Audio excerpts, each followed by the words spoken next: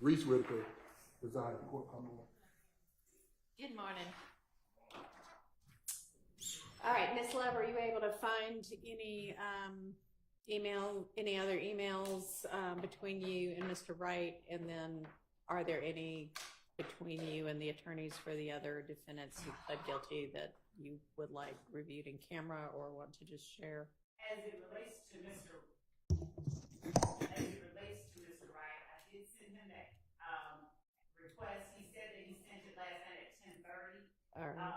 And I said I didn't see it, so he said this morning that he was resending it. I'm signing on to see if it has come through. Okay. Did any defense counsel get an email last night from Mr. Wright? No, Judge, I don't recall even seeing an email from Ms. Love going to Mr. Wright. It was a text. I sent it to him from my phone, and I copied other people on it to make sure that it was confirmed that I sent it. But what I asked him to do was... Oh, God. I forgot that the court reporter was here. That is my fault. She told me that. Okay, let's start over.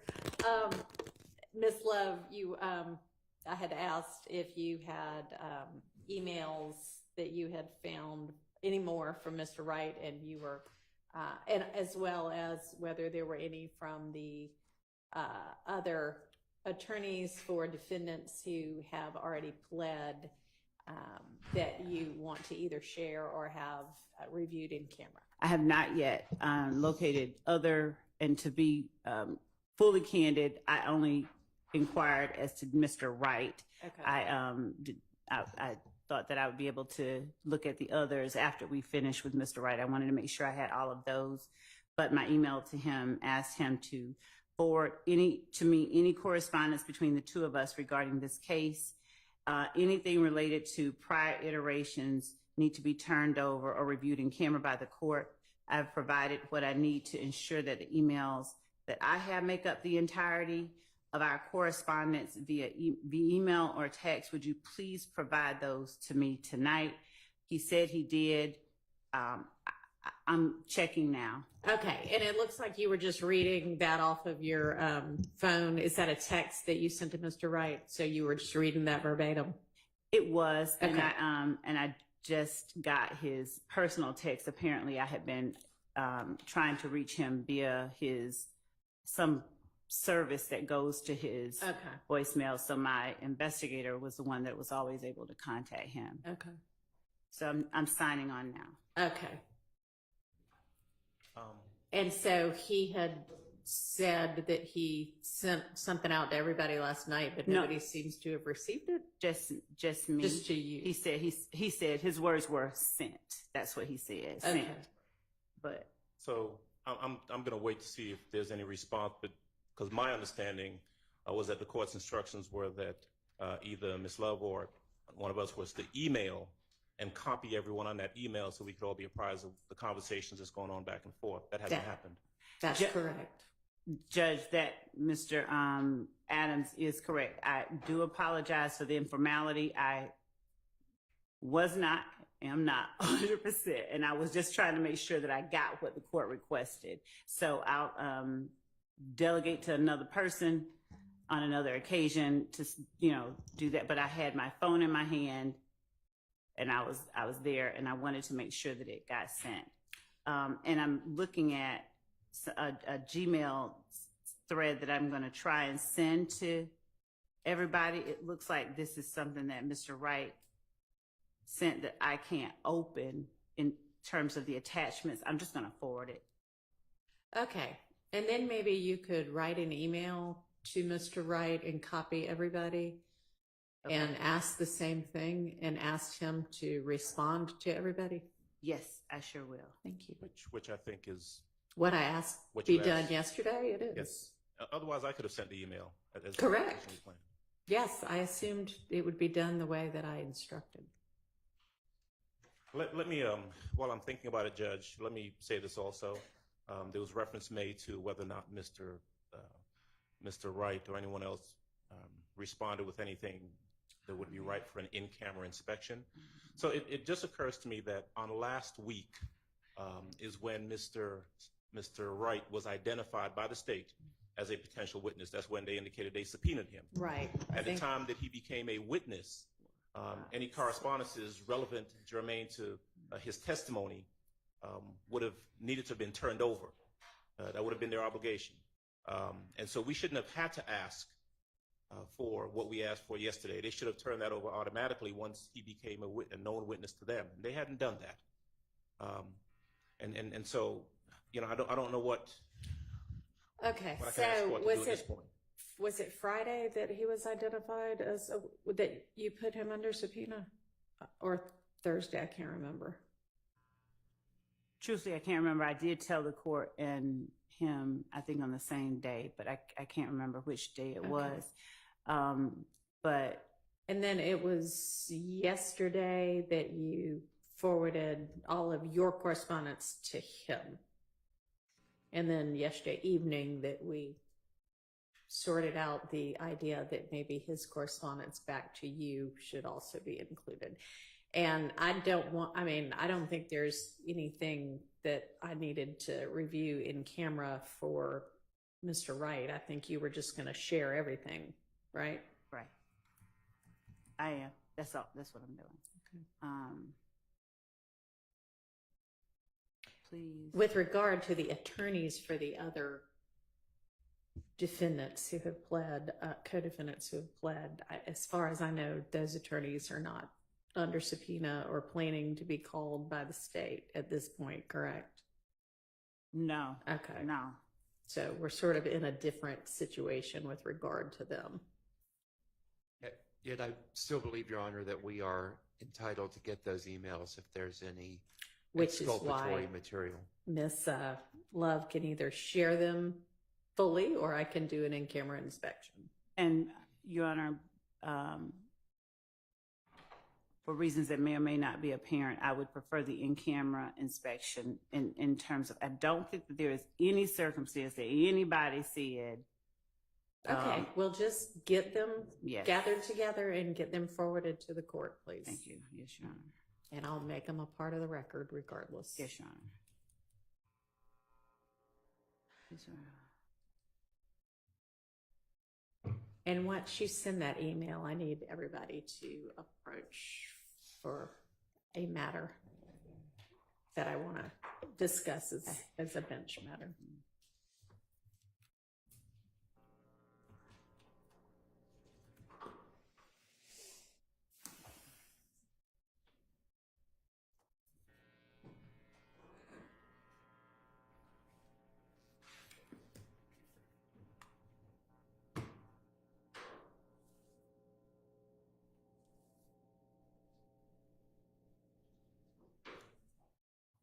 And so I'm looking at, he did send something. I didn't see it on my phone this morning. I see it came at 10:24, so I forwarded just that whole thing.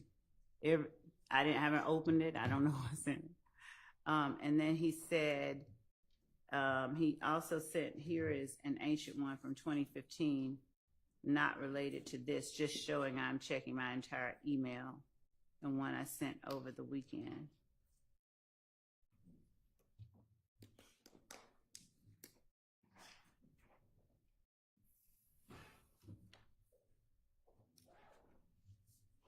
Okay, I will forward this as well.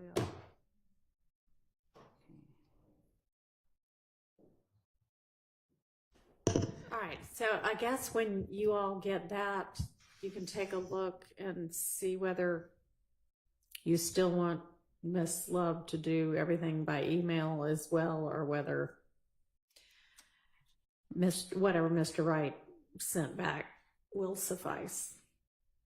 And then next time, I really would like for you to follow the instructions that I give you, please. Okay.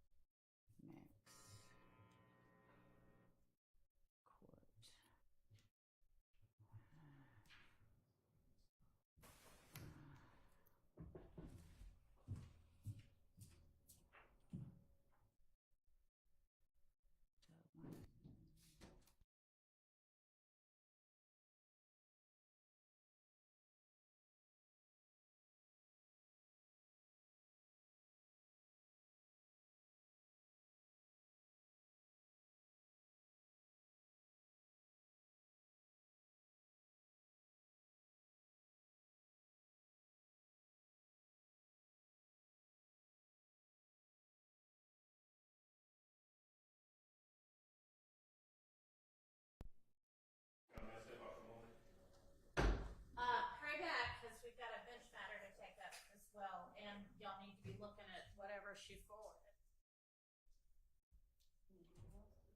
Good. Thanks.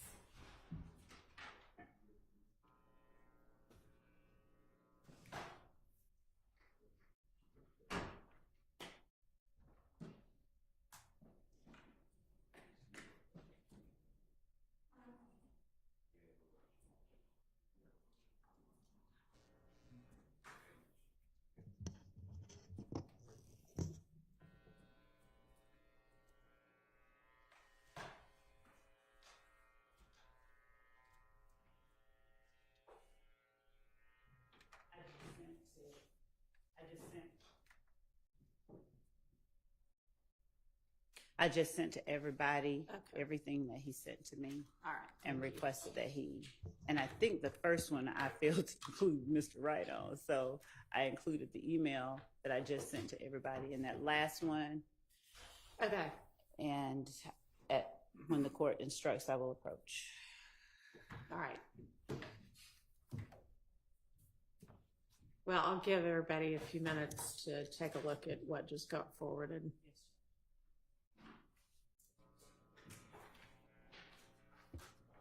In Your Honor, Yes, is there sir. any way the court can order a date certain by which we will get these emails or any communication that occurred between the state and the prior attorneys for those defendants that took pleas, given that most of those pleas were, not all of them, of course, but most of them were a year and a half ago? I'm not saying the end of this week, but if we could just get a date, Your Honor. Well, I don't know that you're going to get any of them. I mean, I'm going to take a look, and if there's anything. I don't have confidence that we're going to get any of them either, but if any exist that we should be provided with, if we could just have some type of a deadline, Your Honor. How long do you need to go through and find correspondence with the other attorneys? Since we're going to be in court tomorrow, I think I can go. What? We're going to be in court tomorrow. We're just not going to have the jury tomorrow. That's what I said. Okay. Since we're going to be in court tomorrow, I apologize. I'm still not quite loud as I should be, but I'll give them to the court if the court will allow me till tomorrow at noon so that I can give them all to the court. That'll be fine. Thanks.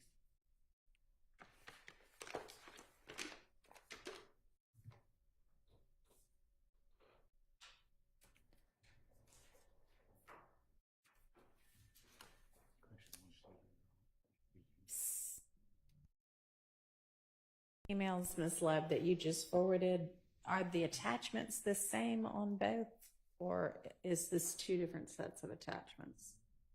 Two different sets of attachments. He sent me Okay. one that pertained only to the negotiations, and then he sent a second email that he said Other things not related to this? one was related to the 2015 case, and then one was related to, I haven't read it in its entirety, but it's some attachments I can't open. He said he sent them Okay. this weekend or something. This weekend? I might have that wrong. I just sent what he sent me. It's just what he sent. Okay.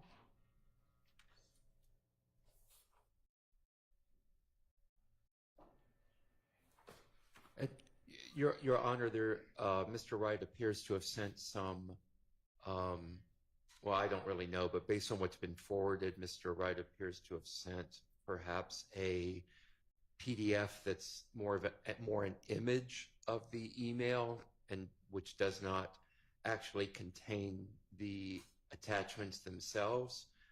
However, since at least the one I'm looking at, which is from Saturday, September 7th, 2024 at 9:52 a.m. That reads from Derek Wright to Adrian Love. Looks like we had original, then 3 updates. Also my notes.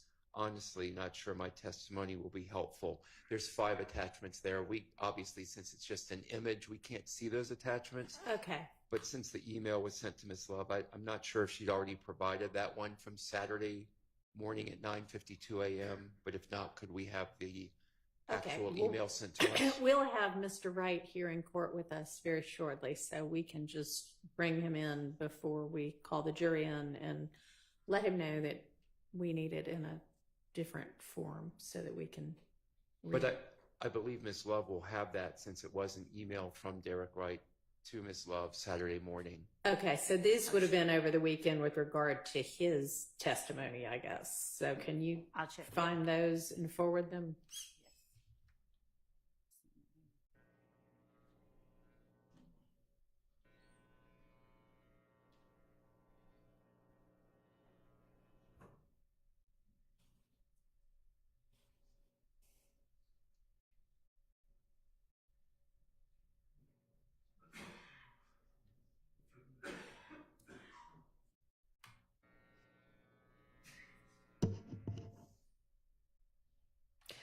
Yeah, so I see the email that you're talking about.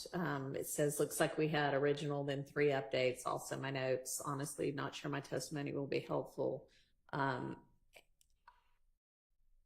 Given that the attachments are sledge agreement updated, sledge agreement updated 2, and sledge agreement updated 3, I suspect that those are contained within what Ms. Love has already forwarded. Obviously, we don't have the notes yet, but I suspect you may be correct, but I would just like to confirm that by getting that original received I email. understand. Thank you, Your Honor.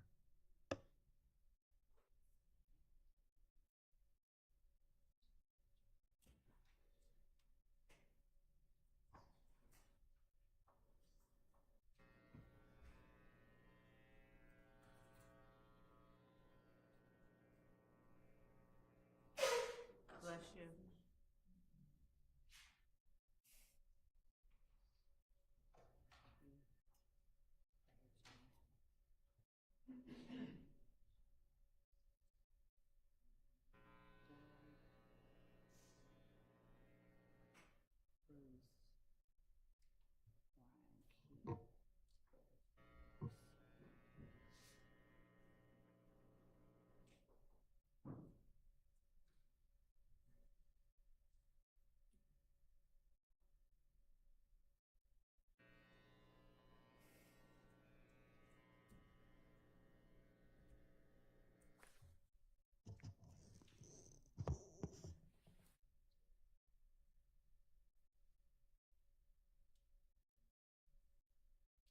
I just forwarded the one that he sent Saturday at some point at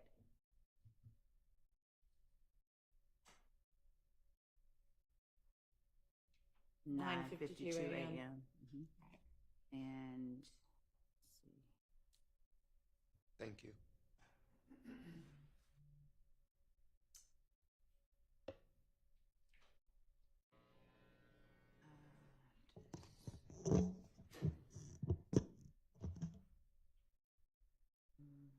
I don't. The court prefers. I may be overthinking it, but information regarding between Mr. you're going to need to speak into the mic. This court wished that I sent all communication, including that includes getting his client here. Everything, or just the stuff that relates to this. Why don't you just send everything? Yes.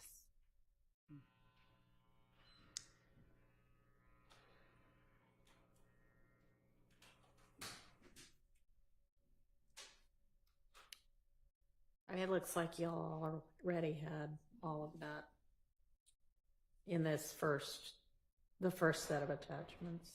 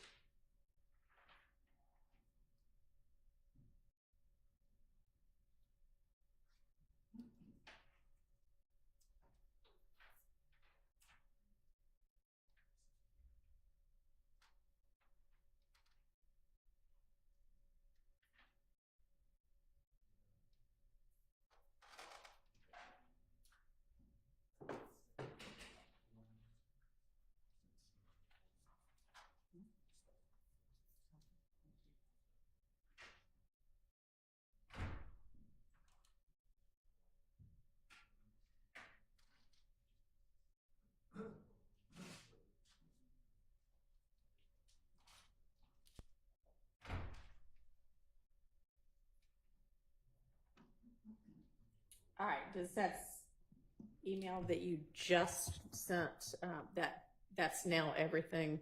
And those are basically just two conflict letters that Mr. Wright had forwarded.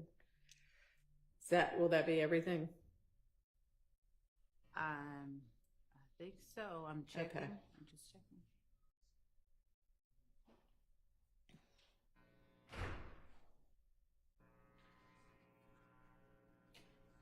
This, I think that was.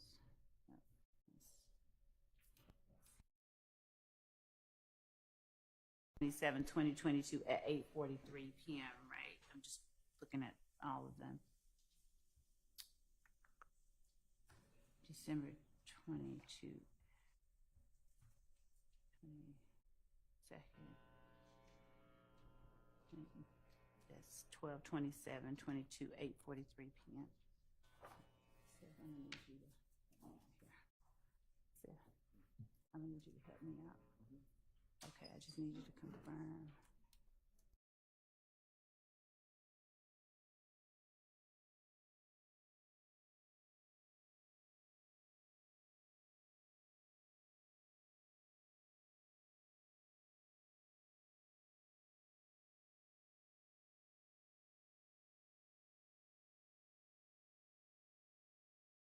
Yesterday, I think we only had two from 12:27, 4:57 p.m. and 5:06 p.m.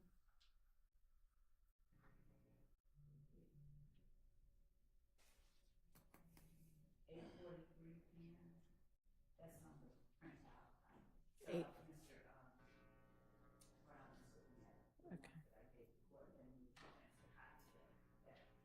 Oh, okay. The ones that are the paper copy?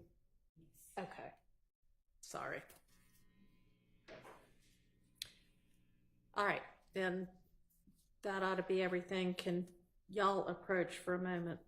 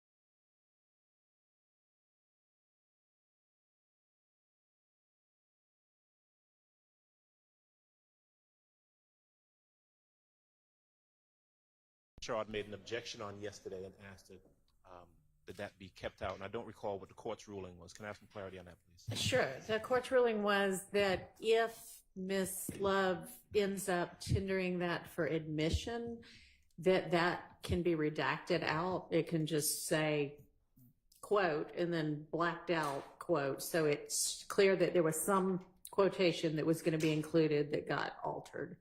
And asked if there were any other portions that y'all would like similarly redacted, and that was the only one I heard. But All right, thank you. you know, if you notice when they're being tendered, just let me know that, and we can handle that as well. Will do. Thank you. All right.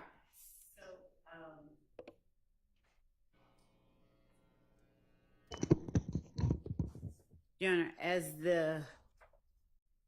it relates to the correspondence to and from Mr. Wright and the state, I just want to make sure that there's not any, the state intends to, for the purposes of proving their existence, to tender them, and of course with the redactions that we told the defense and the court that we would make. But as I'm thinking over it as an evidentiary matter, the existence of the request itself is evidence that we think should be permitted at trial. Okay, and so what is it that you're saying? For instance, I would be tendering the November 30th email and requesting a conversation with Mr. Sledge. Given the cross-examination, did the state ever try to sit down and talk with you? Did they ever request to talk with you about Jeffrey Williams? All of those kind of questions prior to making the December 28, 2022 plea. So the existence of the request itself is evidence that we would be tendering, not just making the inquiry of Mr. Wright. Okay. Well, they'll have a witness on the stand. Yes. That they can ask whether or not that request was made, and that witness can testify yes or no. If, depending on what that witness's response is, there may or may not be a need to impeach that witness. And so I can't think of any legal reason that the document itself would be necessary unless for some legal exception, for example, impeachment. The existence of the request itself is not an attempt to impeach Mr. Wright. It's me tendering a request that was sent to Mr. Wright through Mr. Wright. Well, the document. Don't interrupt, please. Excuse me. Remember, we had decided that we weren't going to be interrupting each other. Understood. I thought she was done. In terms of hearsay, if that's what the objection is, there's nothing hearsay about it. The document itself, it does not constitute hearsay. We're not offering it for the truth of the matter. That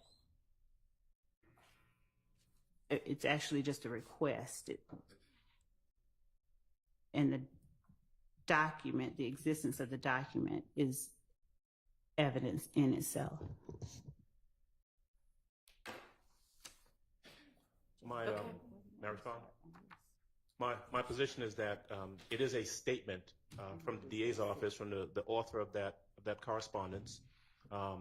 It is an out-of-court statement.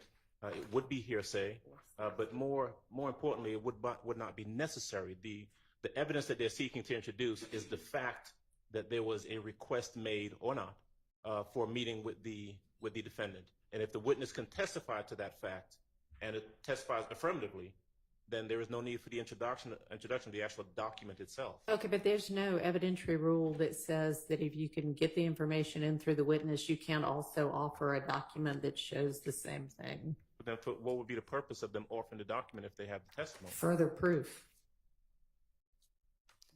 All right, let's get the witness in.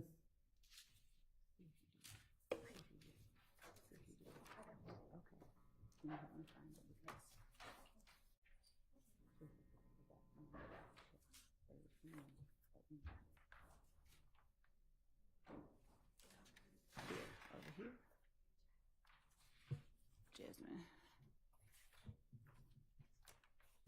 Over here. JB.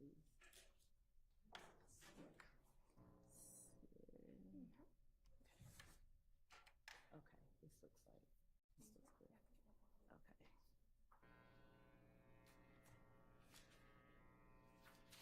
This is perfect. Okay, so we'll call. What is it? Oh. Your Honor, Miss Lieutenant Wright, Lancico is showing me correspondence from Mr. Wright that was received today at 7:53 a.m. Good morning. Is he still a few blocks away? Good morning. Traffic has been terrible. I am a few blocks away from the courthouse, but depending on how long it takes to navigate these blocks, park, and get into the courthouse, I might be just a little late. I'll ask her to call him because we reached out at 7:53. So I'm going to ask her to call him. Okay, so is he not outside right now? I'll get her to call him right now. Hope it doesn't take an hour to navigate a few blocks around the courthouse. All right, so we'll be in recess until we have the witness. My apologies. You're welcome.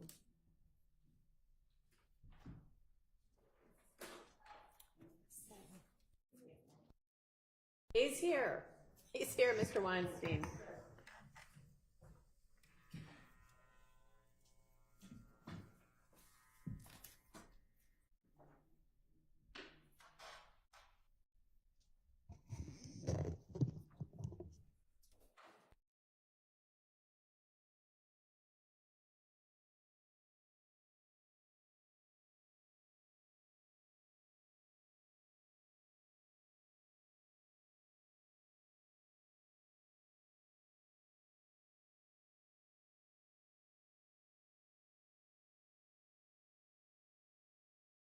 We're ready for the jury.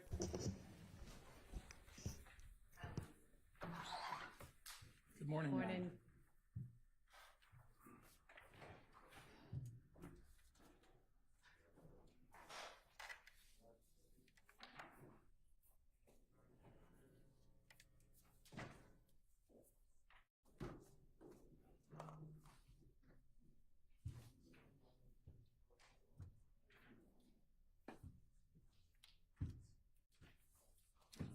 I apologize for being a little late.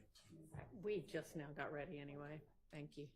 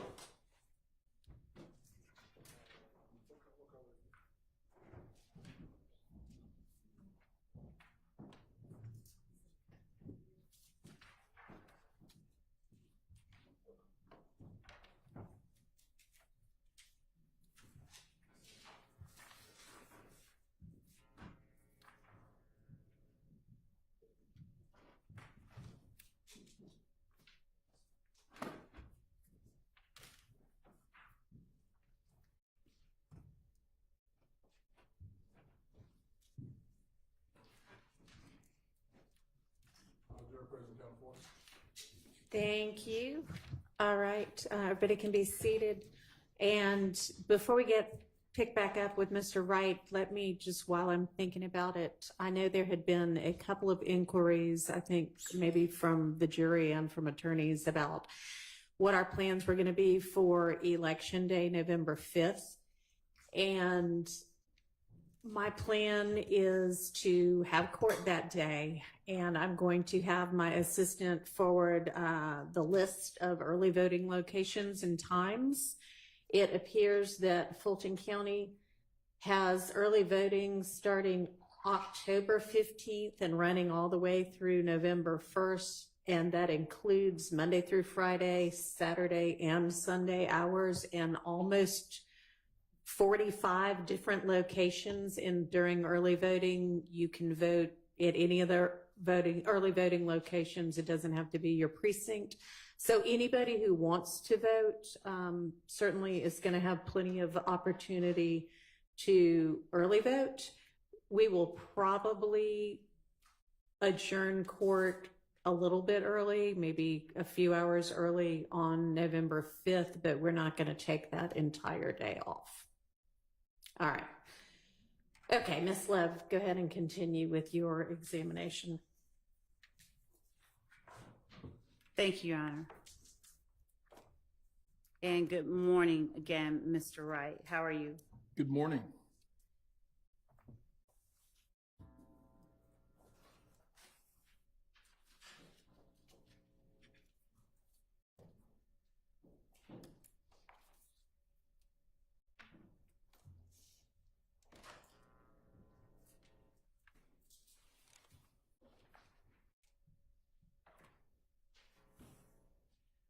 Judge, with the court's permission, I'm going to just use this microphone. Yeah, that's fine.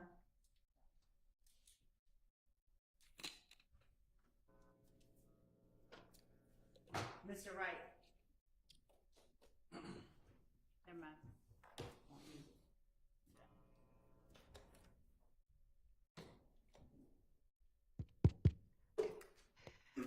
Mr. Wright, yesterday we were discussing representation of clients that you've had and your responsibilities as it relates to them. Would you tell the jury what it means to make an entry of appearance when you begin to represent a client in Fulton County Superior Court? When we are hired to represent a client, and this is really civil, criminal, anything, you make an entry of appearance with the court so that you are officially letting the court know, I have been retained to represent this individual in whatever the matter is. That entry will generally... I'm sorry, Mr. Wright. That's all right. I'm trying to get you That, I'll just sit back. That entry of appearance will identify the court, identify yourself, identify the client, and basically shows your role that you are officially in that case. Is it required that you make an entry of appearance anytime that you begin to represent a person in a criminal matter in Fulton County Superior Court? Yes. Okay. And once you make an entry of appearance, does that announce to the court, the state, and any other attorneys that are interested that you solely, along with whomever you designate, are the person that is representing that person? Essentially, yes. All right. And once you make an entry of appearance, are you bound to that person until you yourself just... Better question. Yeah. Once you make an entry of appearance, can you unilaterally decide, I'm tired of you, I'm gone, and do nothing else? Let me answer it in two ways. In terms of the court seeing you as the official representative or the authorized representative of that person, until you're released by the court, you remain that person's attorney as far as the court's concerned. Sometimes there may be a falling out or just a parting of ways between attorneys and clients prior to that. But until you get the court's approval on a motion to withdraw or substitution of counsel, but until you're released by the court, you remain that person's attorney. Would you tell the jury the steps that a criminal case, for instance, when you send in an entry of appearance or file an entry of appearance, is it always at the same place in a criminal proceeding, at the very beginning, middle, end? It really depends on when you're retained by the client or the client's family. Sometimes you can come in the very beginning, before a case is indicted. That's when you hear words like prelim or first appearance or things of that nature. Or much later on at indictment, where you have arraignments and other initial proceedings for indicted cases. Or sometimes you're hired much later in the process. The case may be on the trial calendar already. So it really varies with each case. When do you actually come on board? Do you recall the stage of trial or the stage of the criminal process for case 22 SC 183572, this particular case you're testifying in, or the predecessor indictment that this superseded? Do you recall the point at which you filed an entry of appearance for Antonio Sledge, the point in this case, not necessarily the date, just where the case had gotten to? I don't remember the exact date that I filed an entry of appearance, but I was involved in the case before it was indicted, meaning he was affected by this case long before indictment. So we had some initial things, a preliminary hearing, and things of that nature that we had to deal with. So I can't give you a date, but very early on, even well before the case was indicted, I was involved in the case. Okay. And when you say you were involved in the case, are you specifically referring to what ultimately turned out to be this indictment? Yes. All right. When you have filed an entry of appearance and you remain on the case, and the case is placed on a trial calendar here in Fulton County Superior Court, and it reaches, say, a final plea stage, would you explain to the jury generally, not fully in detail, but what final plea means as you understand it here in Fulton County? Okay. To give you a quick primer on criminal cases, once the case is formally charged or indicted, you have an arraignment. That's where you formally plead guilty or not guilty. Then you have what we call sort of a discovery. That's where the state provides what their evidence is. The defense, we file motions to suppress, motions for more discovery, motions for experts. I mean, a variety of stuff, but we're sort of developing the case to make sure we're getting everything out and sort of on the table. Then after that process has sufficiently occurred, where discovery is exchanged, certain motions may be filed, may be heard, eventually the court puts it on a final plea, which says, hey, all this stuff has been done. Have you come to a decision on what you're going to do? Do you want to proceed with trial, or do you want to resolve the case? And a final plea date is significant because there's generally two kinds of pleas. There's non-negotiated and negotiated. Before we get into that part, are you able to encapsulate, without going further down the line into non-negotiated and negotiated and all of that, are you able to just encapsulate what that date is? In terms of what a final plea date? Yes. Well, final plea is your Fisher cut bait date. All right. Okay. And on that Fisher cut bait date, are your only options to enter a plea, go to trial, or do you also have the opportunity or ability to request something different than either going to trial or entering a plea? I would add a third. Take a plea, go to trial, or beg for a continuance.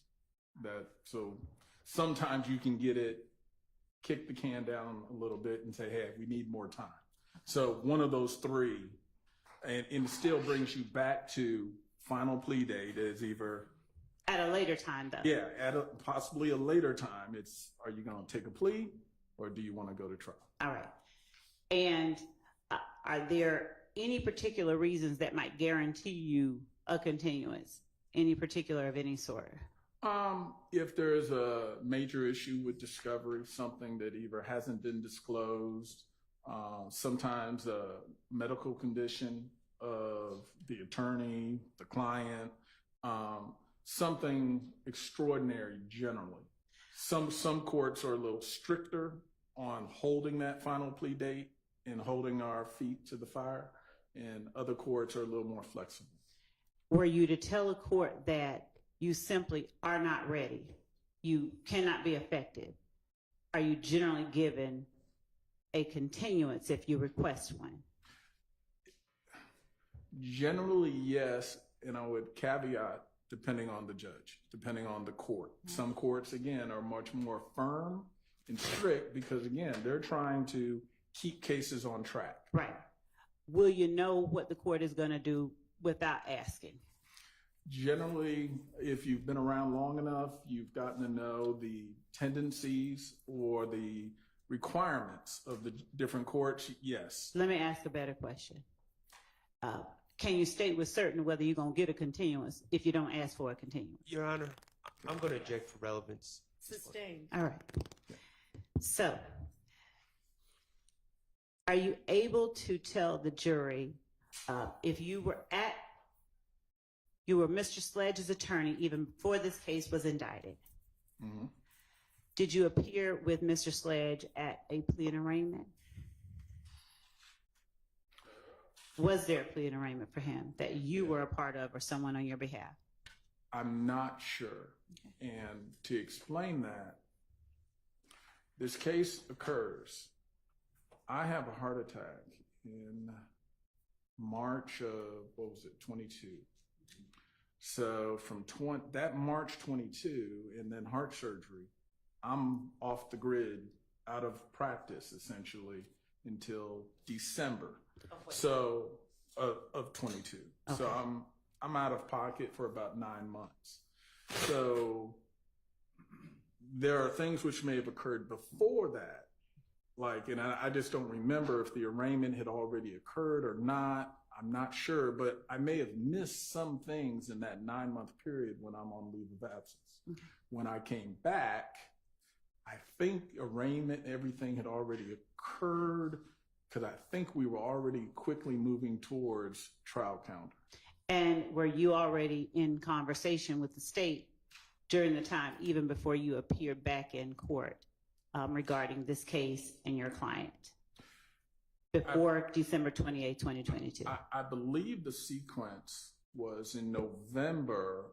The state sent sort of a inquiry email, and I then contacted my client to firm up, hey, am I still your guy? Am I still your attorney?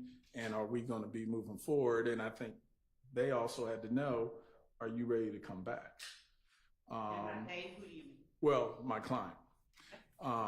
And I also had to make sure that, hey, I've passed all the tests. I've done everything necessary to be able to resume my practice. Everything fell into place. I did come back. And by December, I think, was when I started to communicate that, yes, I'm still his attorney. And we started to move forward with different things. I'm showing you what has been marked as State's Exhibit 450 Yankee. Would you take a look at that? And Your Honor, it's the 450 Yankee we've identified previously. Thank you. Without reading into it, without reading it out loud, rather, would you please look at it and tell me if you recognize the document that I have placed before you that is labeled 450 Yankee? I do. All right. How do you recognize it? This was an email that was sent to me, like I said, in November. And it was, when we receive a letter of this nature, it's sort of an inquiry. Without getting into all of the details, is that an email that I sent to you on November 30th? Yes. All right.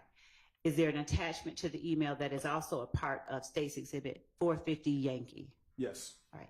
And did that attachment also make its way to you in that email on November 30th?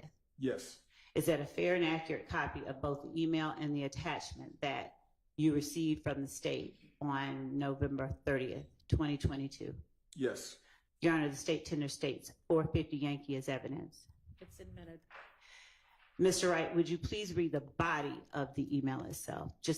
And by the body, I'm talking about, yes. Okay. Good afternoon, Attorney Wright. It's always good speaking with you. In the event that your client wishes to speak with the state in this case, I've attached a standard proffer letter for your consideration. Please let me know if you can provide any further assistance. Adrian. Now, looking at the proffer letter that is attached, all right.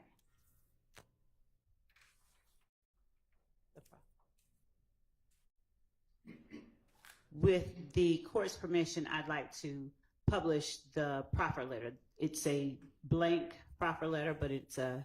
You may. Thank you. And for the record, this will be pages 2 and 3, I believe, of State's Exhibit 450 Yankee.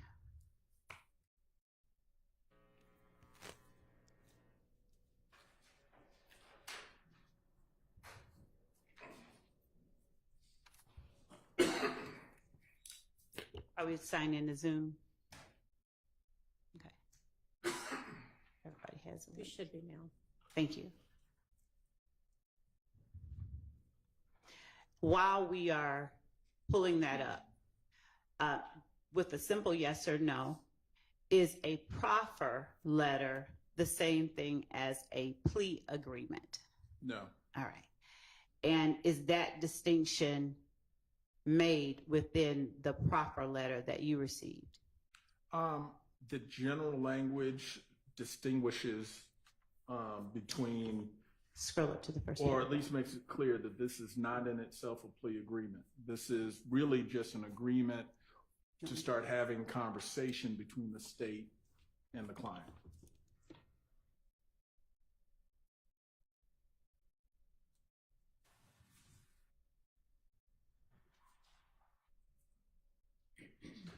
All right.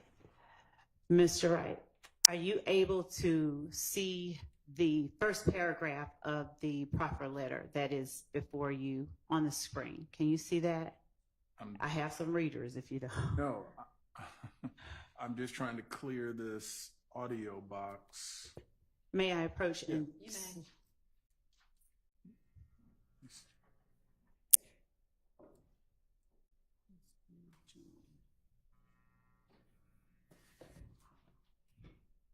Okay. Is that better? Yeah, Okay. Are you now able to see it?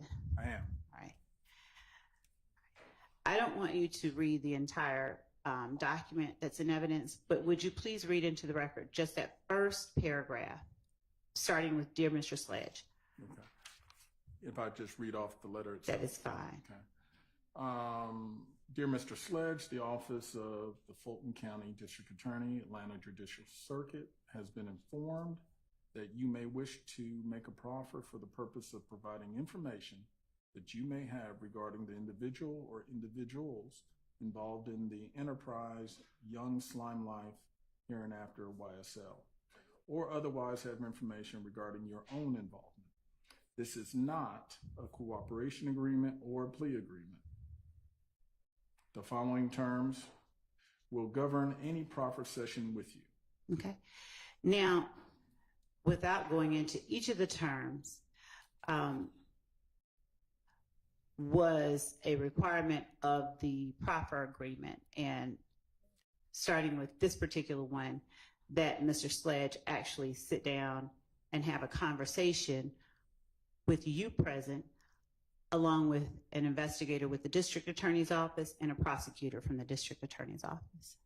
Yes. All right. And based on the request made on November 30th, 2022 to you, was Mr. Sledge's complete truthfulness and candor material conditions required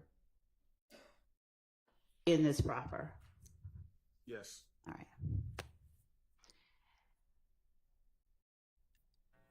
Did the proffer letter inform Mr. Sledge that if he knowingly withheld material information or willfully made false or misleading statements during the proffer, any statement made or other information provided during the proffer could be used against him in a subsequent proceeding against him for perjury, obstruction of justice, or making false statements to law enforcement?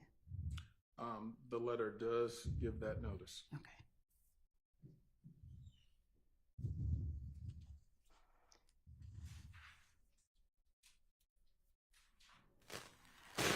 Does the letter also inform your client that if he or any person acting on his behalf subsequently takes a position in any legal proceeding that is inconsistent with what is contained in the proffer, whether in pleadings, oral argument, witness testimony, documentary evidence, questioning of witnesses, or any other manner, the district attorney may use the statements in this proffer and all evidence obtained directly or indirectly in any argument and for cross-examination, impeachment, or rebuttal evidence.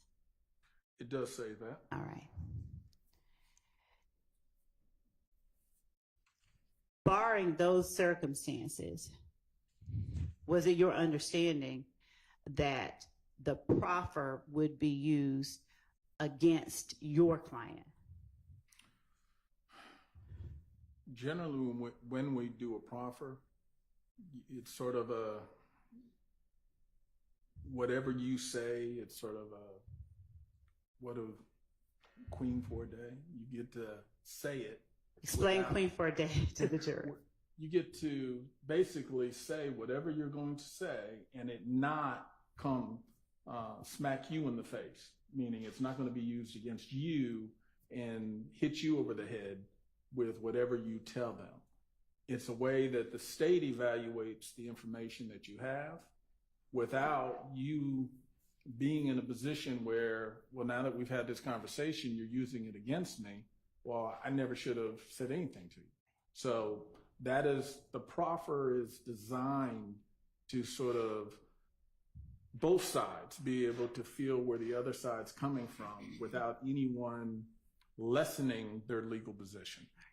And have you just described what your understanding of this proffer agreement or proffer request was? Correct. Any proffer on state, federal, I sort of hold that general opinion. Okay. It's a case-by-case basis, whether it's good or bad. So let's talk specifically about the language in this proffer. Does paragraph 2 of this proffer read, the office of the Fulton County District Attorney, herein after referred to the district attorney, requires complete, truthful statements from you. Any statements made by you at this proffer cannot and will not be used against you in any grand jury proceedings or at trial against you in the district attorney's case in chief. No statement made by you during this proffer will be used against you to increase any future recommendation by the district attorney as to an appropriate sentence for you should you be charged in this matter. However, this agreement does not apply to any previous statements you made to law enforcement officers. Your Honor, Yes, sir. I'm going to object under relevance and also 403 waste of time. Your Honor, Yes. as it relates to questions on cross-examination about whether or not a request was made to sit down and speak with Mr. Sledge and Mr. Sledge's answer, the contents of a request to sit down and speak with Mr. Sledge and the circumstances or the requirements are relevant for the jury to assess any information they hear from witnesses on the stand. Okay, well, they've heard that occurred, so move on. Thank you. Sustained. Thank you. Did your client agree to sit down with the state before entering into plea agreements with the state? You know, I don't have any memory of us actually doing the proffer. I was going to ask you if you have a signed proffer agreement. That might help refresh my recollection. I remember receiving the proffer, at least the proffer letter. And then later on, we ended up in a plea negotiation, but I don't recall us actually executing the proffer process before that.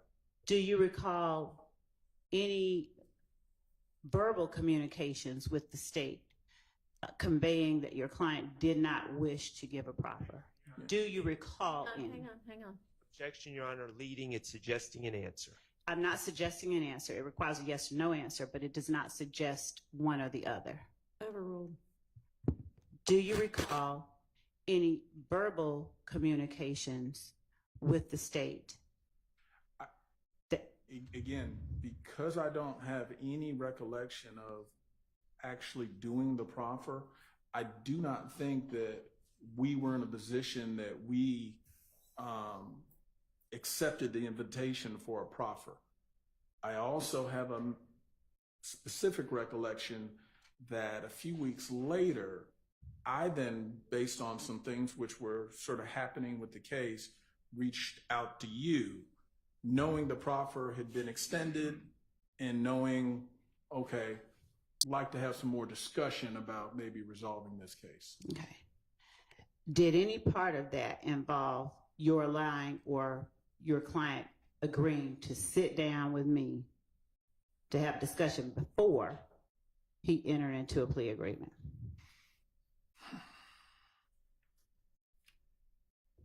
I just don't have a memory of having a conversation with you prior to the plea. So at this point, I would say I just don't recall that. If it did occur, if you can refresh my recollection, but I don't recall there being a meeting between y'all. If your client wanted to meet with the state, would you have arranged it? Well, yeah, we certainly, if my client had expressed an interest, then I would, of course, it'd be my duty to follow up on that. And would you have, based on your practice, would you have sent that via email? How would you have conveyed? It may have been a phone call, but more than likely I would have emailed, so I would have had something in writing to confirm it. And if there had been such a meeting, there'd be a signed proffer letter because I would have wanted the protections of the proffer letter in place before that meeting. I wouldn't have put them in a meeting without a proffer. Have you had an opportunity at my request to go through all the correspondence between you and the state as it relates to your client and this case? And let's stop there. Have you had an opportunity to go through your correspondence? I have. Is there any email, note, letter, designation from you that you were able to find that gives you any belief that your client at any point wanted to sit down and talk with the state? No. All right.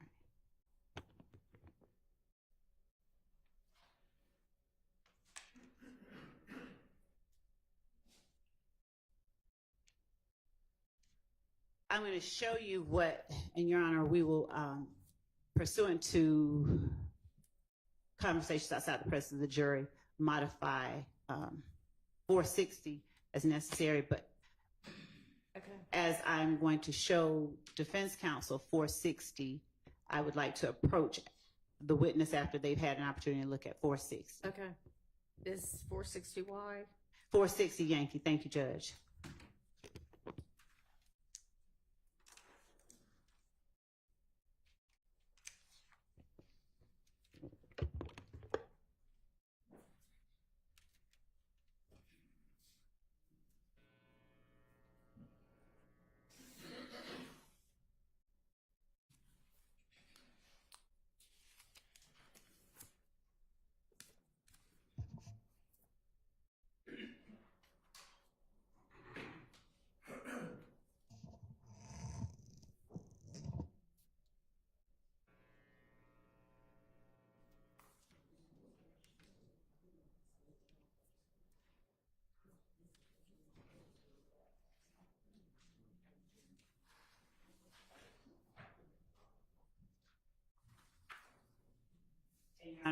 For the court's edification, we're reviewing the paper packet that I provided the court and the defense yesterday. All right, thank you.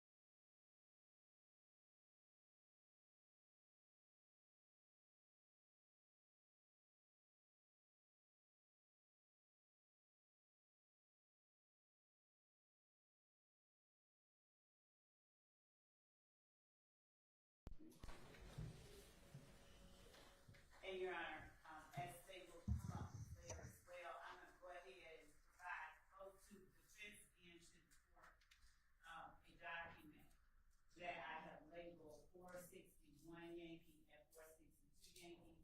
I'll provide 6 copies for the defense, 6 copies of each, and then 1 copy for the court. All right, thank you. You're welcome.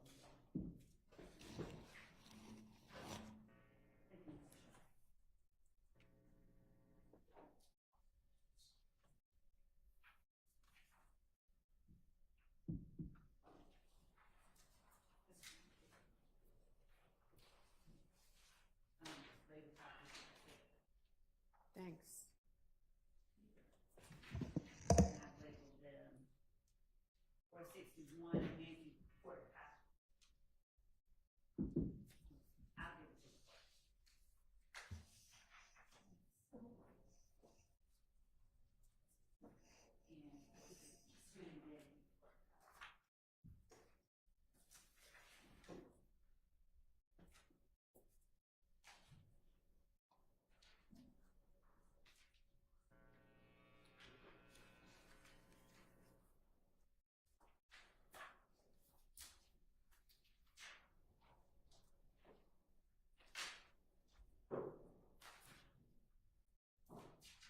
permission to approach the witness with 460 Yankee. Without reading out loud anything that's on 460 Yankee, do you recognize correspondence from you to the state contained in 460 Yankee?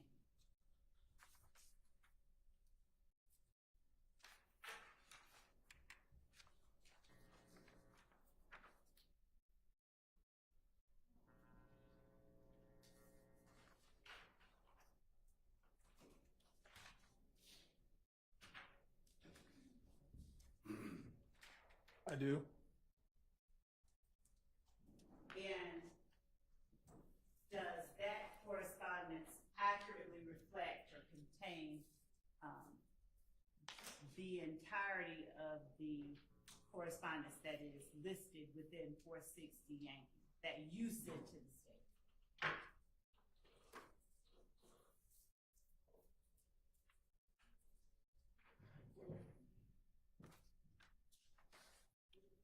I believe so, yes. As you reviewed the correspondence that you sent to the state at my request this weekend, did you find anything as it relates to this case in addition to what's contained in 460? I did. Ultimately, what I was sending to you in that exhibit was some of the stuff I had found to make sure that I guess everyone was on the same page as to what our correspondence was.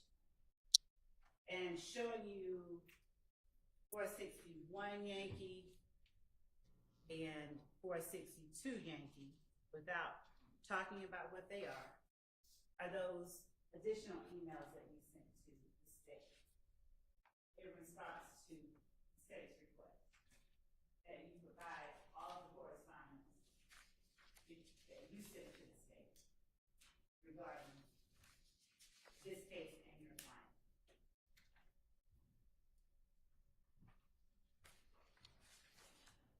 Yes, this does look like an email that I sent, which was a compilation, same kind of thing, sending you old emails regarding this case.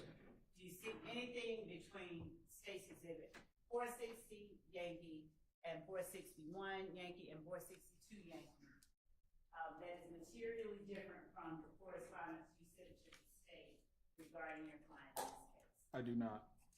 Do you see any difference, any omissions between what you actually sent to the state and what is contained in 460 Yankee, 461 Yankee, and 462 Yankee?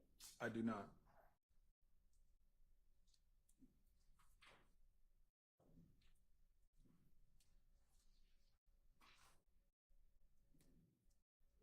Your Honor, I'm placing witness Winfrey 450, which has been admitted.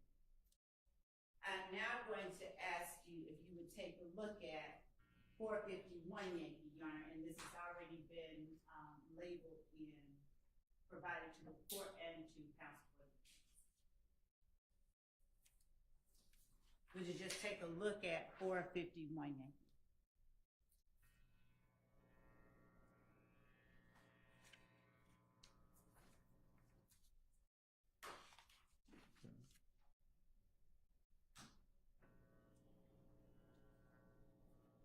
Okay.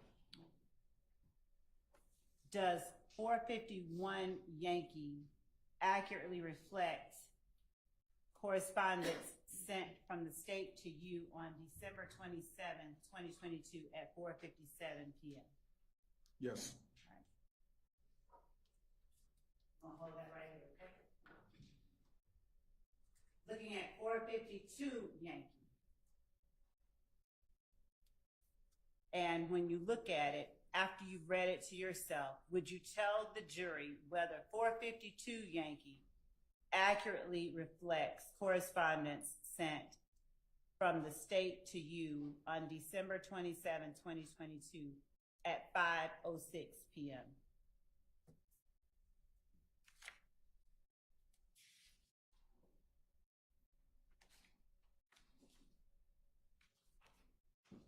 It does. You see any material alterations? I do not.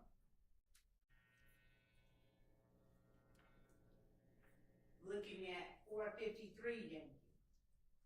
Does 453 Yankee accurately reflect correspondence sent from the state to you on December 28th, that's Wednesday, December 28th, 2022 at 1:45 p.m. and that's 453 Yankee.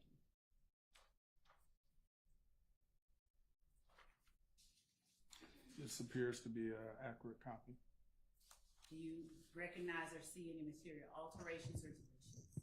I do not. Showing you 454 Yankee. Does 454 Yankee accurately reflect correspondence sent from the state to you on Wednesday, December 28, 2022 at 1:46 p.m.?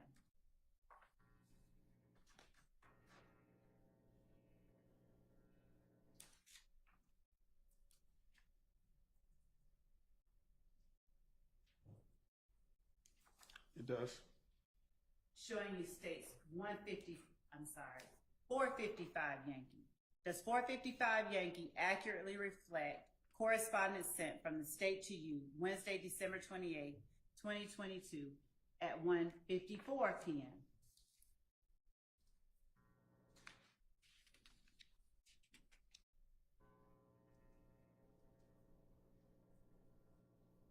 It does. And showing you State's Exhibit 456 Yankee.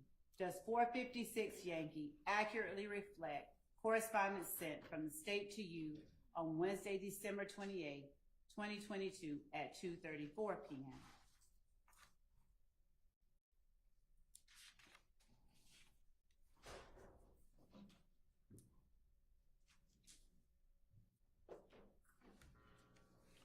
It does.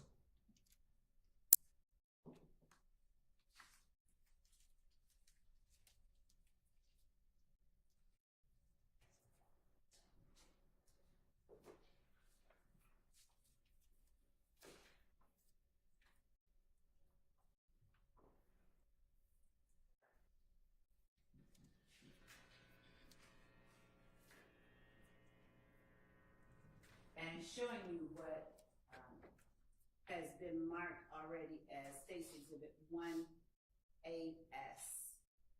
Do you recognize that as the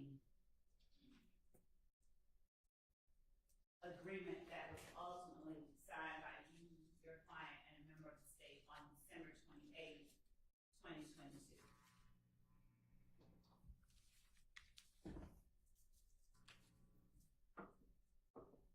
Yes. And looking at State's Exhibit 444 Yankee, is that an identical version of 1AS?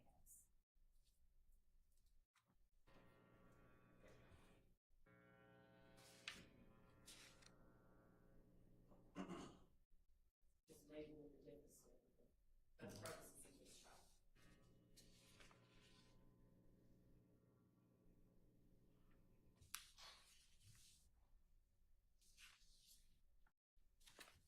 It appears so. Do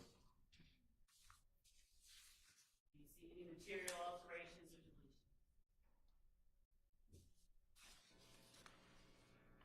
No.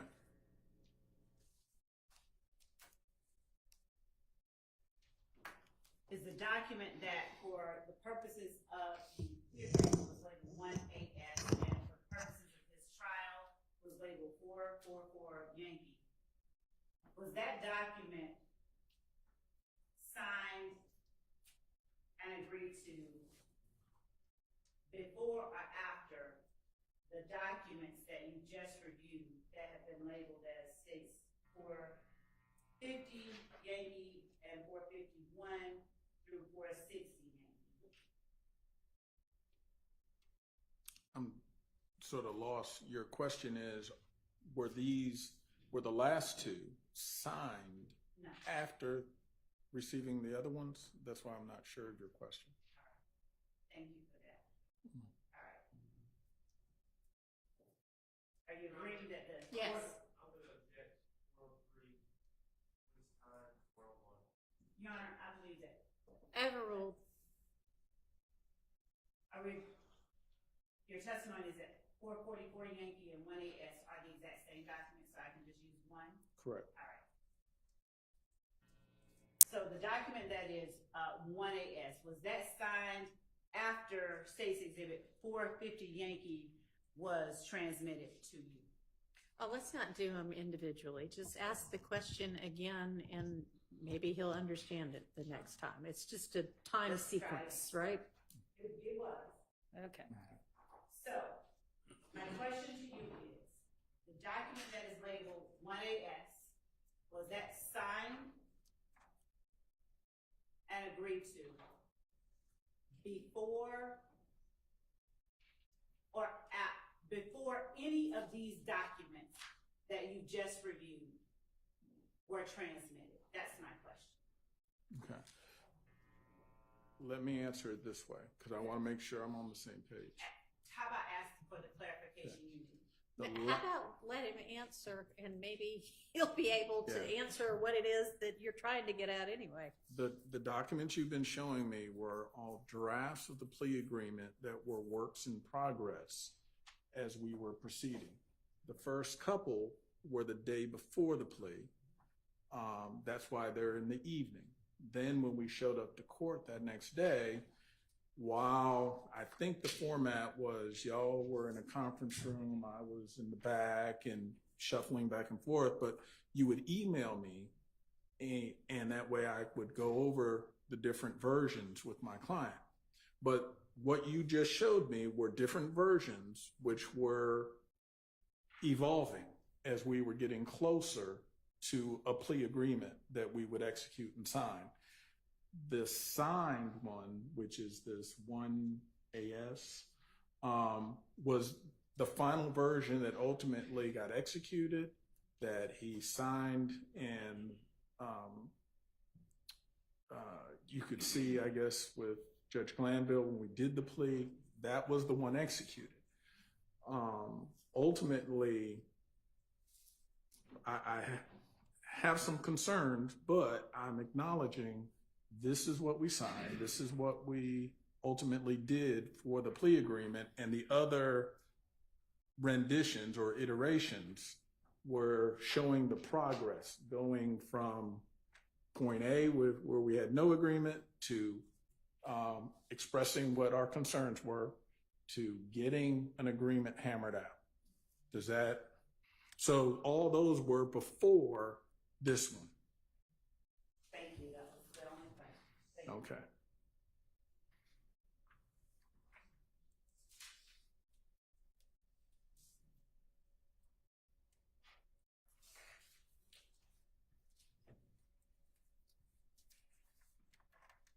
Did the state ever request to talk to your client without you? No. Did you ever offer up your client to talk to the state without you? No. Was the only way that the state communicated with your client through you? Correct. Either through me or with me present, but not by himself.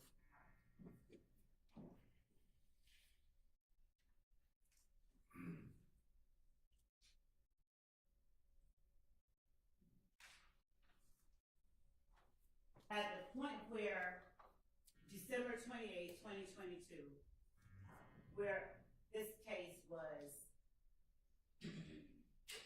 soon to begin trial, were there options that you had in terms of going to trial, taking a plea, or asking for a continuance?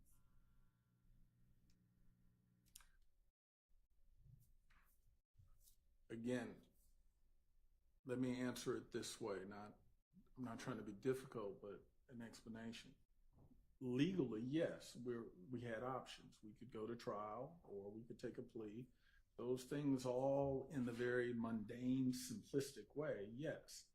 But then as a practical way, my client didn't have the resources where he could hire me to conduct a year-plus trial.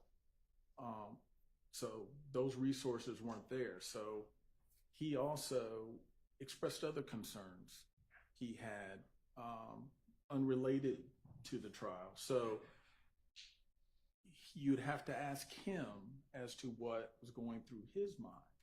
But there are a lot of different factors that go into that. It's just not a simple yes, no.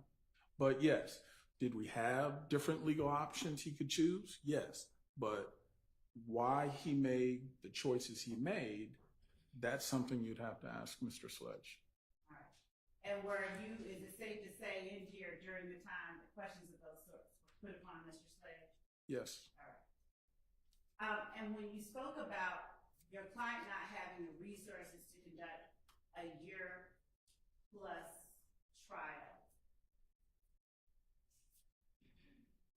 did you ask to withdraw from the case at that point? I did not. Ultimately, whether or not I would ask to withdraw and remove myself so he could either try to get appointed counsel or get new counsel, that would come after he makes a decision of what choice does he make among his different choices. Because he chose to go forward with the plea, then we never reach the issue of that.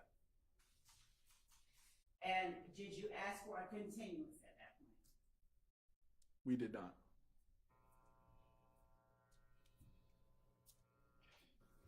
Well, I don't believe we did. However, I think I had been fully cleared to conduct trials, but I just want to say it might have been, it was right around that time frame. In fact, I think I had just finished a jury trial. So I think I was already cleared. So no, let me go back. We did not ask for a continuance. And did you convey to the state certain things that your client simply would not, could not agree to as it relates to some versions of iterations of the plea agreement? Yes, without talking about what they were?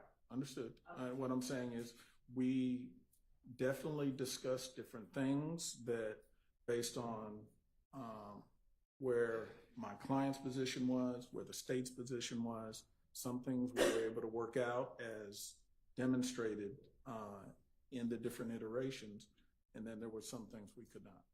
And Mr. Wright, my question is, were there things that your client insisted, or that you insisted on behalf of your client, that the state changed in Yes. its final form? Were there things? I don't mind any explanation. I'm going to say yes, and here's the explanation. Almost all the things we asked manifested itself in iteration number 3. That was the version before version 4, which is the one that ultimately got executed. So when we were looking at version 3, we saw everything and we're good to go. Version 4 introduced item number 8, which was not what he wanted. And is version number 3 the one that is marked State's Exhibit 456 Yankee?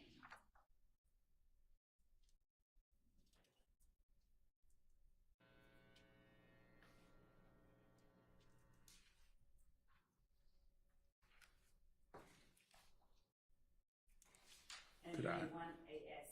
One AS. Yeah.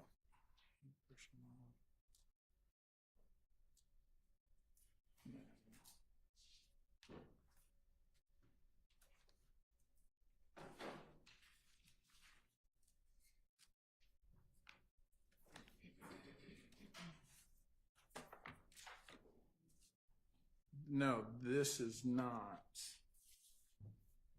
When I'm referring to version number 3, Do me a favor, I'm gonna give you all of the ones you just looked at. okay, And would you identify by exhibit number, exhibit number, which one you're referring to as version number 3? I'm gonna remove 456.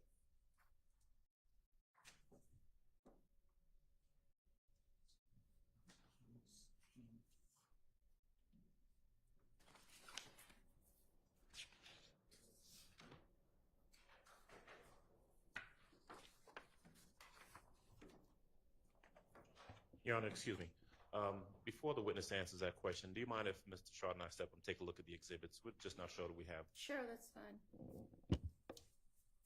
Which one would the court like for me to give to, give those to all? Your Honor, may I please remove them from Mr. Wright's possession? Let them confirm that these are the ones that they were given yesterday? Yes, and then give them back, yes. Thank you. And if they have the ones. I they think can it's compare. more which one is which. Okay. I did name them on the. I know, but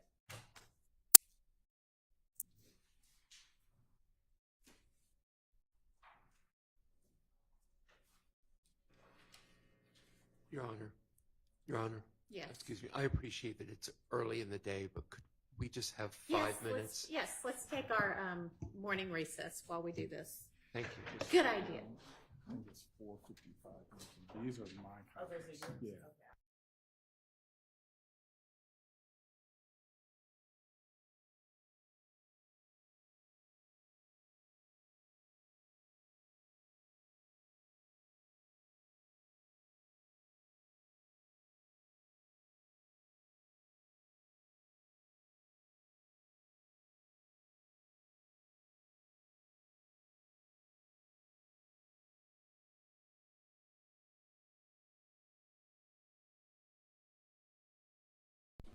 Hey, Your Honor, just so that the records are clear, if anyone from counsel from the defense could just bring the ones that they had up from yesterday, they could compare it, because I gave the numbers. If they want to do that, sure, they can do that. I mean, I think these are the things that were originally sent over as electronic copies, and that maybe, and they were like a file within a file kind of thing. So that's probably what the complication is. And Yes, you may. Your Honor, Yeah, and we're going to take a, yes.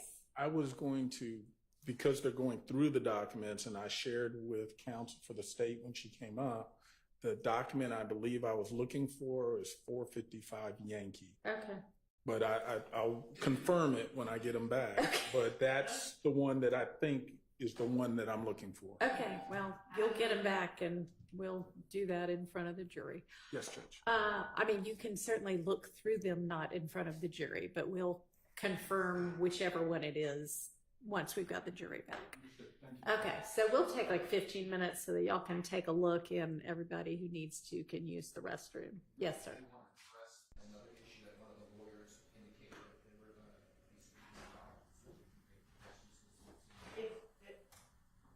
May I ask if it pertains to these documents and this witness or something? I think it, up at the bench, I think it was not these documents necessarily. Oh, yes, it was. Yeah. It should be somewhere within one of those documents. So are you going to tender those for admission, or are you just going to have the witness talk about them?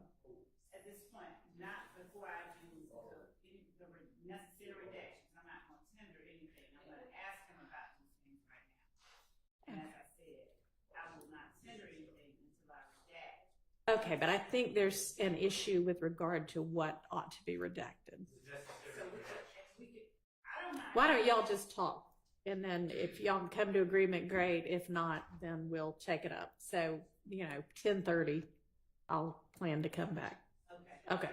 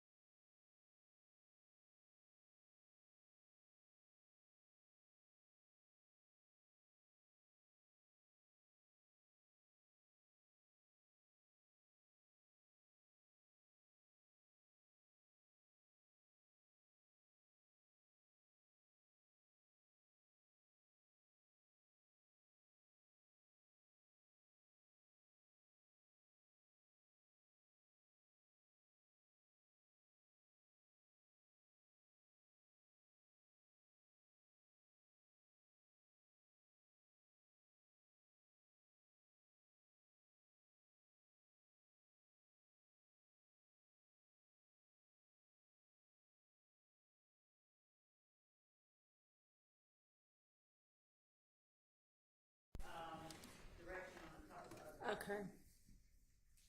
So as it relates, Your Honor, to what we discussed at the bench regarding State's Exhibit 460,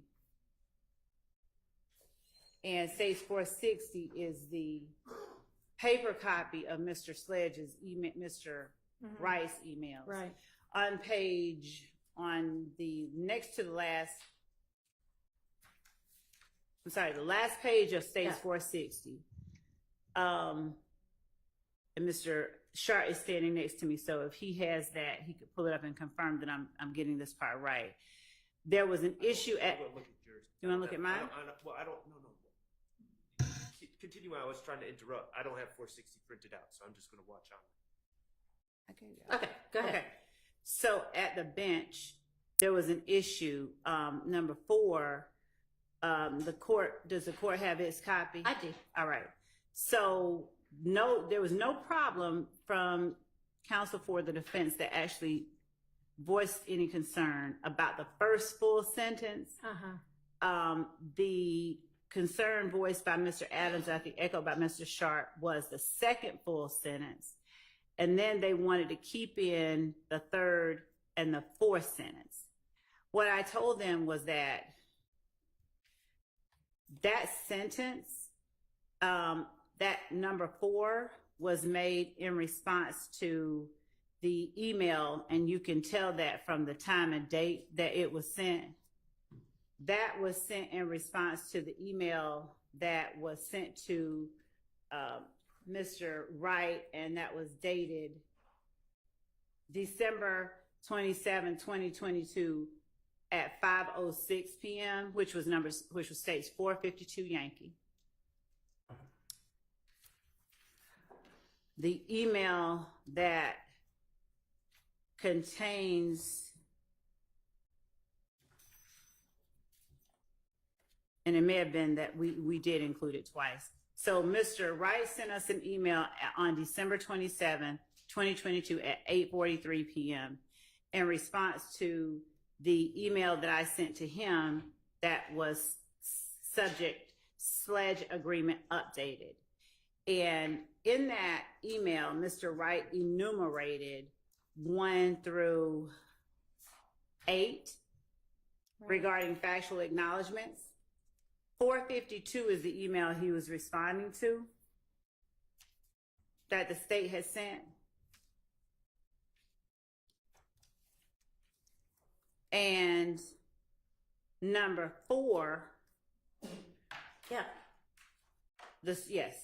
And so to the extent that the counsel for the defendants have all indicated during the break that they would like redacted from any prior iteration anything that was not included on the final State's 1AS, the final plea agreement, to the extent that number 4 on State's 452 Yankee gives context to that number 4 on State's 460, it would be necessary to be included to show that that was something that the state put on there that it believed to be true, that Mr. Sledge said no, and this was his response through his attorney.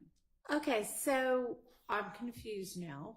On the different iterations that lead up to the final agreement, I understand that one of them is this number 4 that the state was proposing that he say that he was saying that he, Sledge, had personal knowledge that YSL associates were planning to murder Donovan Thomas Jr. And that is not ultimately what number 4 said. But are you saying that in response, are you saying that the defense wants redacted the earlier version of number 4? Yes. You're Yes. okay. I think we're going way down a rabbit hole here. The state seems to me, we don't need anything redacted if it's not being admitted into evidence. Well, I think it is going to be admitted, or at least tendered for admission into evidence. And the reason that it is at issue is because Mr. Sledge said there were things that I absolutely wanted changed that didn't get changed. And this establishes that there were very material things that would have been beneficial to the state that got changed because Mr. Wright and Mr. Sledge requested that they be changed. So I understand why that is relevant. I mean, if these are going to come in, I would certainly think that we need an instruction that they're not to take any of this as factual, because it's not in fact what he ended up agreeing to. I agree. Yes. Well, can I just Yeah. some things? Okay. Okay. First of all, I agree that Mr. Sledge said that. I also know that Mr. Wright and actually Mr. Sledge acknowledged that some things were changed, some things were not changed. Mhm. So no one is claiming that nothing was changed. Okay? That's first. But secondly, I want Your Honor to understand, and I sought clarity from the state because I don't work for the state. I was not communicating with Mr. Sledge back then. These initial factual acknowledgments were in no way based on anything Mr. Sledge ever said to the state. The state came up with these factual acknowledgments from a review of the discovery and proposed these. So Right. the genesis of these is purely divorced from anything Mr. Sledge stated. Okay? It's not, there's nothing that Mr. Sledge said, okay, this is my story, and then the state came up with these factual acknowledgments, and then Mr. Sledge was like, oh, well, you don't have that quite right. This is what the truth is. These were drafted by the state from looking at the discovery. Okay. So I would ask if we're going to let in basically incorrect information that Mr. Sledge has never agreed to, and we're going to expose the jury to this, I think we need to be a little stronger with the instructions and say these were drafted by the state and not based on anything Mr. Sledge said. Because I've been doing this for a while. All right, I get your point. I get your point. And y'all, this is why I had us come a half an hour early, is because 8:30 to 9 was when we were supposed to be figuring out what was coming in, etc. But so Miss Love, are you not in agreement with redacting things that didn't ultimately come into the final agreement? Correct, for the reasons that the court earlier alluded to, and also. All right, and you do realize that some of what might come in like this, if the version of number 4 comes in that is a proposal that YSL Associates were planning to murder Donovan Thomas Jr., that there are concerns with putting that type thing before the jury.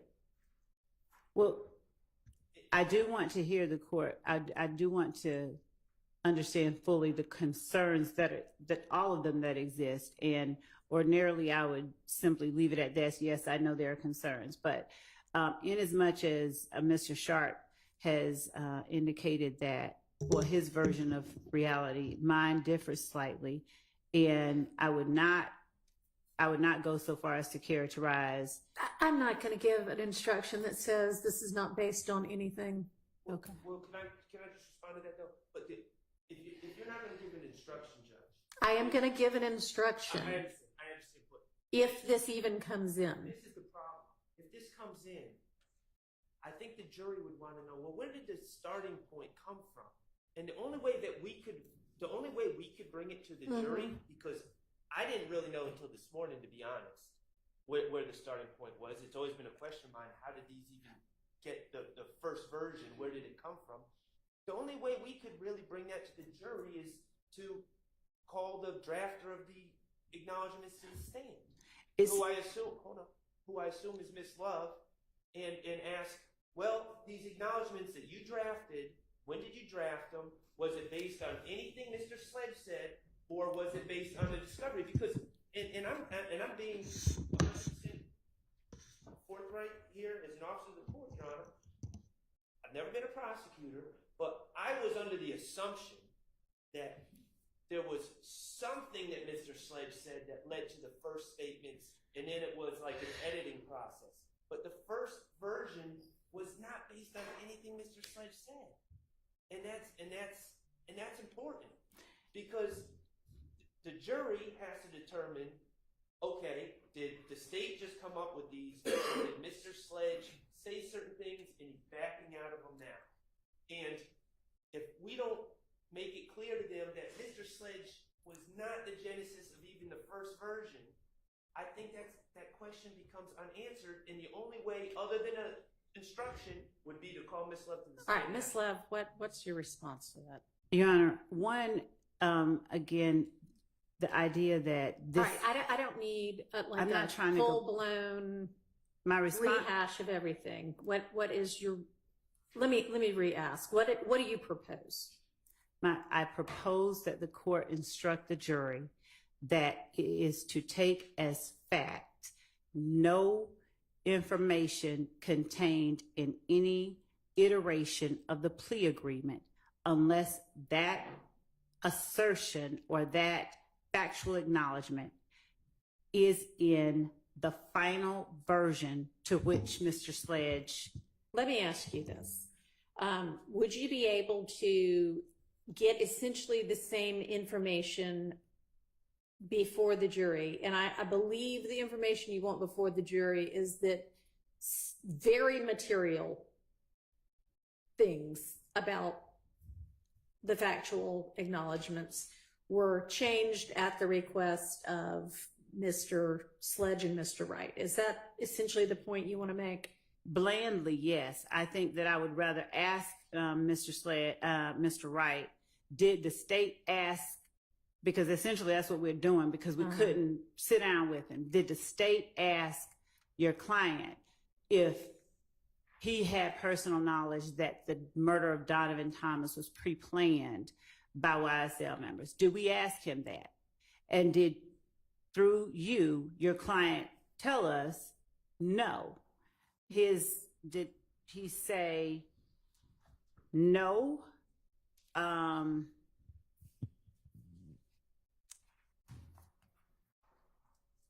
He So doesn't what believe that the shooting was he says he did not know. right. He thinks it was not planned, but more impromptu, or at least very short or little planning. Right. So we don't need all of that. What's his basis for knowing that? I mean, that's part of their problem. That it was impromptu with little planning? Uh-huh. Well, because he was at the house with, if we're talking state's theory, because Mr. Sledge still has not met with us, but if we're talking what we believe is that everybody was talking about it. They were at the house. We have more than one witness who says at Defendant Williams' condo, they met up. And After it was the fact. Yes, after the fact. And they talked about it. They talked about catching. Okay. They could have talked about it and it never come out whether it was planned or not. And based on the conversations, this is what I have gathered, based on the conversations that Mr. Sledge was privy to, his understanding was that it was not pre-planned. And that is the reason when he says what he does, that he says it. So we're not trying to get into what he thinks. We'd be sufficient with, did we ask him that? Did he tell us no? Did we at first have something Okay, to that so I think effect that's a in lot that? safer way to go about it is, Yes. did we ask him that and did he say no? And did he And leave it at that and not follow up on, here's what he thought instead. I Okay. completely agree. But Okay, the well, part that's that not I what you think said is a minute ago. okay. So The part go ahead. the part that I'm concerned about and would like to also put before the jury was, and did we include that question as part of the factual acknowledgments initially? Is that something that he absolutely said no Okay. and refused to acknowledge and had insisted that we change? All right. So it seems like if y'all, the defense wants in portions of number 4, that maybe the sentence at issue could read, he thinks shooting Peanut was not planned, and then redact the remainder of it.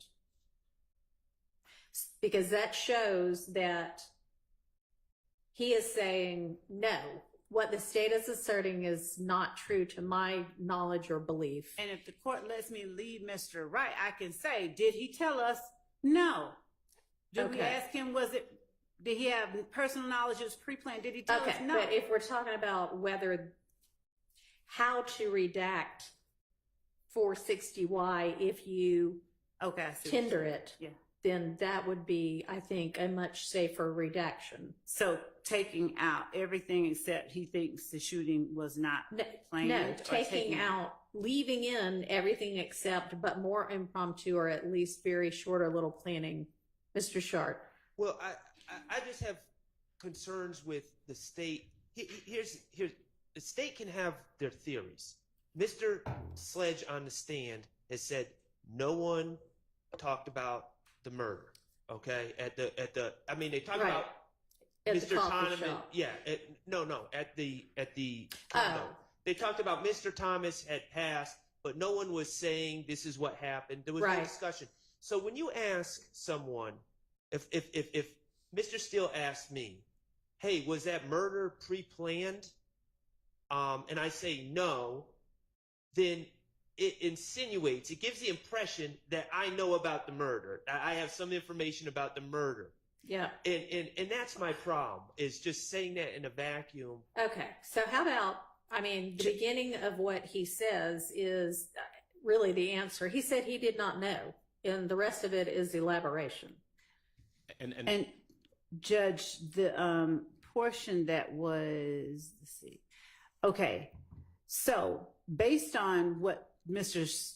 Wright wrote back to me, we included a line that was not initially included in the previous iteration that I think is 452Y. Okay. And I think that line is number 8. And we drew the same exact conclusion number 8 of 1AS, number 8 of the document that did get admitted, which is that defendant personally knows that one or more YSL associates committed the murder on behalf of YSL. So based on the response that we got from Mr. Wright, from Mr. Sledge, that was what we concluded too. And that is why we put in here number 8, which is different, and it may not be in the prior iterations, but as we went back and forth, Okay. So,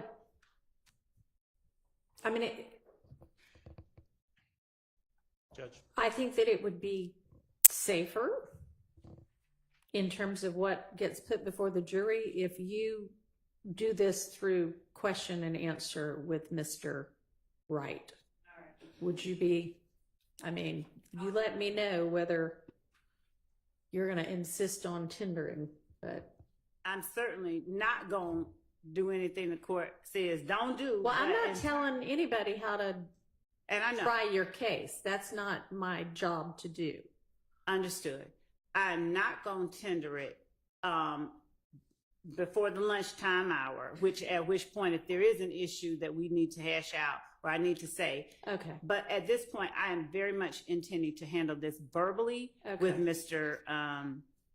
Wright on the stand, because All right, I think it's something that I can do clean. All right. Is that going to be true with regard to also not tendering the different versions, just talking about them? Right now, yes. Okay. Yes, Judge, sir. let me just point out that in regard, and just very briefly, because I don't want to, go back over everything we just discussed, but number 8, that's referenced by. You're going to have to give me some in number 8 on which. 1AS, the final iteration. All right. of I the- don't even have that in front of me, but I know it is. I just, there's a lot of evidence in this It case. is- And I only have 2 screens. So Is the give me one, a second to right, I get can it. orient the court if it helps. If you'll just give me a second. Okay, that works too. All right. Go ahead. So 1AS, section 8 Yes. is the portion that Ms. Love just referred to, where she says that we made changes to the document based on what Mr. Wright said back to us, and so we came up with 8. Right. Defendant personally knows. Well, if the court recalls, that is what they asked Mr. Sledge about when he was on the stand, and he specifically disavowed it. He said, no, that's not accurate. That's not true. And so if we go back to what we talked about earlier this morning at the bench, my simple request was just that, and I think we may have reached there. I kind of got lost a second ago. Is that in regards to them sending this iteration and Mr. Wright sending back the response that shows up in number 4, all right, number 4, where he says he said he did not know. That's the answer to the question. And I think that's where the court ended up. That's the only. No, where the court ended up, and we talked about that yesterday, was he said he did not know was to the version that the state had proposed that said this was planned beforehand. And the answer was he doesn't know that. Right, but what we discussed at the bench earlier, and the reason we asked for this portion, for that sentence, the sentences reads, he thinks shooting Peanut was not planned but more impromptu or at least very short or little planning, is because that is speculation. That's his opinion. The fact, and you agreed earlier that part Yes, should come with out. regard to whether it was planned or not, that's a separate issue from whether he knows personally that it was done by a member of YSL. But maybe I'm just not understanding, because I took the court's previous ruling and I thought that they were going to redact. As a matter of fact, they agreed that they were going to redact that particular sentence. That's the only thing that we objected to, because that our position was simply opinion. It was speculation. The fact that it came from Mr. Wright doesn't make it any less speculation as to him trying to explain why his client thinks that. But we asked that be kept out. The court agreed, and we thought that that part was not going to be read to the jury or presented to the jury. I don't think that part has changed. It was the email, but that's what we discussed, because we were discussing whether or not these correspondences, including the emails, were going to be presented as evidence. The state said, well, we don't know, we might, we may, and our position was that, well, if this gets presented, we don't want that line should be redacted, just like the other line where they proposed the line about What he had said. Right. Yeah. Right. And that's what we're talking about right now. But that's an entirely separate thing from what number 8 ultimately ended up saying. So if Miss Love is going to somehow get from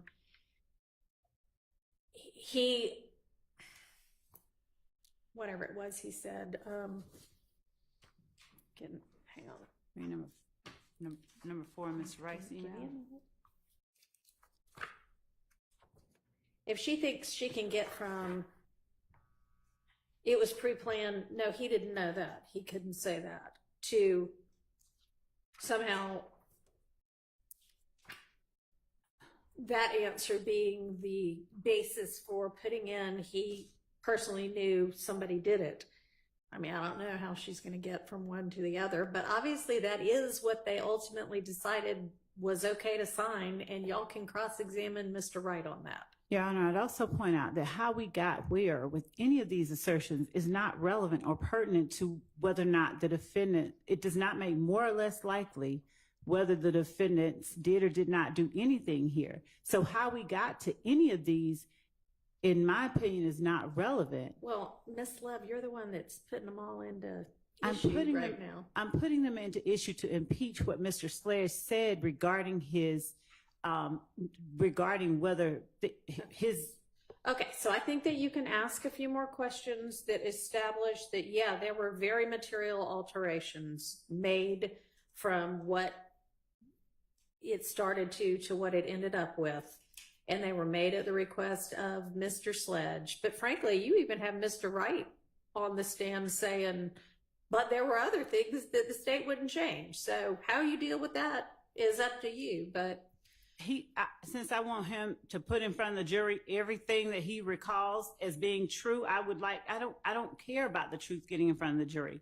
I am talking about this idea that the state. Well, the easiest way to do that is, so what was it that you wanted changed that didn't get changed? Right.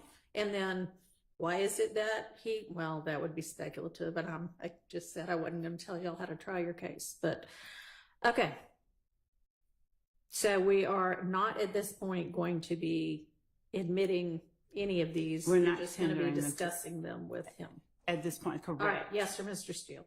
Your Honor, just to follow up on, I believe Mr. Shart said, would you also go through an analysis of confrontation clause, because the statement now comes from a party opponent and it's used for litigation. It is a clear, to me, bullseye on confrontation clause. So it's really Ms. Love who should be testifying if the state wants to get that in, because that is a confrontation clause, because where it came from, all those questions cannot be cross-examined to Mr. Wright. Well, Okay.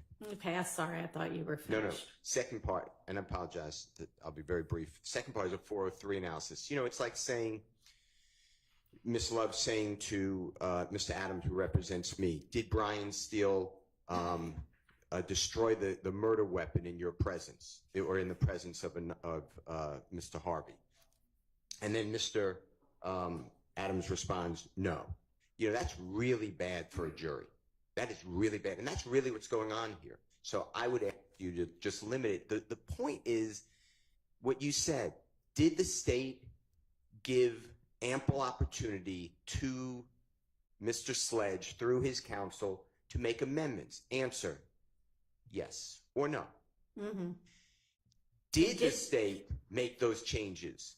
Yes or no? And he might say some not. And we may have to go into a portion by portion, but otherwise, I think that it's a wrong witness because of the confrontation clause, and I think it's very prejudicial under 403. Okay.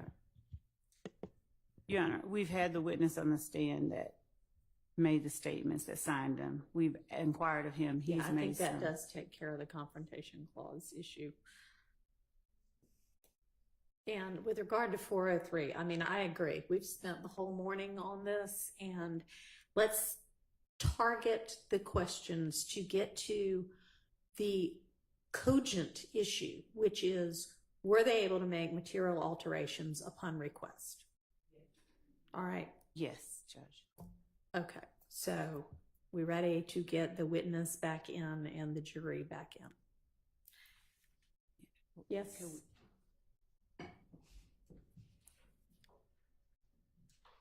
I'm going to get this back to you so that I don't. Thanks.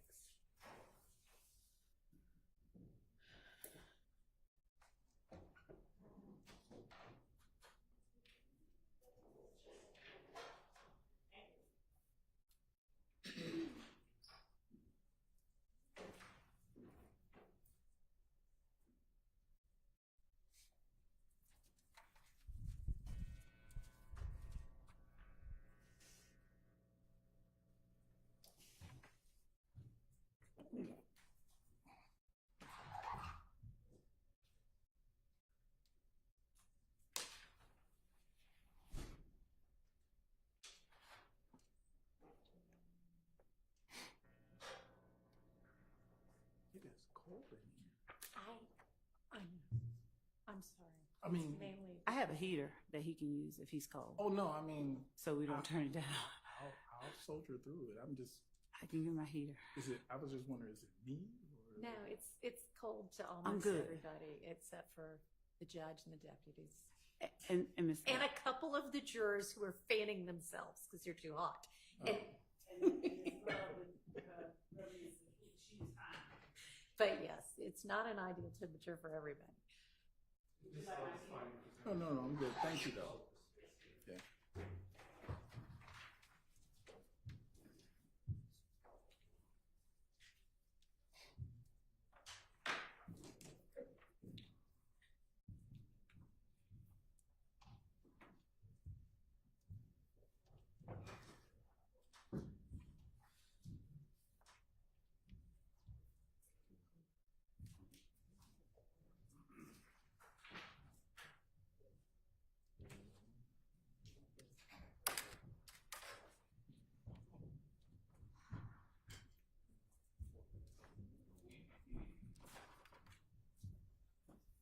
Observer President Counsel.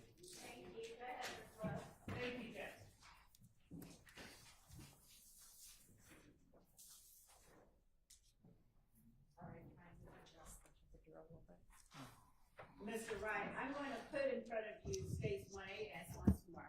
Okay. And I'm also going to put in front of you states 452, Yankee.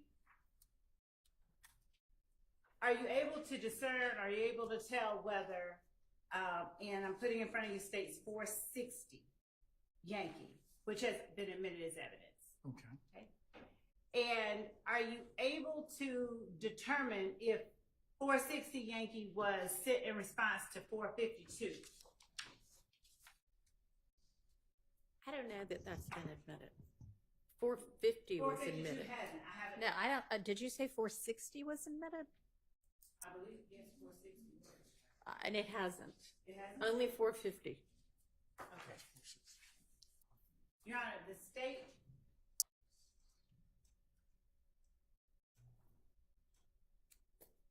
Because it's okay. Without reading anything from 460, thank you, Judge. Without reading anything from 460, are you able to tell if 460, the last 2 pages, were sent in response to 452, Yankee?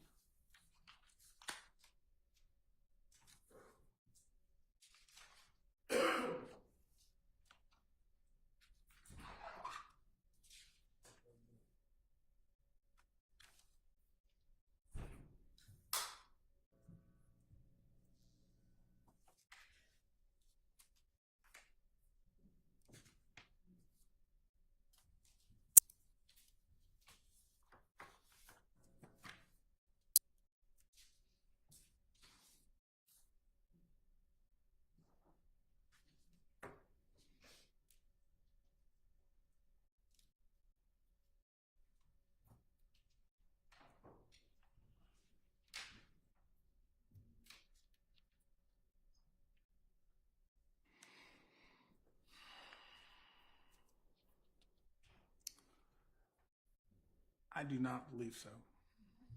Is there one or anything that you have a record of that occurred between when 452 Yankee was sent to you and 460 Yankee was sent from you? Okay. Without saying what it is, because we haven't entered anything as Okay. evidence, do you have a record of any correspondence that occurred in the middle? The record would be in reviewing my emails and without going into the contents, there's what I saw and had on the 27th of December, and then what we were interfacing back and forth on the 28th when we were in court. Do you, looking at 452 Yankee, is 452 Yankee, did you say earlier that that accurately reflects an email sent to you on December 27th? I did. But I'm looking and thinking there were at least 4 versions, but there might have actually been a little bit more. But when I'm looking at what I thought was the first version, which is what I thought my response was to, it looks like this may have been an updated first version, meaning I'm just seeing some slight differences. That's why I'm hesitant to just say, yes, that this is it. I can't say, is this iteration that was in that process of getting us to the end? Yes. All right. Are you able to say if there is any material change from the number 1 under the factual acknowledgement section from 452 to whatever version you're looking at that you think you might have been responding to? To jump Just number 1 under factual acknowledgments. Number 1. okay.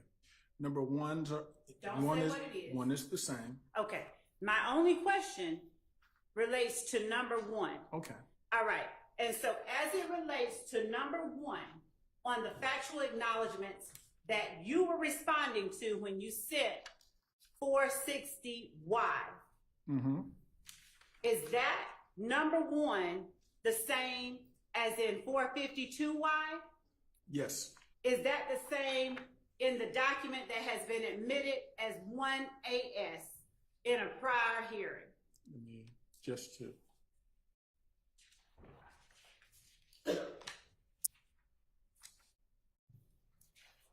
Yes. And is that the same as number 1 on State's Exhibit 444Y? All right, we already established that 1AS and 444Y are the same document, so we don't need to ask that right. question for all of them. All right.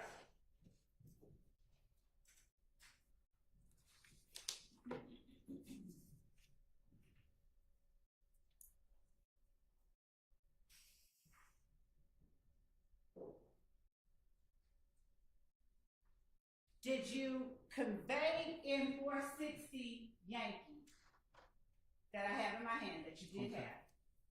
Did you convey in an email to the state on December 27, 2022 at 8:43 p.m. that is a part of 460 Yankee? Did you convey changes that needed to be made to the plea agreement in the form that you were looking at, whichever one it is? Yes. Were those changes reflected in the document that is 1AS? And I don't need you to read it. Yeah. No, I was going to say all except all the changes were ultimately incorporated. The only issue with the document 1AS is number 8. Okay. So are there any changes that you saw need to request that you do not see reflected in 1AS?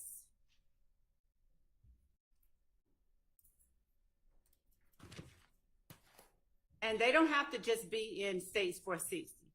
Are there any changes in 1AS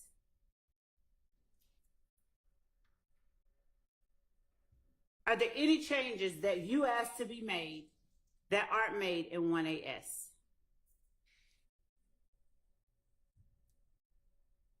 Material changes. What I'll do is Number by number on. first with number 3, we indicated Wait, you cannot say Okay. what's in there. Okay. I just need you to roll with me. number 3. I don't know of any ruling that the court has made that says he can't indicate what the change that he requested being made. And that's what I understand that he was about to explain. Your Honor, it's going to get into. So the question was, are there any changes that were requested to 1AS that were not made? So he's entitled to answer that question. Okay. And if you want a full answer, we don't know what he's going to say. So Yes, is the final So document that that question- got signed. right. So given all of our discussions, Ms. Love was trying to be careful about careful. So if you're objecting to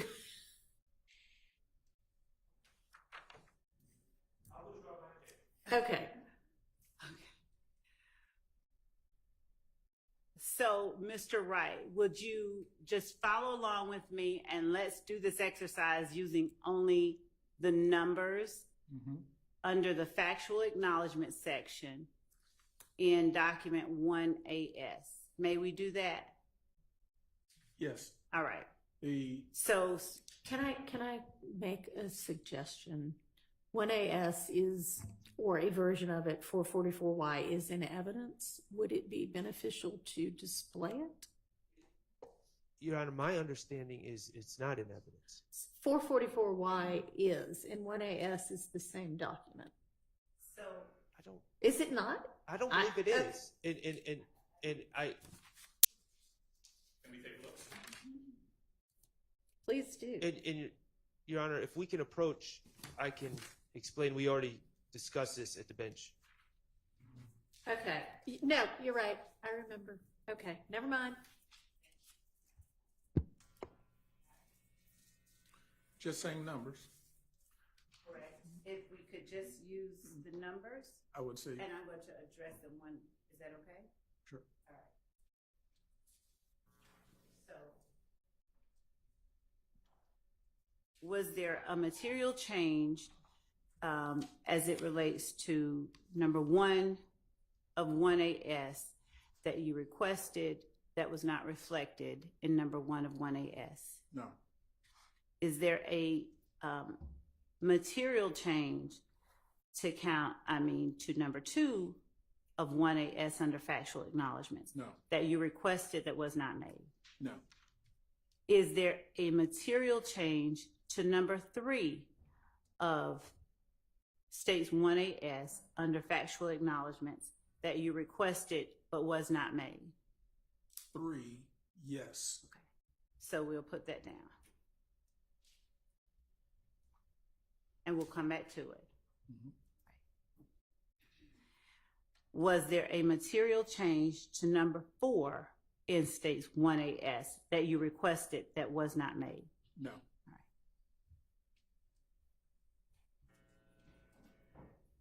Was there a material change to number 5 in states 1AS under factual acknowledgments that you requested that was not made? No. That Mr. Sledge requested that was not made? no,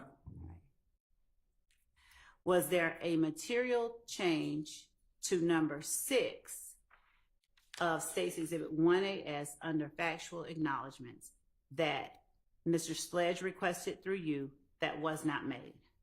no,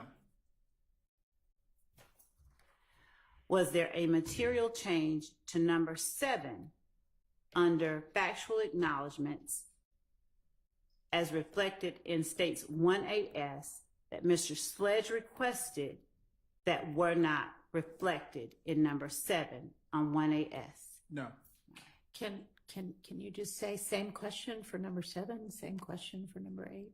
Okay. Same question for number 8, and if I think number 8 Yes. wasn't on a prior, and yes, but and again, it wasn't on a prior edition, but it was on the added to last this one. edition. So, but So the I can't. subject matter was one of the things we said. Okay. So, Your Honor, I can't ask the same question for, okay. All right. Number 9, was there a material change regarding number 9 that was requested by Mr. Sledge through you that is not reflected in number 9 under factual acknowledgments of states 1AS? No,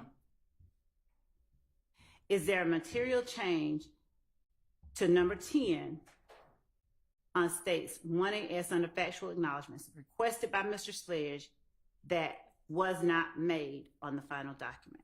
no, Same question for number 11.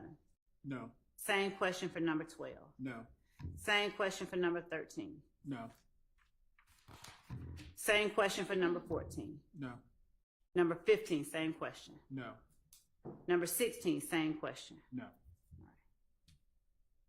All right. As to the sentencing acknowledgments that are reflected in states 1AS under section 5, did you review those? Are you comfortable telling the jury whether or not you went over those sentencing acknowledgments with your client? Just yes or no before you explain anything. I would have went over the entire agreement, including that section. Yes. Okay.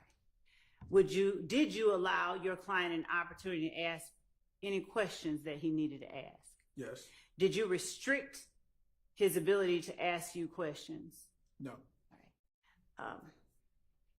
Based on your knowledge of over 15 years of interacting with your client, did your client appear comfortable asking you anything he wanted to ask you? Yes. Did you answer your client's questions as thoroughly as you could possibly do in your capacity as his attorney? Yes. Did you answer them in a way that, based on your 15-year knowledge of him, you believed he fully understood? I hesitate. My answer would be yes, but again, I'm not a mind reader. So other than perceiving his responses to me and that he seemed comfortable, I can't purport to say what all is going through his mind. I didn't ask you that. Yeah. I appreciate your response, though. I appreciate your clarification. So I asked the question I did for a reason. Based on your 15 years of knowing him, did he give you any indication that he did not understand any one or more of the provisions under number 5 sentencing acknowledgments, which are in 1AS? No. And when you said yesterday that you had represented Mr. Sledge in 2 cases over the last 15 years that were felonies and one that was a misdemeanor,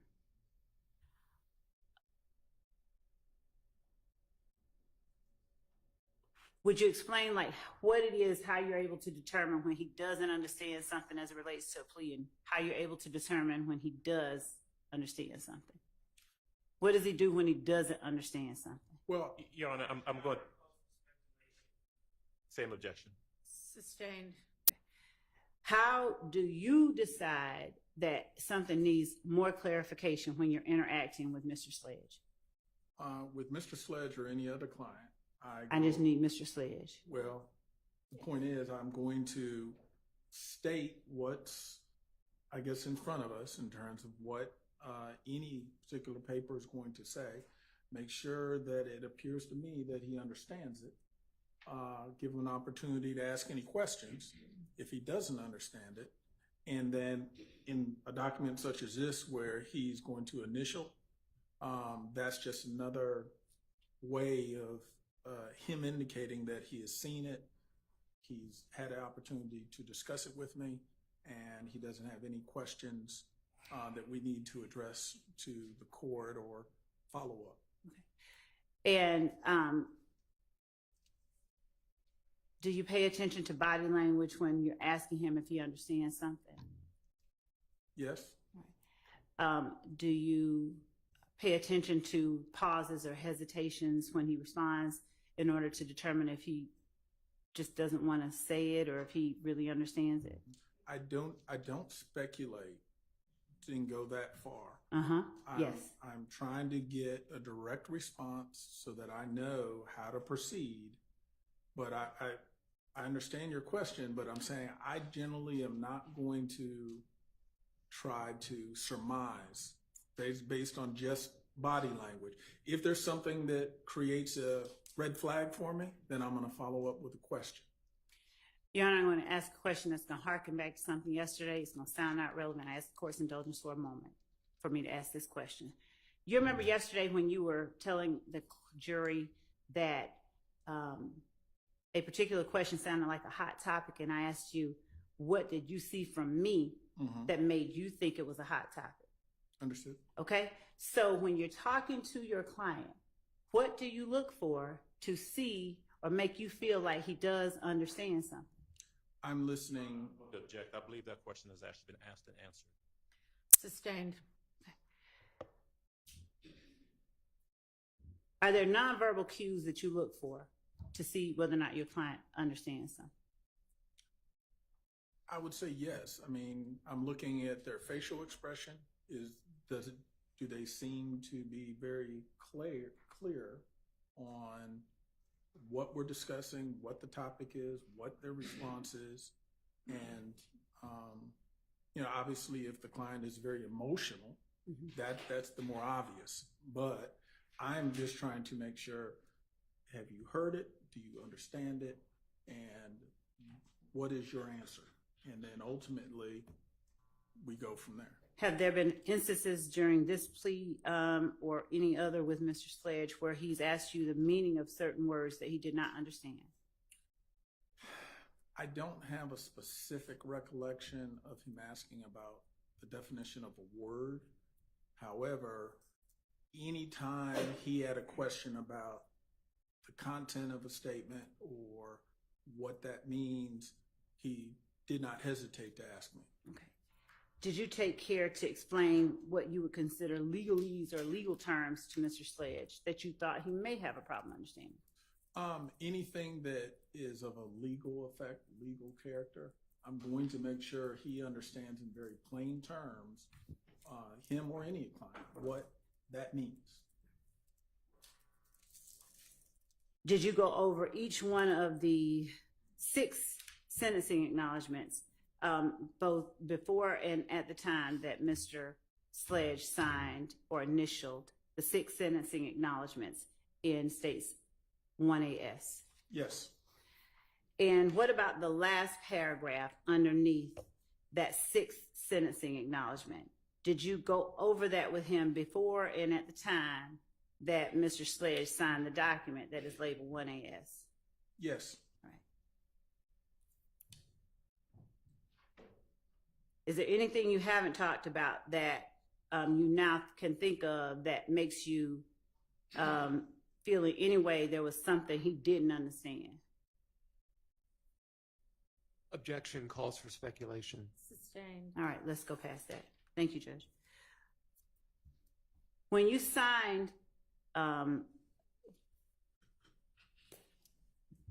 States 1AS, was it at the same time that Mr. Sledge put his signature above yours? It would have been immediately after, yes. All right. And on the same date that it was signed by the DA? By the assistant district attorney that is indicated? Usually he'll sign it, I'll sign it, then I'll present it to you and then get your signature. Okay. Was there any material addition that you asked to be included in State's Exhibit 1AS that the state refused to include? There was no addition, no. Okay. Or rather, let me say it this way, no addition that we asked Okay. that was not included. Okay.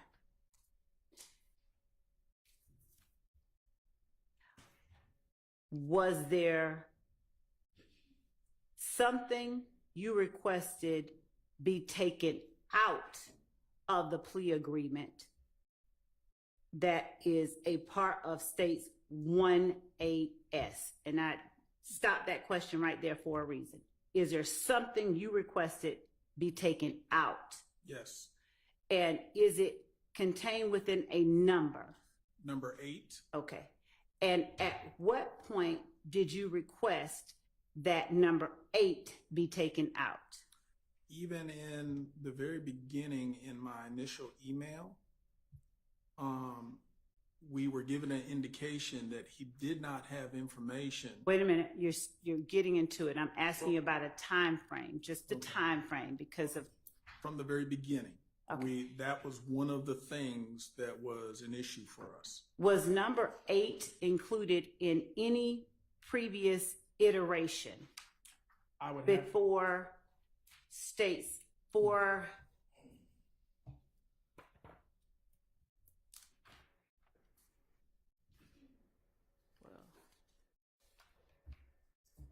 Based on your notes, what iteration did the date and time that number 8 first appeared in?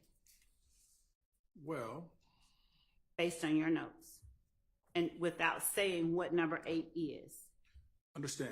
And let me work my way backwards. I'm going to look through the earlier iterations, but I can tell you the one before this exhibit, which for my records was iteration number 3. It was not in there. So the subject matter of number 8 had been removed from earlier versions, was not present in iteration number 3, such that it appeared again in iteration 4. And so would you tell me, or the jury rather, what iteration between states 450 and states 456.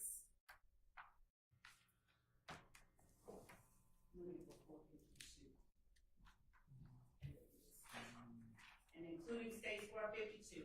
What iteration of that agreement did number 8 first appear in?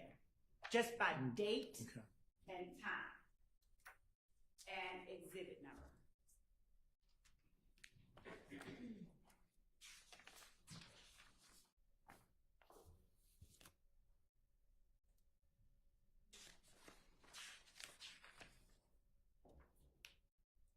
If it's in there.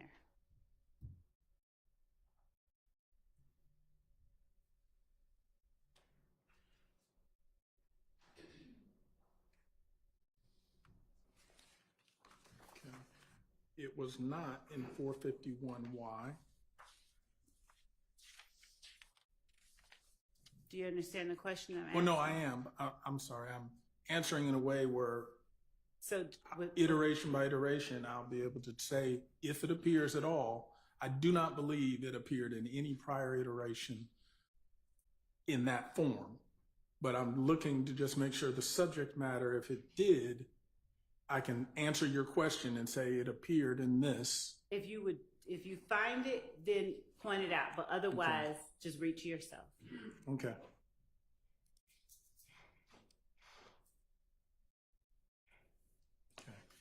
In 452Y, number 4, the subject matter of that appears. Okay.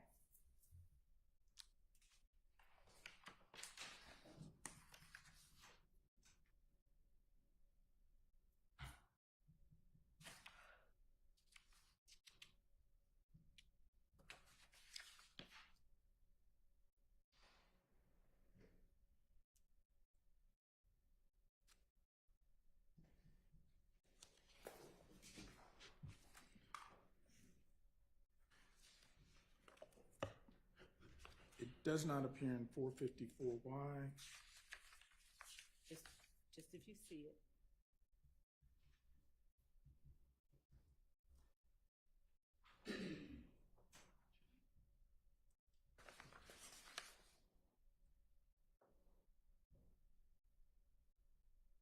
It appears in 456Y, also number 8. Okay.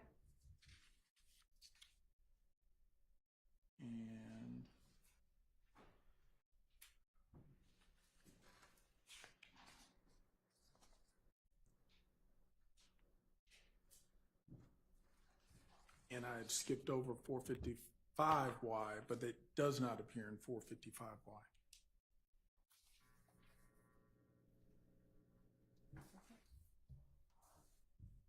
So, as you read over and initialed 1AS with your client, I'll take these. Yes. Did you ever speak to the state about number 8? To the best of your recollection, did you request that number 8 be removed?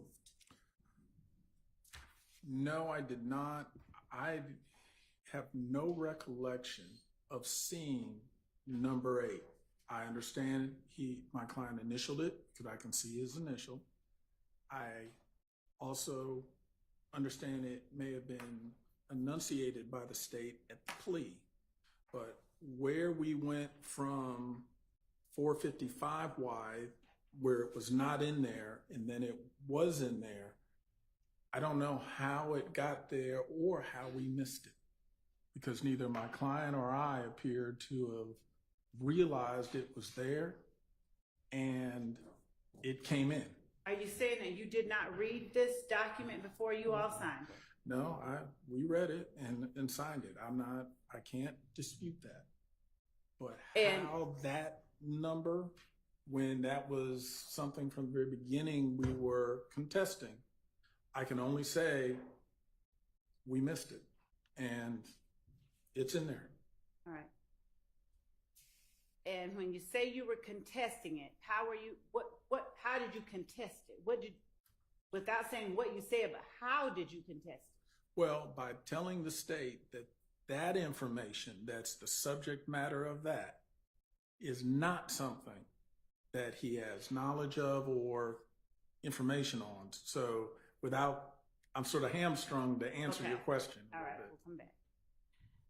And so at the time that this document was being read into the record, were you paying attention? I was paying attention, but I missed it. So apparently not good enough. Just as when I went over it with my client, which I did. I'm not saying I didn't, but that is something that to this, I mean, it sort of was a surprise of this trial for me, was that was in there, and how did we miss it? And when you speak of that was a subject matter, beyond it being something you referenced in,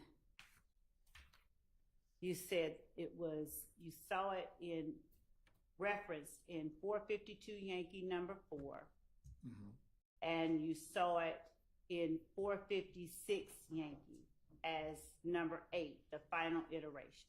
Is that fair? Did I get Correct. that right? Okay.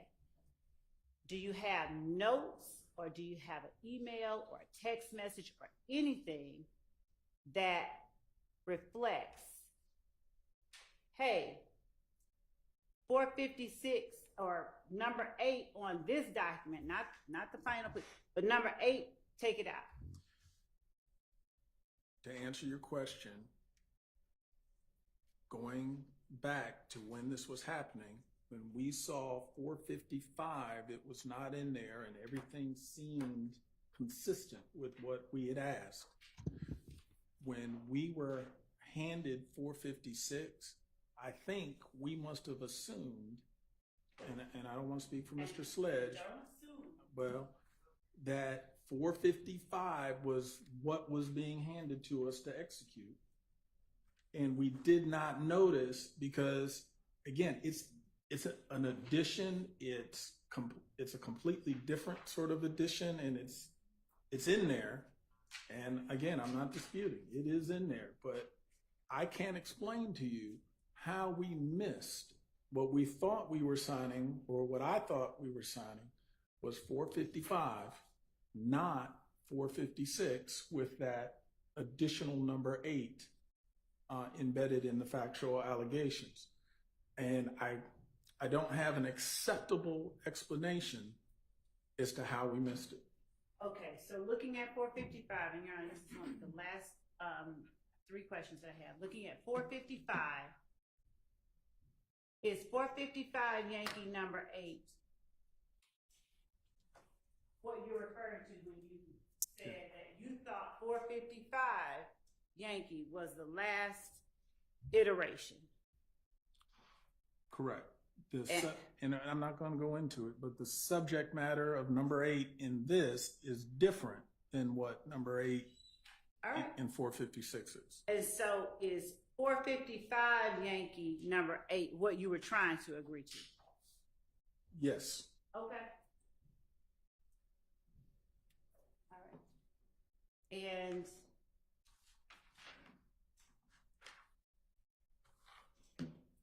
does 455 Yankee have 13? How many factual acknowledgments are in 455 Yankee?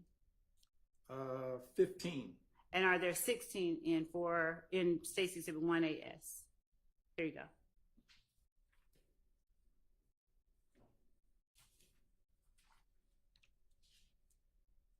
Yes, there's 16 in 1AS. And beyond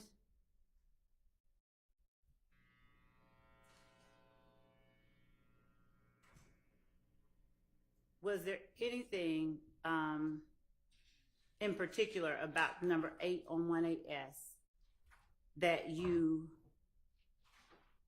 brought to the state's attention at any time before now? In the very beginning when, without going into the subject matter, You can give me just date and time if there's an email you're referring to. on December 27th, the email at 8:43, Uh-huh. item 4 Okay. was related to the subject matter of item 8.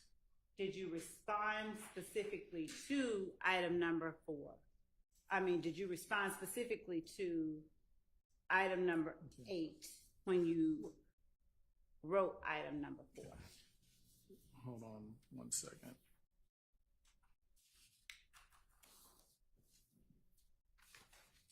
I'm looking for the iteration I had when we sent those responses. It may be.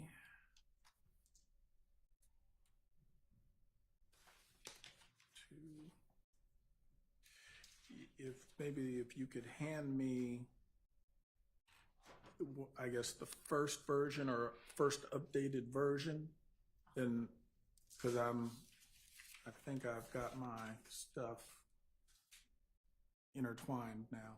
Okay. But what I was going to say, because I was going to reference what the subject matter of number 4 is. You can't do that. Right? Well, not out loud, but what I was going to say is, yes, it's the same subject matter. And were you speaking specifically to a number 4 in a previous iteration when you wrote and responded to number 4? Correct. All right. Your Honor, thank you. I think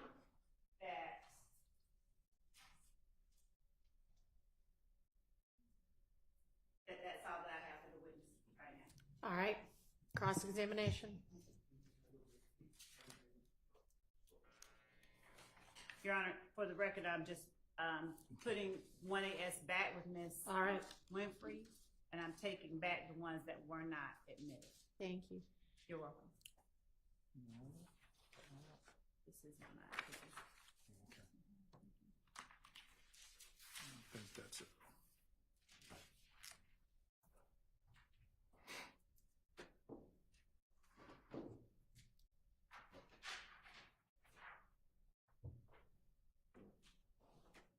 No, you're all good. Good morning, Attorney Wright. Good morning. I believe we met briefly to introduce myself yesterday or the day before, but again, I'm Doug Weinstein and I am Diamante Kendrick's attorney. Yes, sir. If I speak to you in a normal speaking voice, can you hear me okay? Absolutely. I don't need to yell or shout. You do not. Okay. We talked about proffer sessions, and a proffer session, again, I believe you said, is when a defendant meets with the state, correct? Correct. So to avoid legalese, I'm just going to talk about meeting with the state instead of using that word proffer. Okay? Yes, sir. All right. So if there would have been a meeting between Mr. Sledge and the state, you would have been there, correct? Yes. Was there a meeting between Mr. Sledge and Attorney Love before December 27th? No, not that I have any recollection of. And I was, I never want to give an incorrect answer, so I was cautious. But I don't believe we ever actually sat down for a proffer. Was there a meeting between a meeting between Mr. Sledge and Attorney Hilton before December 27th? No. Was there a meeting between Mr. Sledge and any member of the district, any attorney in the district attorney's office before the 27th of December? Not that I'm aware of, no. What about an investigator with the attorney's office? No. I have a slight objection just as to clarification because I'd ask that the meeting part based on other interactions, just vague. Was there any The meeting? objection is vague. Okay, let me clarify. When I have used the word meeting, what I mean is a proffer session. So to all of those questions, if I had used the word proffer session, were there proffer sessions? I'm not aware of any proffer session that was ever conducted or even a more informal interview with anyone from the DA's office or law enforcement as it relates to this case. So there being no proffer sessions, I believe you received the first proposed plea agreement on December the 27th with a series of factual acknowledgments, correct? Yes. So how in the world, to your knowledge, did the state come up with those factual acknowledgments for your client to agree to without having met with your client? Your Honor, I'm going to object based on relevance and speculation as it pertains to how the state did something or came up with something. Overruled. I believe the state was trying to surmise through its overall Well, investigation. now, he asked your personal knowledge, so if you could answer that, please. I don't have any personal knowledge how the state came up with these factual problems. So you don't know how the state put those words in your client's mouth? I do. As to the characterization of Sustained. Okay. How many plea negotiations have you conducted in your career? Definitely over 1,000, maybe 1 to 2 or 1 to 3,000 over 30 years. Okay. And these plea negotiations are like any other negotiation that takes place between parties, correct? Absolutely. There are things that you want in the final agreement, right? Yes. They're the things the state wants in the final agreement, correct? Yes. Do you get everything you want in that final agreement? No. And is this plea any different than the other pleas where you don't get everything you want? No, it's not. I have no further questions. All right. Does anybody else have questions from the defense? for Your Honor, I this have witness? a motion as to part of that, but I'll ask it at the time that we break. Okay. Mr. Adams. Yes, thank you.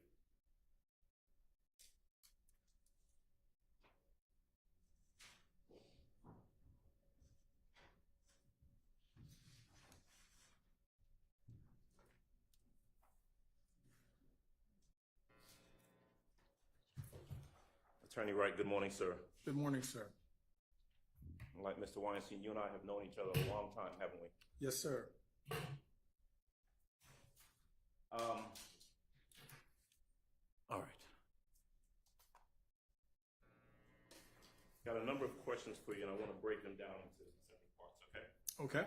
And same ground rules. If you can't hear me, you don't understand the question, just ask me to repeat myself, clarify, whatever you need, and I'll be happy to do that. Understood.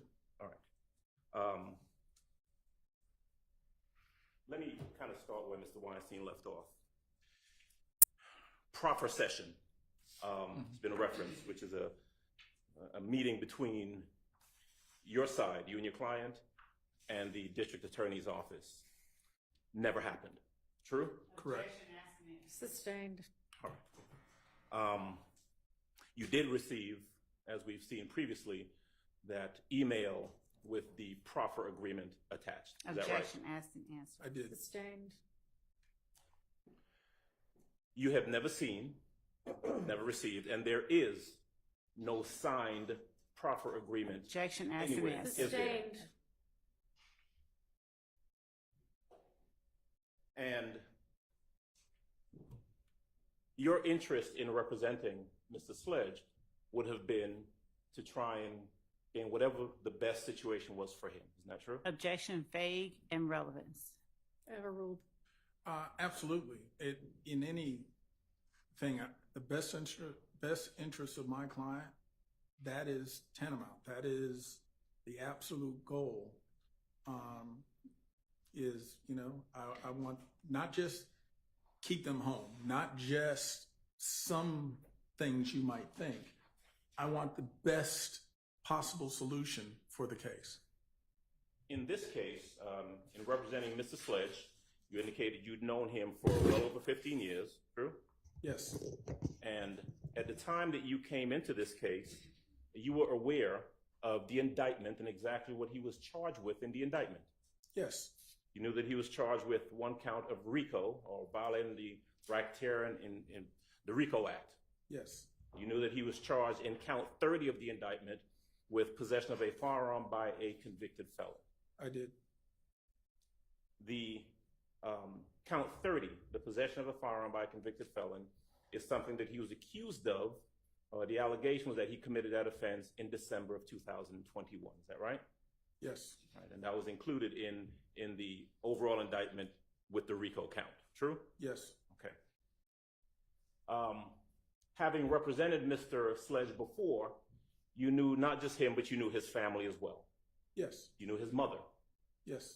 And so when you were in court over the course of the last number of days, and you heard testimony and questions about him wanting to get home to his sick mother, is it in fact true that his mother was ill? Yes. I have personal knowledge that at the time we were going over this stuff, that was something he expressed and was stressed over. That was a concern of his. Yes. You knew, and I want to kind of reference some dates. He was arrested somewhere in June, around June of 2022. Is that right? That's, I'm relying to some extent, but I'll say to the best of my knowledge, yes. Well, you know that the case was indicted. The indictment was handed Yes. down in May of 2022. Actually, that being the case, yes, he was arrested not long after. Okay. You, and I don't want to delve too deeply into it, but you shared that at least in the early part of that, you were having some health concerns yourself. Yes, and let me back up a little. The reason I paused on my answer was, remember, there was sort of an earlier part where he at some point had charges related to this. Those charges ultimately went away. Then much later on, there was an indictment and then an arrest. That's why I sort of paused, because that earlier date is not immediately known to me. But as to once this case was indicted, then the arrest, even though I was not back to my practice yet, I was aware of it and was sort of watching from the sidelines. Okay. You were in court and heard when he was testifying about that previous matter you're referencing. In other words, his arrest and where he was charged with the murder of Donovan Thomas. Correct. And so at the time that you come into this in 2022, you have knowledge that detectives with the Atlanta Police Department had previously charged him with Donovan Thomas's murder and then ended up dismissing it or dismissing the charges, right? Objection relevance. Goes to his Overruled. Yes, that's the point. I was aware from before, so when this occurred, it wasn't necessarily something new to me. I was already aware that there was some history. Okay. You mentioned a couple of dates when you were testifying earlier. We talked about you getting into the case somewhere around October or November of 2022. Is that about right?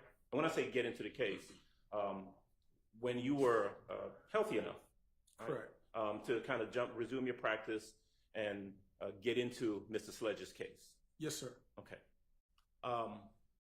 By the time you would have interacted with him or started representing him on this case in either October or November of 2022, he would have been in jail for a number of months, true? Correct.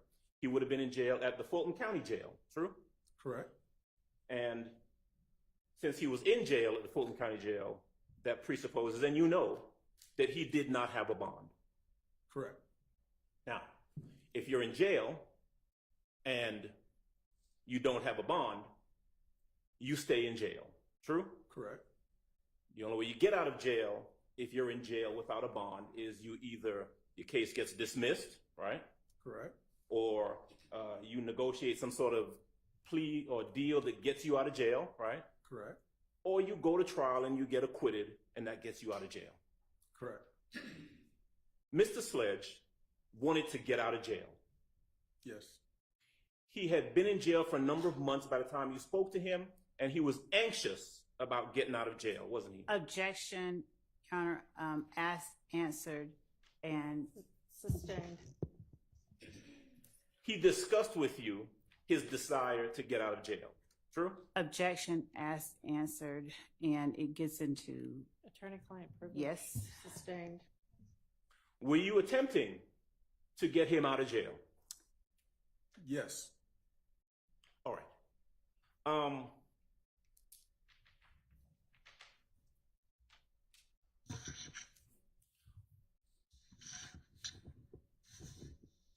Now, Mr. Sledge, you were in court previously when there was some discussion about what an offered plea is. Is that right? Yes. All right. Now, and one of the ways that a defendant, Mr. Sledge, could resolve a criminal case is with what's called an offered plea, right? Yes. Now, an offered plea, as you would have discussed with Mr. Sledge in one of his previous cases, revolves around someone saying, I'm not guilty of the charge, but I'm going to plead guilty because it's in my best interest. Is that right? Correct. Right. And you would agree with me that entering a plea of guilty, whether it's under offered or just a straight guilty plea, can sometimes be in a person's best interest, right? Oh, absolutely. And that may sometimes be regardless of whether they consider themselves to be guilty of the offense or not. Objection, True? Your Honor, relevance. Correct. Overruled. Correct. Because as you've testified previously, people enter pleas for different reasons. Isn't that right? Correct. You having, were you the one who did Mr. Sledge's bond hearing, or was it another attorney? It was probably me. I just don't have it was a while ago. So. Okay. It was in late 2022. True? Well, you know what? No. His arrest on this, I wouldn't have been able to do the bond hearing. So I'm not sure who represented him for the bond hearing as it relates to that June arrest. Okay. I was thinking of the old case, but as to that, I would have to say no, I was still on the sidelines where I wasn't cleared to practice yet. Right. One thing that you became aware of, though, when you came onto the case in late 2022 is that, as you indicated before, Mr. Sledge did not have the resources to go to trial. Correct. And it is true, he testified. Did you hear his testimony about that? I did.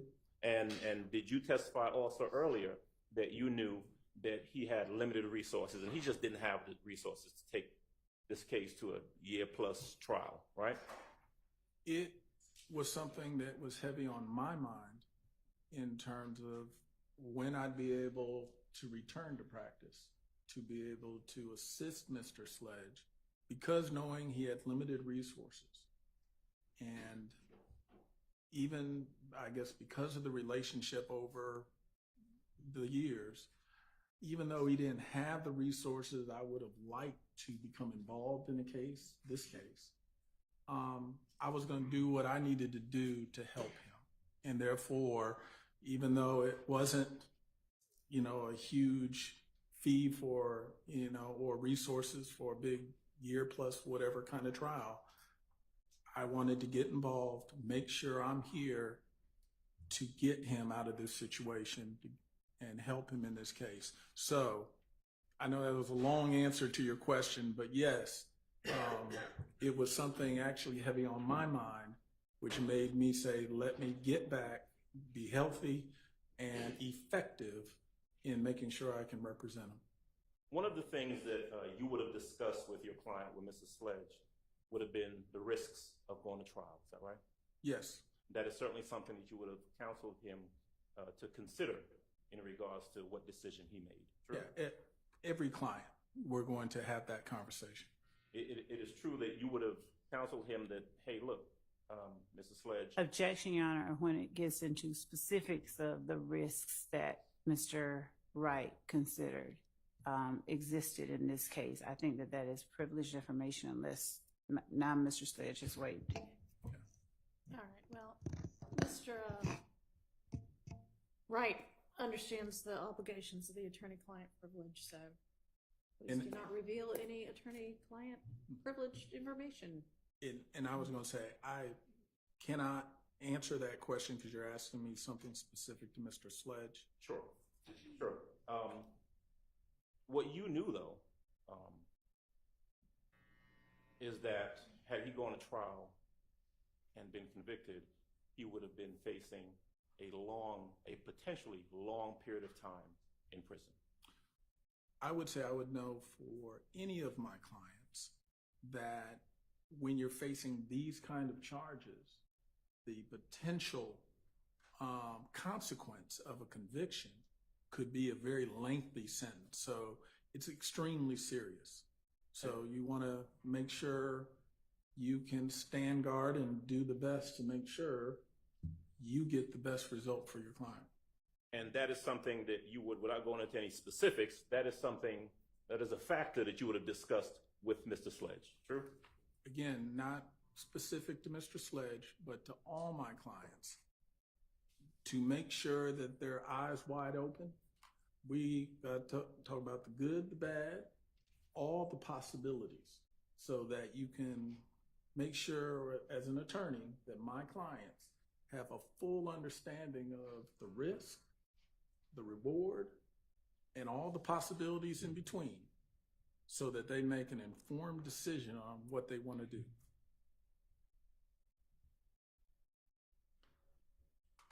You were aware, were you not, that the state, the district attorney's office, was interested in whether or not your client would testify, would take a plea and testify? You knew that, didn't you? Yes, as of, I think the first email was sometime in November, when sort of the first communication that sort of gave us an idea that they would like to talk to him. Were you ever present in court where any representations were made by an assistant DA that we're looking to make deals? I first appeared in court in middle of December.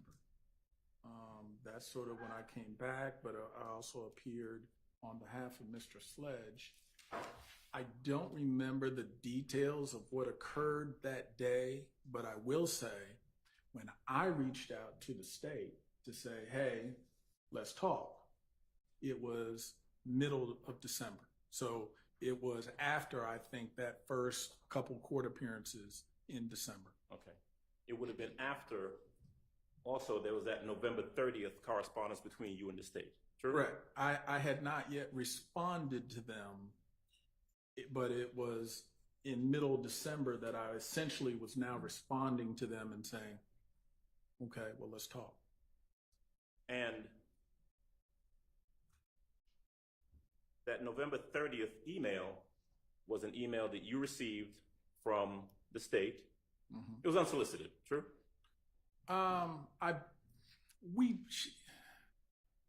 It's easy when you have emails to say, I remember this. It may have been a phone call where it is customary that even though you may see us in court, everyone seems to be one side or the other arguing. Professionals, we call each other, we talk, we communicate about different cases we may have going on. So it was not unusual for Ms. Love or someone from her office to just reach out, call me, as sort of that first step. And I think there might have been a phone call followed by that email.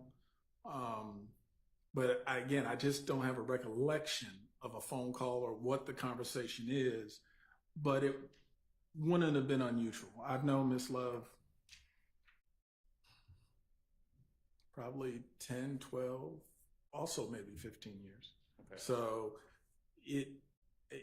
as one professional to another, it would not be unusual for her to reach out to me to basically see, is my client interested in something? Now, during that period of time, from November 30th to whenever it was you reached out to the DA's office, or had some conversations with them, you would have been talking to your client about what he wanted to do in regards to resolving the case, true? With all Can my you move back towards the mic, if you don't mind? Yeah, with all my clients, I'm going to communicate to them, hey, here are communications or statements or developments, anything about their case. So again, not talking specific with Mr. Sledge conversations, it is my norm and usual that if the state reached out to me, I would have made sure to reach out to him. And more often than not, I don't like jail phones. so I don't want to be listened to. So I will try to go see my clients Sure. and have that conversation At the jail. at the jail.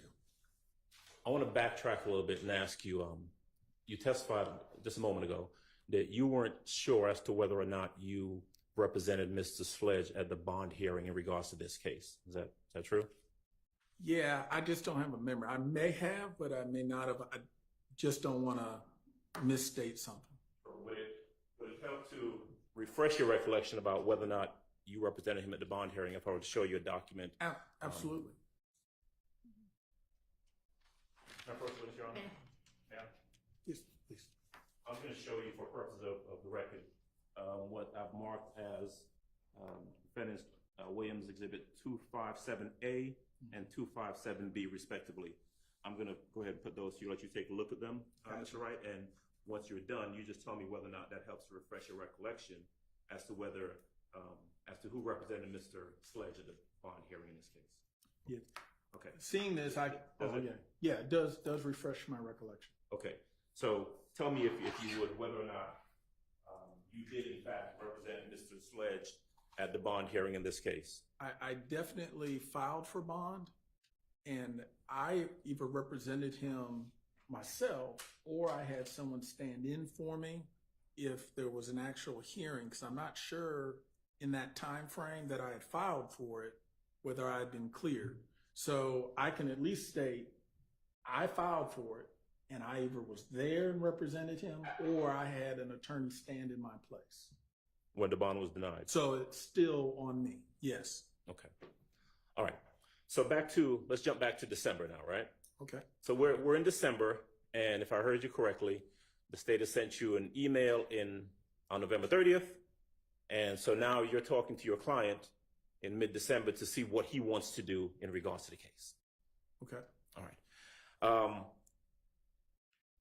At some point, you end up in court, and I'm focusing now on December 27th, December 28th, Okay. because the plea was entered on December 28th, true? Correct. All right.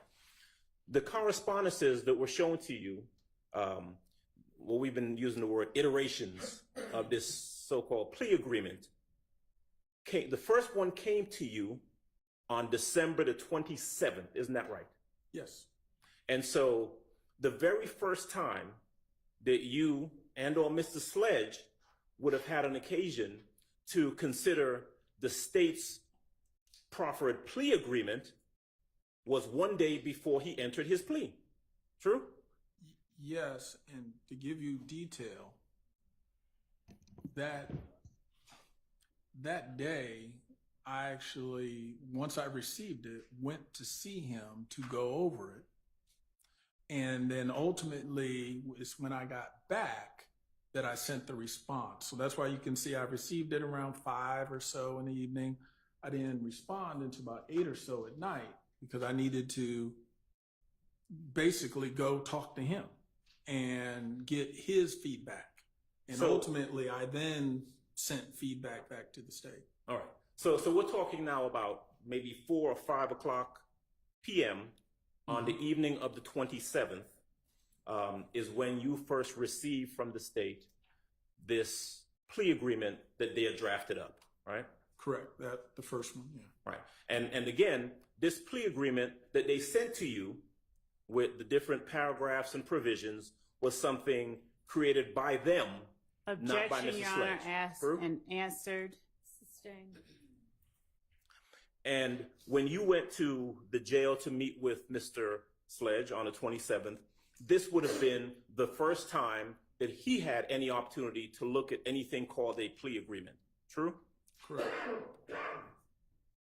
You would have discussed this plea agreement with him. True? Well, again, not specific communications Sure. with Mr. Sledge, but with all my clients, I'm going to take the plea agreement and go over it with them. So any meeting where a plea is ultimately in the air and being discussed, that yes, I'm going to go get my client's feedback. So by the time you see him on the evening of December the 27th, 2022, you've got a plea agreement with you, and you're going to have a conversation with him about whether he wants to take this plea, right? Correct. Okay. there's still, of course, the option of him going to trial. True? That remains an option unless and until he takes the plea. But hanging in the air at that time, with the plea agreement on one side and potential trial on the other side, was his concern about getting out of jail to see about his sick mother. True? Objection Yes. answered. Sustained. Also hanging in the air was the possibility of him not having the resources to go to trial. Right? Objection answered.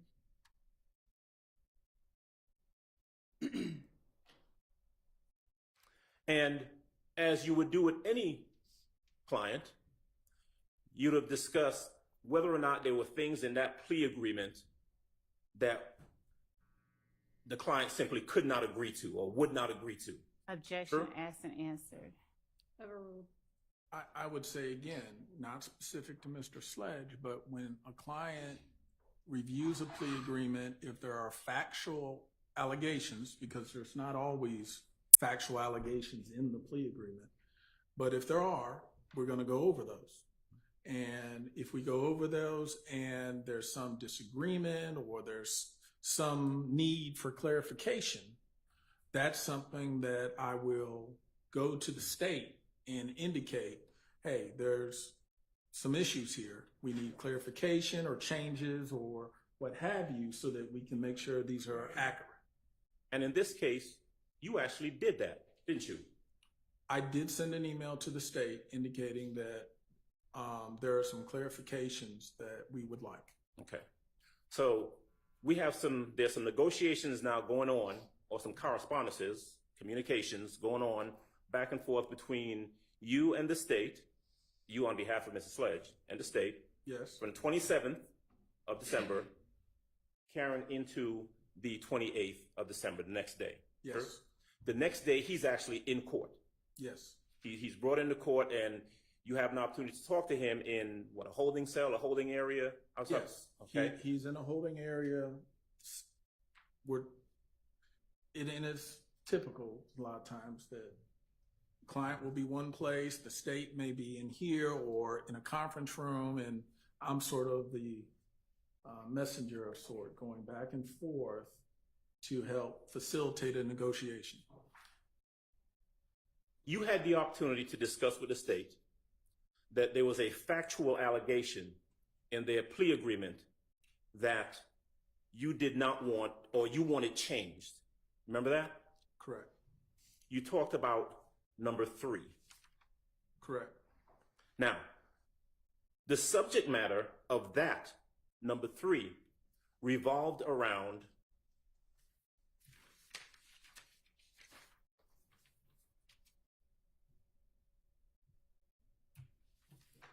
Your Honor, I object as to the characterization of the number 3, and I'd object based on vagueness. Are we talking number 3 in 1AS or number 3 on one of the other exhibits? Sustained. all right. Talking about the final version. Yes.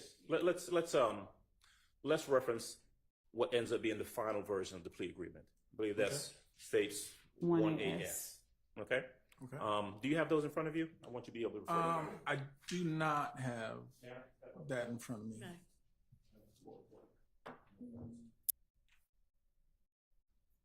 Okay. Now, of course, witness. You may. All right. Mr. Wright, I'm going to give you what's been marked as states 1AS. Mm-hmm. And I've got some questions I'm going to ask you referring to that document, okay? Okay. You had a chance to see what would ultimately become states 1AS and the conditions, the provisions, the factual acknowledgments that were part of that document, true? Yes. Okay.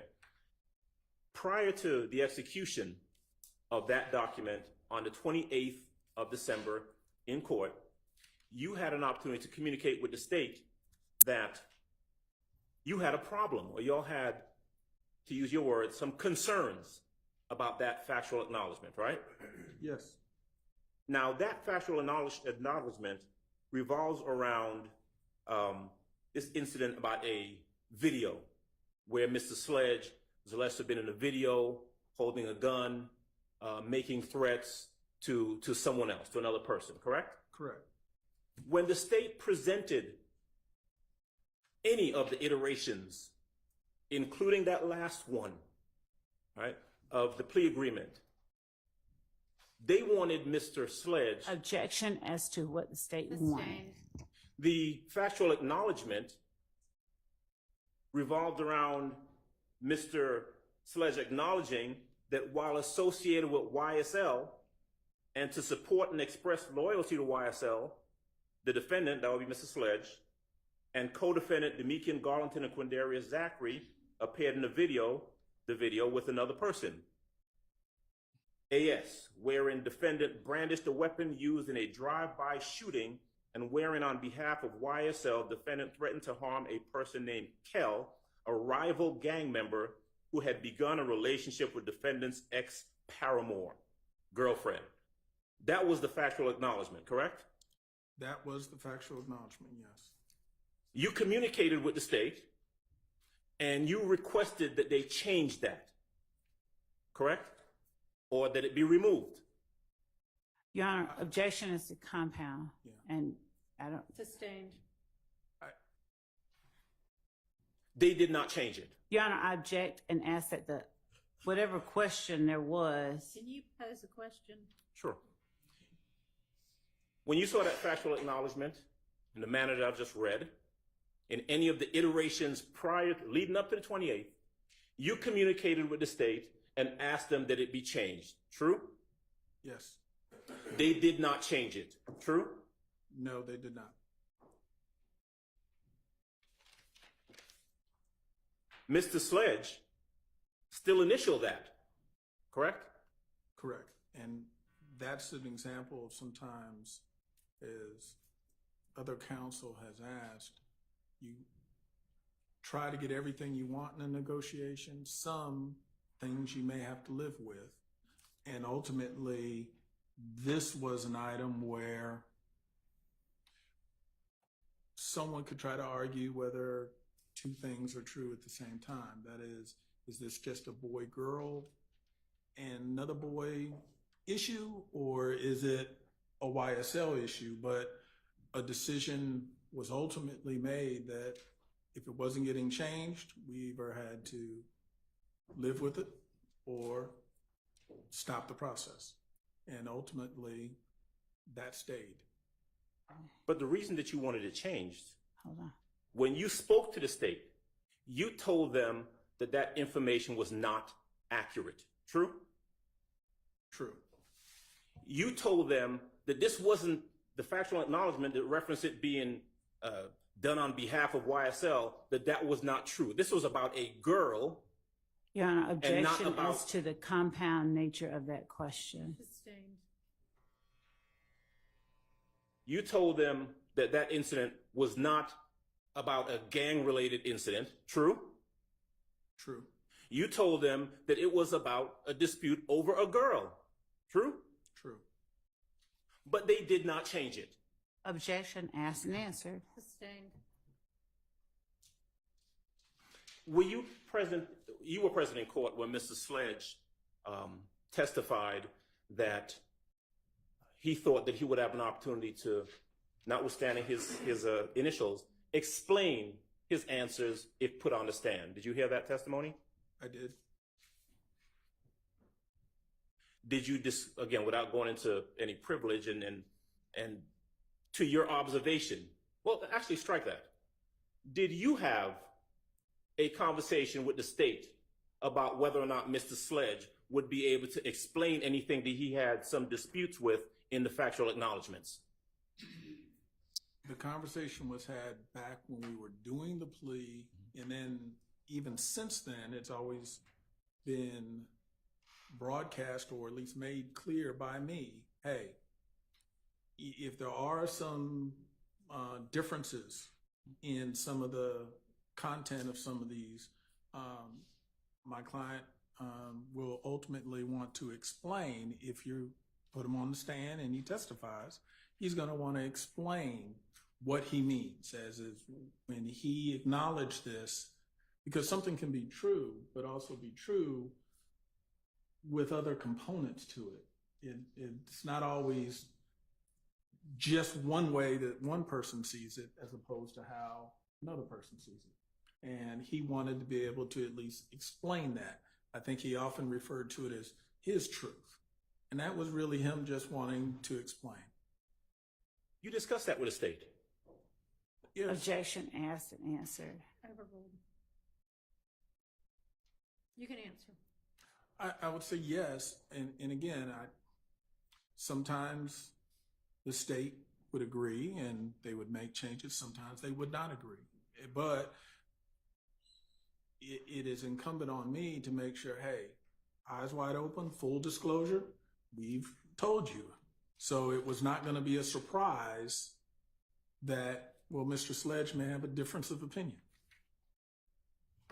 It was your observation that the state wanted this plea to go through as much as Mr. Sledge did. Is that true? Objection, Your Honor. Relevance as to, and speculation as to what the state wanted. That wasn't what he asked. Overruled. True. I had a belief. Okay. That's also not what was asked. Okay. Well, Maybe ask your question again. You, And relevance as to what the state wanted. based upon your conversations with the state, your knowledge of the case, your communications back and forth with the state, your evaluation of the plea agreement, you formed or you observed that the state was just as interested in getting this plea done as Mr. Sledge was. Isn't that true? So objection. Go ahead. Objection. It calls for speculation about the state, and whatever his observation is or belief was is not pertinent to any material. Sustained.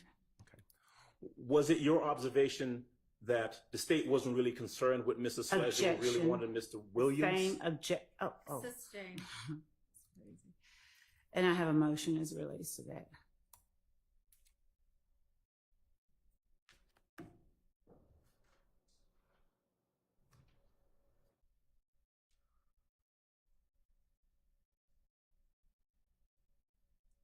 Sustained. Ask your next question. Okay, I thought you were waiting on the emotion. All right. Before Mr. Sledge was brought out into court on that video that we saw and entered the plea, I know there wasn't a proffer session, but separate and apart from that proffer agreement, the one we talked about earlier that was mailed to you, did you ever get an email from the state saying, hey, we want to talk to him before he enters a plea?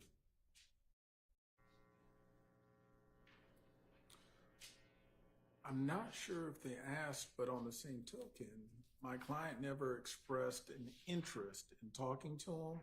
So I can't necessarily say it was the state or the defense that kept that conversation from happening. Ultimately, the conversations really were just the negotiations back and forth. Okay. I got a question I want to jump ahead and ask you about first and then come back to the plea. So the plea is entered on December 28th, 2022, right? Yes. You had that meeting that was talked about on June the 9th of 2024, Correct. right? At any point between December 28th of 22 and June the 9th of 2024, did the state ask you to bring your client in for an interview? Objection, Your Honor. Relevance. Overruled. I don't believe so. I know we didn't meet with the state until we ultimately did in June of this year. But we always just sort of figured we were standing by, and it was always our hope we weren't going to have to testify. So we were hoping, hey, we're on the sidelines and we're no longer relevant in this. And then ultimately it was this year that they said, We need to sit down with you, and yes, you will be testifying In 2024, in 2024. in the middle of the trial. Objection, Sustained. Okay. How about this?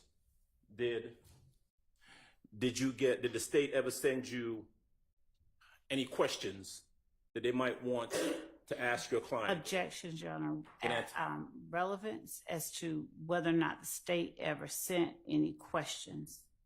All right, so move on to your next question. You knew when the plea was entered in December of 2028 that Mr. Sledge was a potential witness to be called at trial. Is that right? Correct. Okay.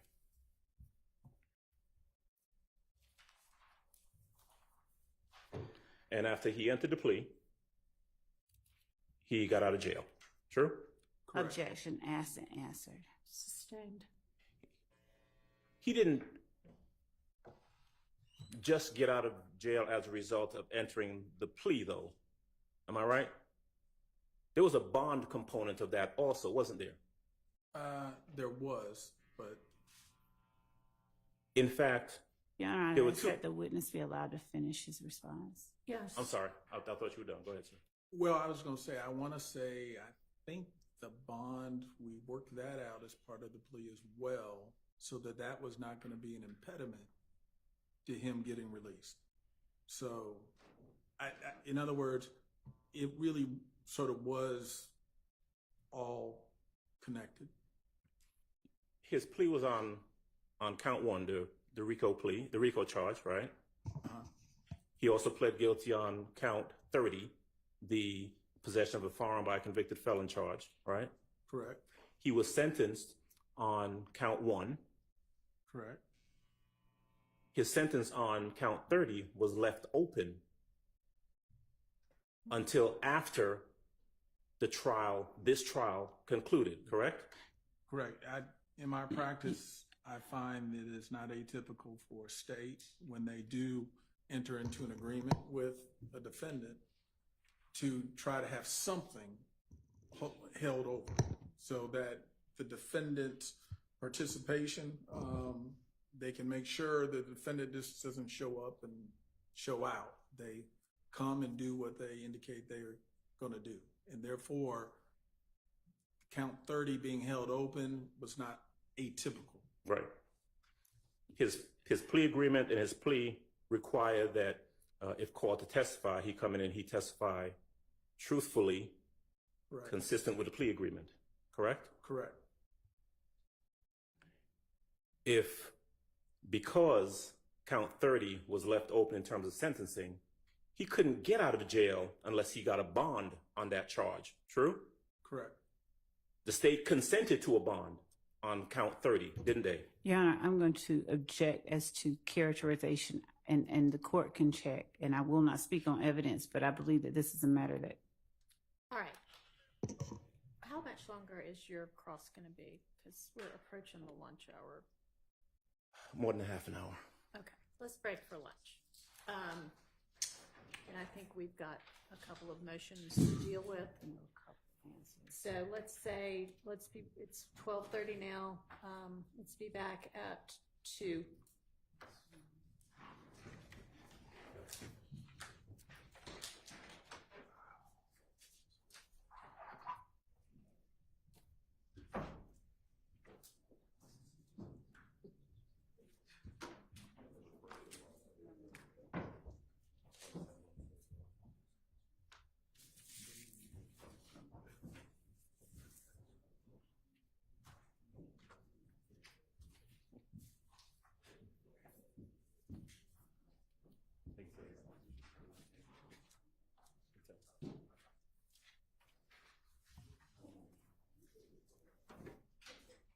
All right, what I may do, because I have a lunch meeting, is let's break now and let's just come back early. So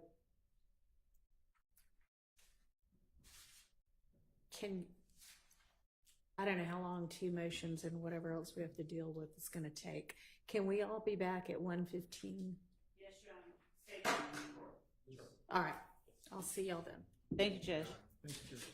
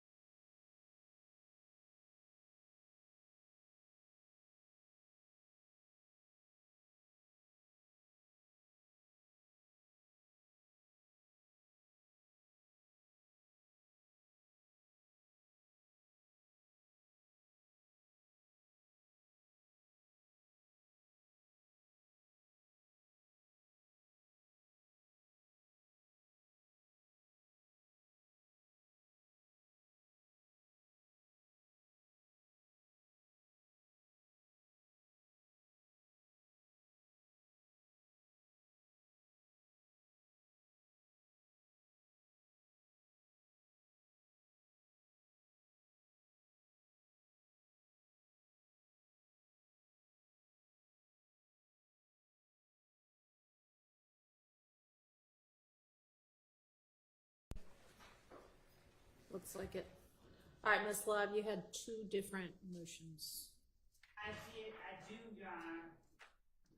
And one of them relates to the comments by Mr. Weinstein during his cross-examination of Mr. Wright, specifically the comment was maybe about an hour and 19 minutes and 32 seconds from when we stopped. But specifically, the comment that Mr. Weinstein made, to which the state objected, was, you don't know how the state put those words in your client's mouth.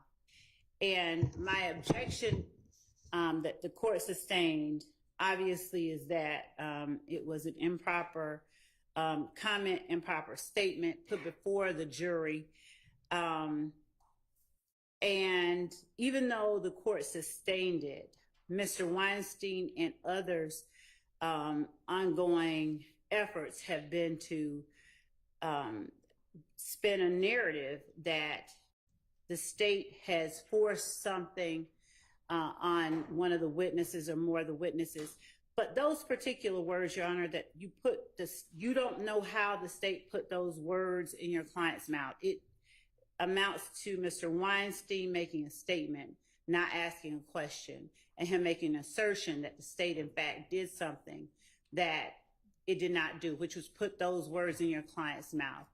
Everybody's heard the testimony and seen what happened. And inasmuch as that statement was an improper statement in front of the jury, and it could be construed by the jury as something, notwithstanding any court's instruction, that they could take as fact, we would ask that the court under 17-875 admonish and rebuke Mr. Weinstein's statements and admonish him to make no further efforts to put such improper statements before the jury. My second motion deals with Mr. Let's take them one at a time, all right? Can I respond, Your Honor? Yes. There was nothing improper about that question to the witness, Your Honor. I was inquiring about the facts. I'm sorry, I'm losing the word, but the facts that were put forward that the state created. The state doesn't deny that they put those together and gave them to Mr. Wright's client without any input from Mr. Wright. I think it was a proper characterization, and it was a question. So the witness could answer that, just as Attorney Love has said. All the evidence is out there. It's all before the jury. The jury can draw what they want from that evidence. So there was nothing improper about that. All right. And I actually, well, that's all I'll say. So I think it was a mischaracterization. It was in the form of a question, but I believe it was a mischaracterization, because if we had been talking about the final version that Mr. Sledge adopted, that might have been a fair statement to say, you know, they were put in his mouth, but these were not things that he ultimately adopted, so the state wasn't putting those words in his mouth. So I think it was a mischaracterization. Don't think it goes so far. I mean, you objected, I sustained it. It doesn't go so far as to warrant an admonishment before the jury. But let's try to be careful in our characterizations, even when we are asking questions, all right? Yes, Your Honor. Okay, what's your second motion? Mr. Adams' question to the same witness that the state objected to, but that the jury heard. Isn't it true, and I'm going to paraphrase, that you knew that the state didn't want your client, the state wanted Mr. Williams? Mm-hmm. That's been the lie that they've been, the narrative that has been promoted from the start. We don't agree with it or adopt it, and we certainly don't agree with the idea that we, do these things without a basis for them. So in as much as Mr. Adams made that assertion in front of the jury, we do believe that that merits an admonishment and rebuke under 17-875, and we would ask that the court give him one. All right, and yeah, that statement was essentially, it followed upon another question that was not as objectionable in this way, but that had been sustained. And Mr. Adams, she pretty much doubled down on it and said something to the effect of the state wasn't interested in getting Sledge, they were interested in getting Williams. And that's inappropriate to have asked that witness, and I don't know why you thought that there was any basis for that being an appropriate question, because it would call for speculation anyway. So what's your response to the state's request that you be admonished with regard to that? Your Honor, it was not a question it was a question that I believed was an appropriate question given the context of both this witness's testimony and his client's testimony previously. What we'd heard in the narrative that has been put forth, and quite frankly, I believe the evidence has been that the state has been mostly interested in Mr. Williams as a defendant as opposed to the co-defendants, particularly as regards this witness and Mr. Sledge. What has come out and what's been of importance is this meeting that they had on June the 9th, where this statement is made that is beneficial to Mr. Williams. The part about him advising Right. Mr. Copeland or Mr. Sledge to take Mr. Copeland to the police station. and that's left out of any questioning of Mr. Sledge. He is asked, or he is, however it comes out. There's no discussion about that. We're not going to ask you about that, whatever portion of it you choose to believe. And so there is this narrative that's out there that they appear to be interested in Mr. Williams, not so much in the co-defendants. And the fact that all of the co-defendants who took pleas were asked, made, or signed plea agreements where the bulk of the plea agreements, and the jury has heard at least 3 of them previously, the bulk of the plea agreements make specific reference to Mr. Williams as the head of YSL. Mr. Williams did this. There is this narrative out there that and everyone has gotten probation. All of the people that the jury has heard from has gotten probation after they were denied bond, and the state took a harsh position that they didn't need to be out on the street. But the minute they entered pleas, they implicated Mr. Williams in some form or fashion in their plea agreements, then they were released. And so that narrative is out there, and I think that was an appropriate question to ask of this witness who has some knowledge of that. How does this witness have any knowledge of the state's desires about who they most want to get with regard to the 19 or so defendants that are indicted in this case? Because he is a defense attorney representing one of the co-defendants who entered into assisted in entering into a plea agreement. He is familiar with the discovery. He made a statement in part of his testimony previously that he knew what the case was about. And he started going down the road of talking about Mr. Williams before there was an objection made and the objection was sustained. And so he does have knowledge of that. He knows about the case. He knows that Mr. Williams is alleged in this indictment and by the state's narrative to be the head of this YSL organization. And he knows that the plea agreements have been to the benefit of the co-defendants who have pled and to the detriment of Mr. Williams. And every other defendant still on trial. Well, but he also knows, I asked him one question about, was he in court when he heard the statement that was made by the prosecutor before the plea, made by the prosecutor. It was Miss Lizzie Rosenwasser at the time, where the statement was made that we're interested in anyone who wants to make a deal except Mr. Williams. We're willing to make a deal. And so he knows this. We're not doing this in the blind. He's aware of this information. I'd like to respond. What's that? Yeah. I don't know of that statement that Mr. Adams is speaking about, except Mr. Williams. If he could point me to something, because I wasn't there when she said it. I wasn't even on the case, but I doubt that she would have said it. But if she did, I mean, I can't speak to that.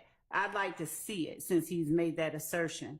But the second thing is, as it relates to his assertions regarding the plea agreement. Mr. Sledge, I believe, or either Mr. Wright or Mr. Sledge were cross-examined specifically on whether or not the state asked Mr. Sledge any questions about Defendant Williams. And Mr. Sledge said no. And the idea that we're pushing the narrative when the state itself, as the record will reflect, elicited the testimony about Mr. Williams encouraging Mr. Sledge to take Kenneth Copeland to the police station, belies this argument that the evidence that has been brought out by the plea agreements and by the state's actions somehow or another support this, in my mind, baseless assertion by Mr. Adams in the form of, or in the disguise of a question to Mr. Sledge's attorney. There has been, Mr. Sledge's attorney could have been asked whether the state, whether the state asked more questions about one person than another, but actually he was asked and he testified that the question and answer session was more of a kind of get to know you session, and that when Mr. Sledge began talking about Mr. Williams, the state said, the only thing he said about the state is that the state said, that's not the question I asked you. And when he said something about it appeared to be a hot button issue, he later said, there was nothing that you did that made me say that. I just, based on you not asking him about that, I may jump to that conclusion.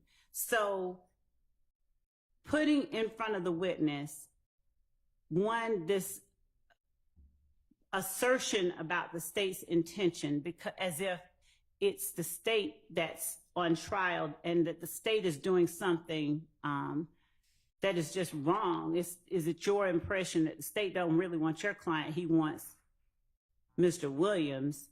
It wasn't an effort to solicit an answer. It was an effort to put an assertion in front of the jury that was improper and that can't be taken back. And that has been the entire. Well, they're going to make that argument.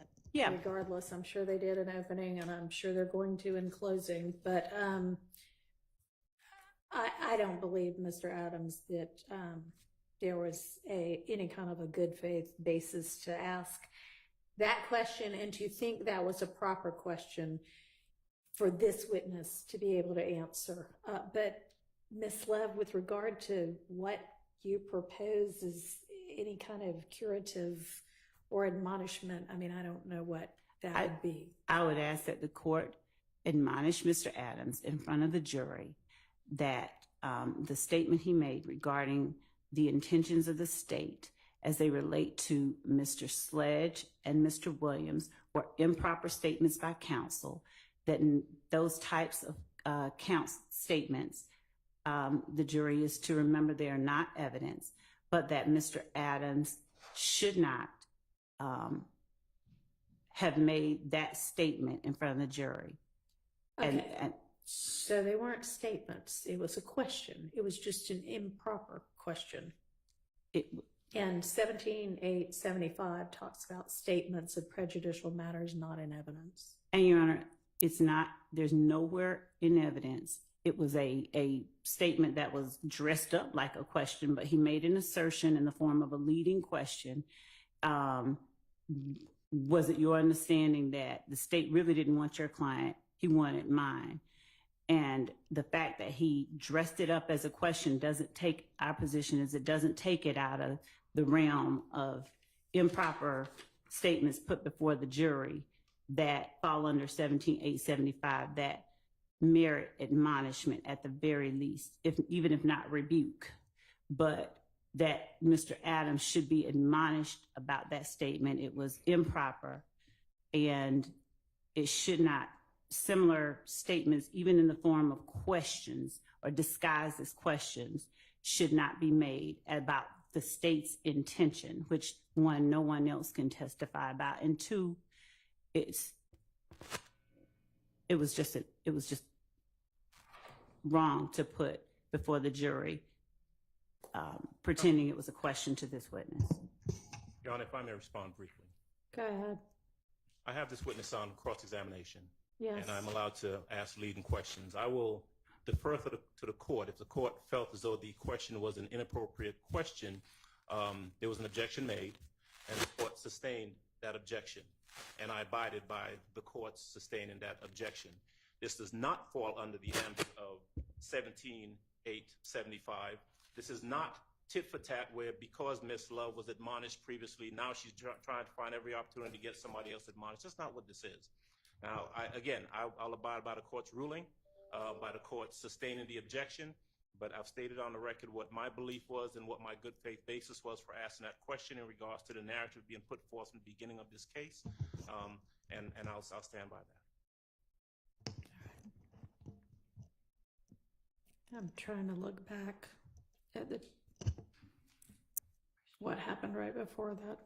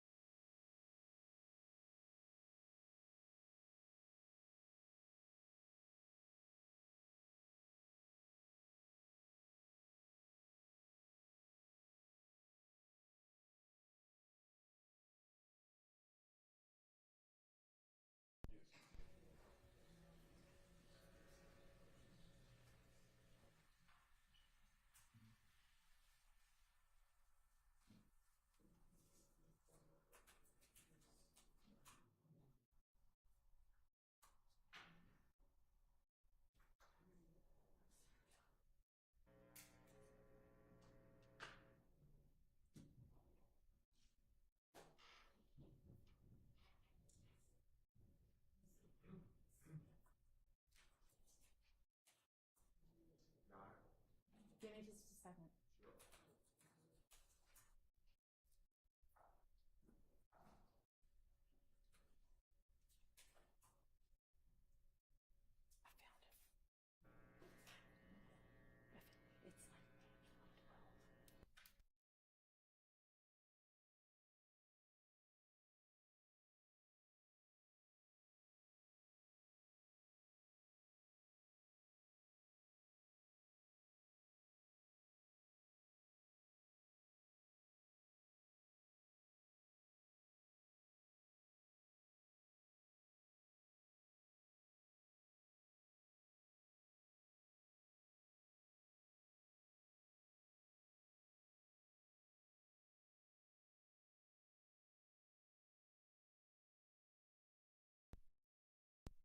Sustained was, it was your observation that the state wanted this plea to go through as much as Mr. Sledge did. The state objected about on relevance and speculation as to what the state wants. Oh, I actually overruled that one. Never mind.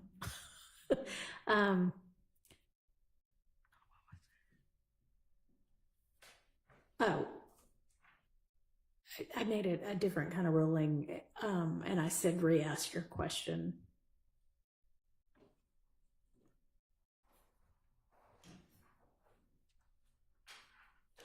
Based on your conversation with the state, your knowledge of the case, your communications back and forth with the state, your evaluation of the plea agreement you formed or you observed that the state was just as interested in getting this plea done as Mr. Sledge. Wasn't that true? Objection calls for speculation about the state as to whatever his observation is or belief was. It's not pertinent to any material I sustained. And then you followed that up with, was it your observation that the state wasn't really concerned with Mr. Sledge? I think it was with getting Mr. Sledge, but with getting Mr. Williams, which would also have been asking for, what the state wanted or didn't want, which I had just sustained, but asking in an even more pointed way. So it was inappropriate for you to ask that question. With regard, though, to an admonishment, any instruction I give is just going to highlight it again for the jury. So is that really what you want? Why don't I just admonish Mr. Adams privately not to pull anything like that again, or you will get admonished in front of the jury? Would that suffice for now? Yes, it does. Thank you. Okay. Are there other issues we need to raise? I just like to I'll say, let Mr. Steele if you want. Okay. just before the court, or if you'd reconsider, Mr. Copeland made it clear in his testimony that the police wanted Mr. Jeffrey Williams, that all of, he realized. Yeah, that's So- a different issue, though, than the prosecution being just about Mr. Williams, which y'all can certainly argue all you want, but that doesn't make that a proper question to have asked this witness. And just, okay, maybe you resolved it, but you said something I found interesting earlier. I found a lot of things you say interesting, but thrift, THRIFT versus state, seem to agree with the court's, what I think the court was saying. It's 310 Georgia, 499. It's in Division 7, like 6-7. It's a 2020 case. And it seems to say that a question asked is not contained in 17-8-75, but it says pretermitting. So I don't think they reached that issue, but they clearly didn't reach it, as a statement. I just wanted to. Okay, I appreciate that, and I do think that's correct, and so I'm glad to hear that an appellate court also came to the same conclusion. Thank you. Yes, sir, Mr. Sharp. I know Mr. Adams has not finished his cross yet. I Right. also have a short Okay. cross-examination. I wanted, and as you know, Mr. Botts was flying solo this morning, and I want to be clear. I'm seeking guidance from the Okay. court. There's an area of inquiry that I wish to get into, but I don't want to be accused of opening any doors. Okay. Mr. Come on, help me out here. Right. Mr. Attorney Wright, thank you. Attorney Wright has testified that there was one specific, and I'm going to have to go up there to see the number. There's one specific, no, not three. There's one specific provision that he asked to be removed, and the state did in fact remove it. Okay. Okay, and I'm not going to dispute anything like that. I do not plan on getting into the contents of number 8, but I do plan on asking Mr. Wright if, to his knowledge from the review of the discovery, his client made any such statement to the police and any such statement to the district attorney. And the reason I'm asking that is, and then I'm going to conclude it, so this is not a situation where Mr. Sledge said one thing at one point and it was now disowning what he previously said, but rather it's just a situation where he's never said that. Okay. So And that's it, and I'm not going to get into contents of anything, but I just didn't want to be accused of opening the door to the contents. I think the contents of number 8 are already in front of the jury anyway, because it's one of the factual assertions that Mr. Sledge disputed, and so those were read out, weren't they? It's very confusing They because were. one prior version, number 8, It's not the same as is the not the ultimate same. one. So what I believe Mr. Wright was, what I believe him to have been saying, and perhaps I will confirm by having him point to it when I'm up there, so it won't be read to the jury. I believe he was referring to the part where he said he heard his client heard someone say, "We caught nut." Oh, Add, and then that other number 8 was added in its place. So I'm referring to the original number 8. okay, I don't know if that was a number 8 or not. Well, You'll just whatever have number to- it was. Yeah, you'll have to, because I don't know if he even gave a number. Okay. But yeah, that's fine. But I mean, I think that y'all know from, and that's a legitimate question, but I think y'all already know from maybe our discussions up at the bench that I believe Ms. Love made an argument that his knowledge was based on their post-Nutt's death discussions at the condo. And and I may be misremembering it, but I think that was what Ms. Love at least indicated was her kind of basis for putting that in. So if you ask and no, he never made a statement to police, it's then possible that she gets into that. Although y'all, we are getting, I mean, could we focus on what the issues like are in this case, please? Your Honor, when the court permits, there's one more matter that I think I want to bring Okay, to- so do you have any issue with if Mr. Shart ends up asking, that line of questioning? You're gonna have an issue with that? My response has to do with what Mr. Wright's answer has already been. I actually didn't quite understand what he's asking. If it'll open the door, I'm not sure what he meant. So if he could clarify so that I can respond clearly. So Mr. Wright is being very clear, and I think the jury gets it, that his client disputed a fact and it was taken out by the state, Yeah. which I appreciate.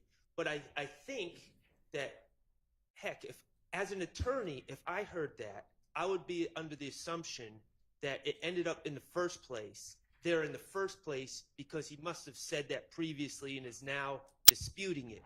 I'm not going to get into, the state put this in there without ever hearing it out of your client's mouth. I'm not going to get into the dramatics of that. All I'm just going to try to establish is that, to your knowledge, what you asked to be taken out was something that he never said. Not just that he's denying it now, but he never said it. Okay. Now I understand. So what my response is actually, I'm going to entail a question as well, similar. But so in states 452, while Mr. Wright was on the stand, I asked him about what we're discussing now, and he brought up himself. I don't know how number 8 got in there, Right. something to that effect. And he never said, obviously, I told you to take it out. He said it was an oversight on my part. But I asked him whether it preceded, whether number 460, that email that was sent at 8:43 on December 27th, whether it was sent in response to states 452, which was sent at 5:06. He said, well, states 5:06 did not have number 8 in it, right? Right. And so that part was fine. But then when he gets to, he said the next thing he sees is states 453, which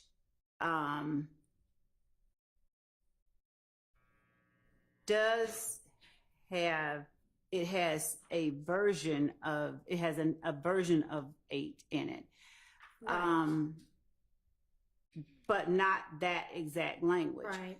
As we went back and forth, and he told us what didn't apply and what did apply, what number 8 ended up being was a distillation of that original statement that it contained only the part that he wasn't disputing. So it wasn't a matter of, and Okay. that's a matter for Your argument. version is that's what he was saying. I think that could be interpreted more than one way. But what Mr. Sharp wants to ask is, to your knowledge from your review of the discovery and knowledge of the case, did Mr. Sledge ever say, I personally know that somebody from YSL killed Nutt, right? No. No? Okay. No. I'm getting everyone. I'm confusing Confused? everyone by All right. Maybe. referring to numbers. Okay. I understood Mr. Wright to say, I asked, and this is what the state wanted out. I asked the state to remove something. Uh-huh. Okay, and forget about the numbers 8 or whatever. What he asked to remove was the statement that someone said, We got him bad or we something. got Nutt down Okay. bad. All right. Okay, regardless of what the number is. Okay. And I'm not going to ask him what he wanted to get removed. I'm not going to get into the contents. I'm All just right. going to say what you asked to get removed. To your knowledge, your client never said it, and Oh, that. Okay. in the first place, Okay. and when you were representing him, he never told the state that. He never told the state investigators that. Okay. Just so it doesn't appear that it's something that he said at one point and is now. I understand. So then the question then is not going to be whether or not his client ever said that statement that is now factual acknowledgement number 8. Right. It's the quote that got taken out from some much earlier version that is, I don't know where it is because there's so many different versions, but we got that somebody said we got Nutt down bad or something to that effect. Right. And of course, I'm not going to say what it says. because Right. that was- Okay, but that's what you want to ask about. But you're okay. And so if the court could inquire if Mr. Sharp, because we have labeled them all so that they're not confusing. Do you know what exhibit this is going to be on? I mean, I don't know that anybody. Or just the date and time. I don't know. Do you have the exhibits do. available? And I gave them for to Mr. review? Sharp, but All if right, he'll just Mr. tell Sharp, me. can you review and see what exhibit number that is? Because I don't know if it's on more than one. All right, and so if he asks that, he's going to ask, do you know of anywhere from the discovery that might have come from? Or in his representation, Mr. Okay. Sledge ever telling someone from the state that Okay. prior. Which one? Whatever the quote is.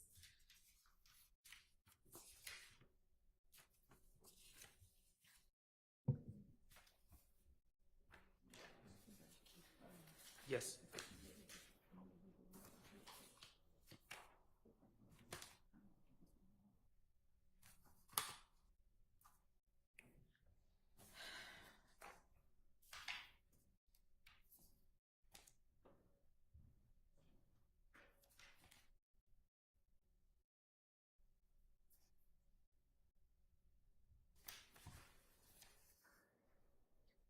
Of course, it's in the wrong order.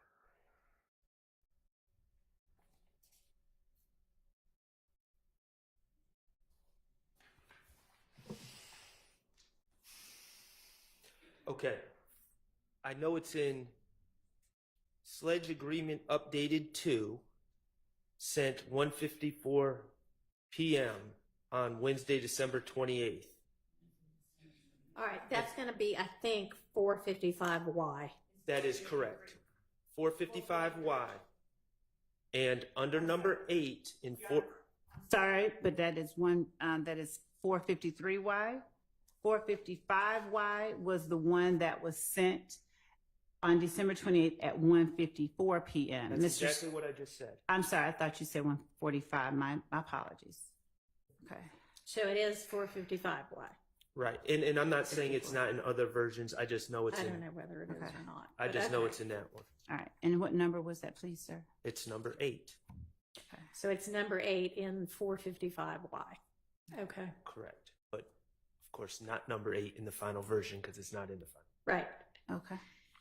Okay, so you understand what he wants to ask. Is that, and I don't know what you think that might open the door to or not. I think it might open the door to the fact that Mr. Sledge has testified to the fact that he was at the condo with a number of people, one of which has given a statement that Mr. Kendrick and Mr. Stilwell both indicated that they killed Donovan Thomas using this language. We caught that in Nut Down Bad. And the fact that Mr. Sledge acknowledged being at that condo during that time, if he starts asking, and he being Mr.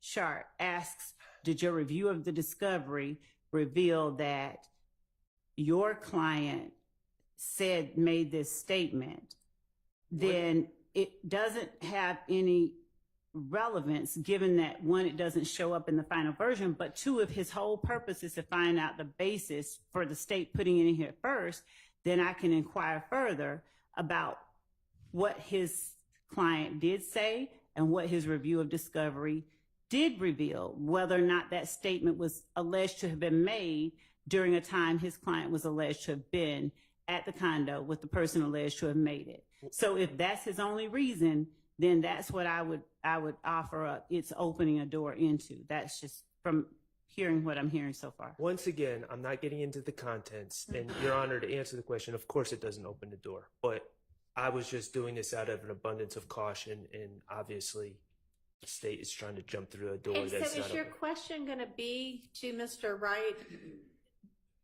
from however you phrase it, whether Mr. Sledge ever said he personally heard that? I am going to say, I'm not going to use the words personally heard. I'm not going to use. All right, what are you going to ask? I'm going to say, Mr. Wright, on direct examination, you talked about requesting that a Something part different. of number 8 on 455Y be removed, and the state removed it. Right. And without getting into contents about what it said, is this something based, and I'm going to get into, you're his attorney, you get discovery. Is this something based on your review of the discovery that he ever said to the police? And I'm not going to say what it is. I'm just going to say what you asked to be removed. Is it based on anything he ever said to the police? Is it based on anything that he told to the district attorney or any DA investigators? And I was just going to conclude it and say, Mr. Wright, so the thing that you asked to be removed, it's not a situation where Mr. Wright, Mr. Sledge allegedly said something and was now going back on it. It's a situation where Mr. Sledge had never said such a thing. And that's it. And I'm not going to say, oh, the state was doing this and that. Okay. I'm going to keep it very simple. Okay.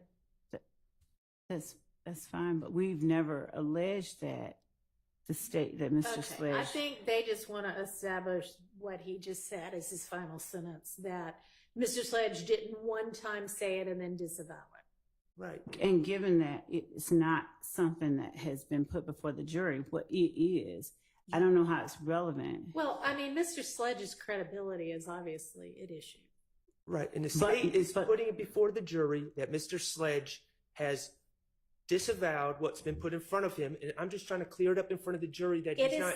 Yeah, I understand. It's fine for you to ask that question. Do not ask it in a way that suggests that the state has no factual basis for having ever suggested maybe that's something he could I'm not going to do that. agree to, because then I will let her get into, here's why we said this, okay? Completely understand. All right, everybody understand that? That's going to apply to anybody that might examine Mr. Wright. Okay. So, All right, what else? so Your Honor, once okay, I'm not going to follow up. I'll just redirect if necessary. But number 3, Mr. Wright made a particular statement on cross, I think, as it relates to number 3, or it may have been on direct, but I think it was number 3, and Mr. Adams followed up on it. And the question was, you asked that number 3 be changed, and then number 3, the state refused to change it. Now, given that that assertion has been made and has been affirmed by the witness, we believe that the content of number 3, which I think has already been put before the jury because it was played. I think that the content, just number 3 alone, from Mr. Wright's December 27th, 2022, 8:43 p.m. email to the state, the statement that he makes, the video may have seemed like the issue was gang related, but it was actually about a girl that Sledge was dating, and Kel started kicking it with her. That was the real issue behind that. Not denying the video, but the real issue was the girl. I think that at this point, the language of what Mr. Wright responds with becomes very important because of the characterization made during cross-examination, which was that Mr. Sledge asserted that number 3 was false. And Mr. Sledge has stated that he feels like it was false. And then Mr. Wright asserted that it was false. But the language that Mr. Wright used to correct that assertion does not, it does not assert that Mr. Watts was not a rival gang member. In other words, it does not dispute any material aspect of it. So the only part that we would be asking to Mr. Wright to tell the jury verbatim is what his response was to number 3 so that the jury can fully understand and appreciate what it is that everybody is saying the state refused to change. I can make this easy. I'll read that number 3 from Mr. Wright's email out loud to Mr. Wright on cross-examination, and the jury will get to hear it. I'm fine with that. And on behalf of Mr. Williams, I don't have any objection to that. I asked the question, I believe, and it was specifically because Mr. Wright had on cross-examination said that on that one, number 3, he specifically asked that it be either accepted or changed. And so I don't have any objection to that. I think the subject matter of that language is appropriate. All right. Okay, good. Then that means I can get, okay. All right. Sounds good. Anything else? Okay. Let's get Mr. Wright and the jury.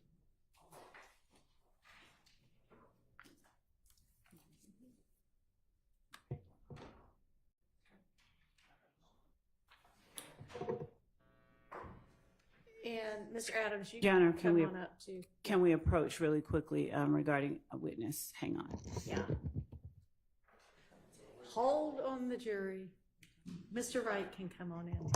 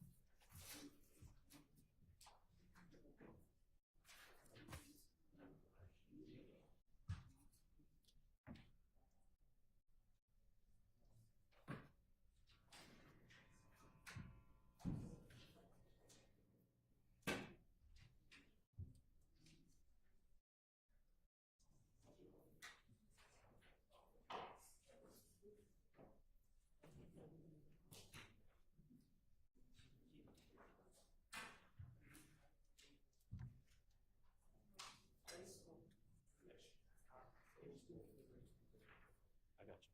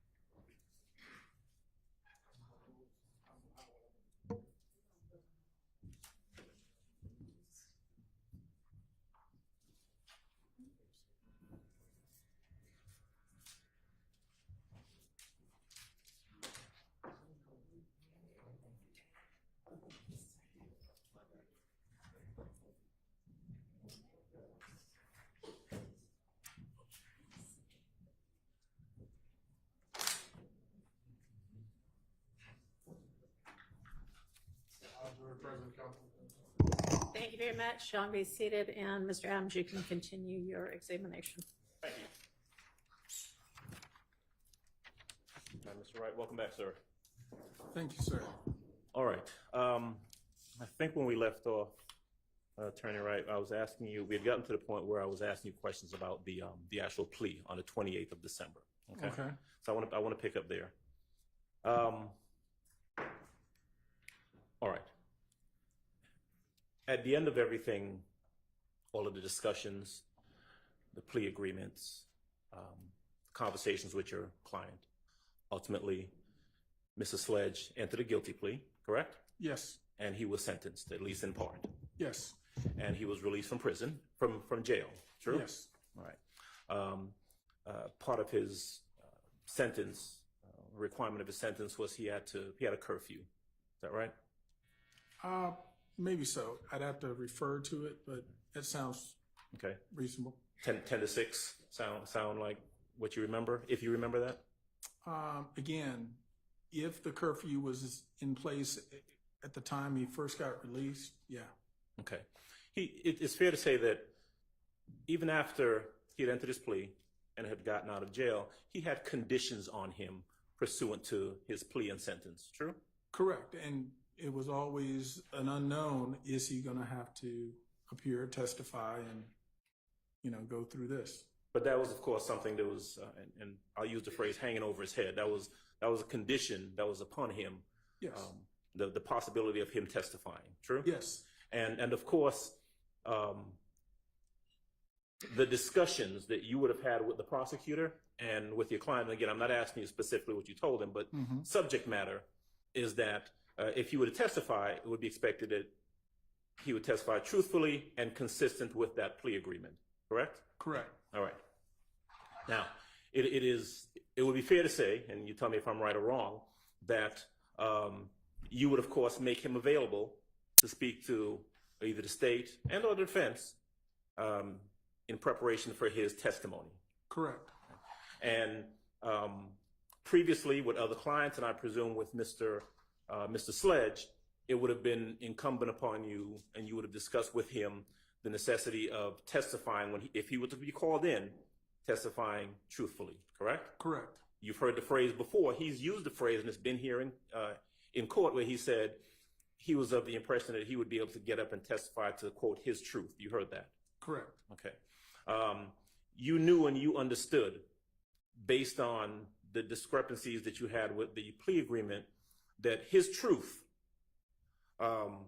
might not necessarily agree with the verbatim reading of the plea agreement. Objection True? vague as it relates.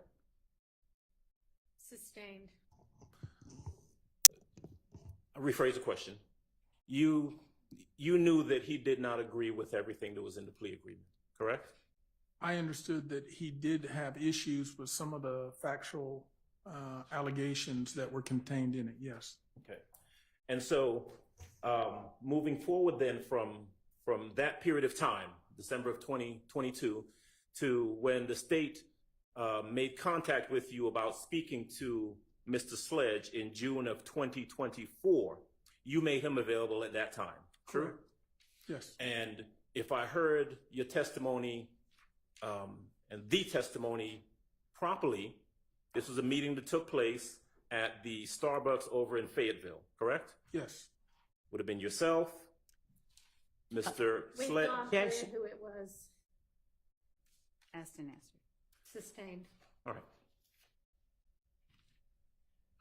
You testified that the meeting that was had with Mr. Sledge at that time was approximately 40 minutes. Is that accurate? Objection, asked and answered. Your Honor, I'm entitled to a thorough and sifting cross-examination. I'd like to be able to explore that because it has been made an issue by the state in their questioning. Okay, I don't know that the length of time of the meeting has been made an issue. Just go on to what it is that you want to get to with this witness and questions. Yes, Your Honor. All right. Did you describe in your previous testimony this meeting as a getting to know you sort of session? Yes, it didn't seem like a detailed question answer preparation kind of meeting. Is more of a feeling each other out, getting to know you kind of meeting, and giving you a general idea of, hey, you're going to be testifying, and therefore, I'll be asking you questions, and so we need to get a sense of each other. Was there a discussion from the state did they advise Mr. Sledge of what they would be asking him? No, there was general questions again, but it was not.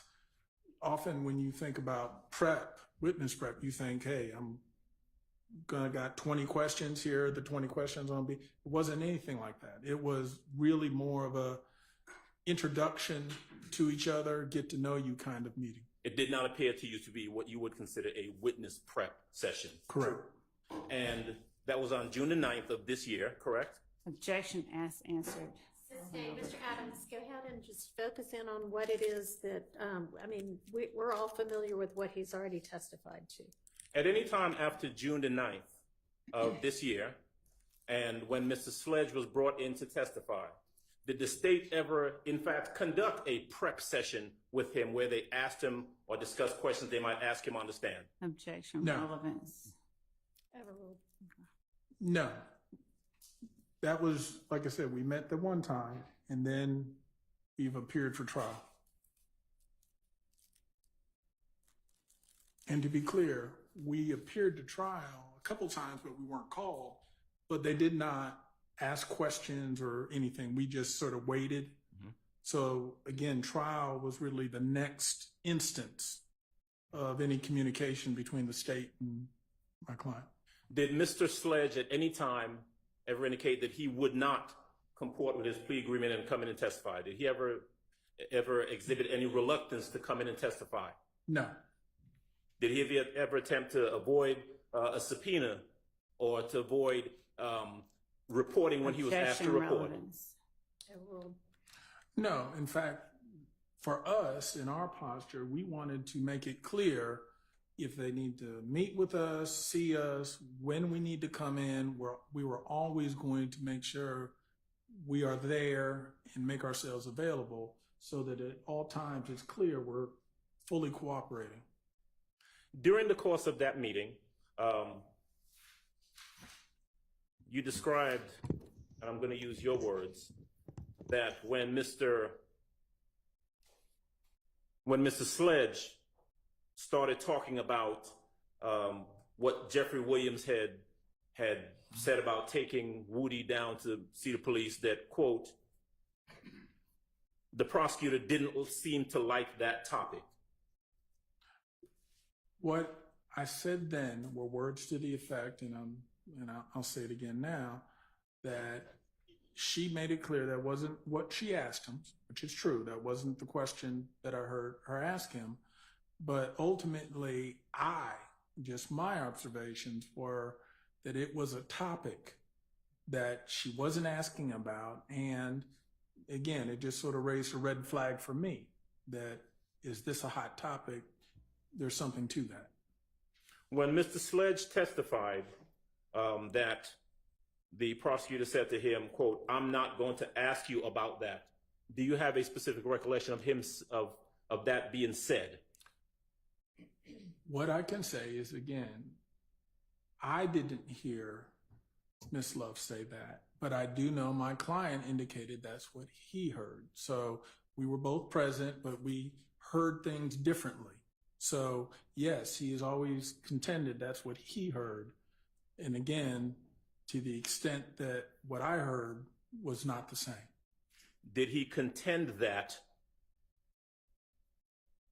prior to him being put on the stand? Let me rephrase that question so it's clear. Okay. You heard his testimony when he testified to that on the stand, am I right? Yes. Had he indicated that to you, that sentiment to you, that that's what he heard prior to him coming in here and testifying? Yes.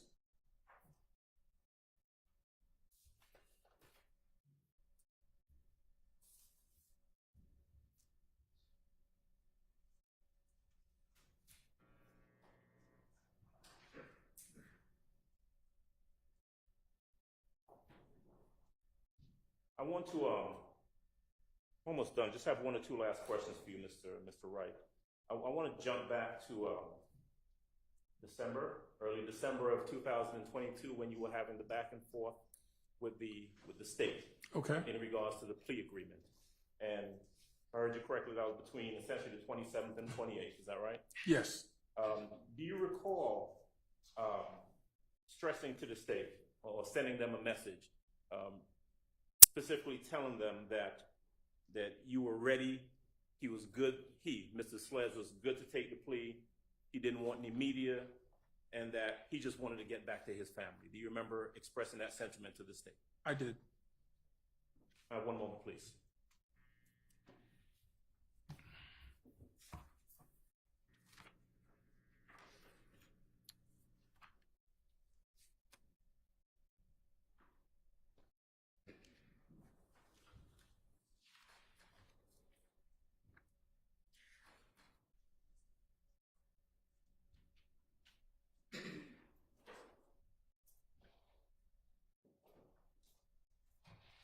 Attorney Wright, thank you. That's all I have at this time.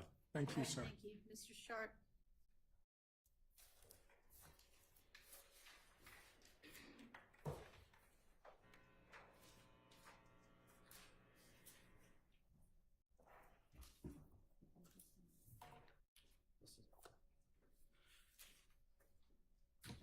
Good afternoon, Mr. Wright. Good afternoon. Attorney sir. Wright. Good afternoon. May I approach to just see what the witness has in front of them? You may. This is 1AX, which was that final. These are just my own little notes.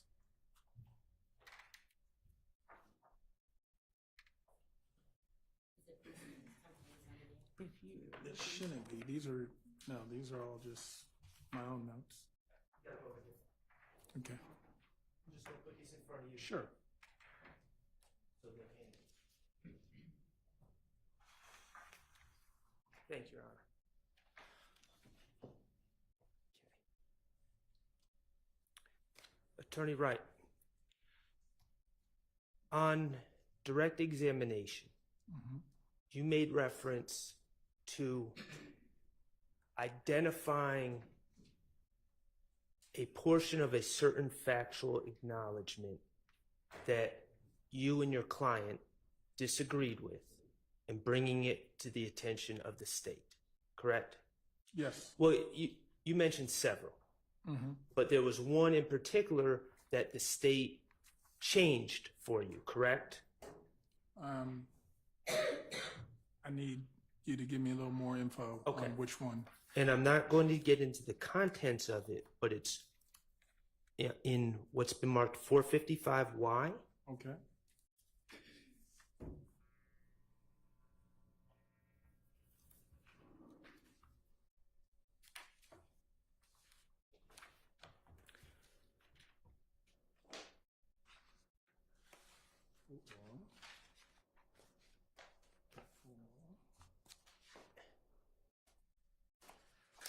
I'm not seeing 4:55.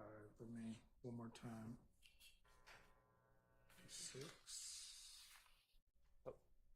State's just handing it to me. Okay, gotcha. It is. I believe Okay. that's 455Y. Yes, Yes. yes. Now, we're throwing a lot of numbers at the jurors. Okay, Just so we know what we're talking about, 455Y is not the final plea agreement with the final factual acknowledgments, correct? no, Okay. On 455Y, on factual acknowledgement number 8 on that document, not the final document, but number 8 on that document, isn't it true that you identified that factual acknowledgement and said that you had some problems with that factual acknowledgement? And I'm specifically the last part of it. yes, Okay. Now, as the attorney in this case for Mr. Sledge, you received discovery, correct? yes, And you were able to see what your client may have said or did not say to any police officers. correct, Okay. And certainly you were representing your client and are aware of what your client may have said or didn't say to any district attorneys. okay, And you're aware, you would be aware of what your client would have said to any district attorney investigators, correct? yes, Okay. The part of factual acknowledgement number 8 that you asked to be removed, and the state removed it. Okay? You with me? yes, The state removed it. We agree? yes, Okay. That part that you asked to be removed, from your review of the discovery and from representing your client never said such a thing, correct? I can say that my client never said or adopted that statement, and that was one of the reasons he asked it to be removed. Okay. And I understand he didn't adopt it, but to your understanding, he never said it.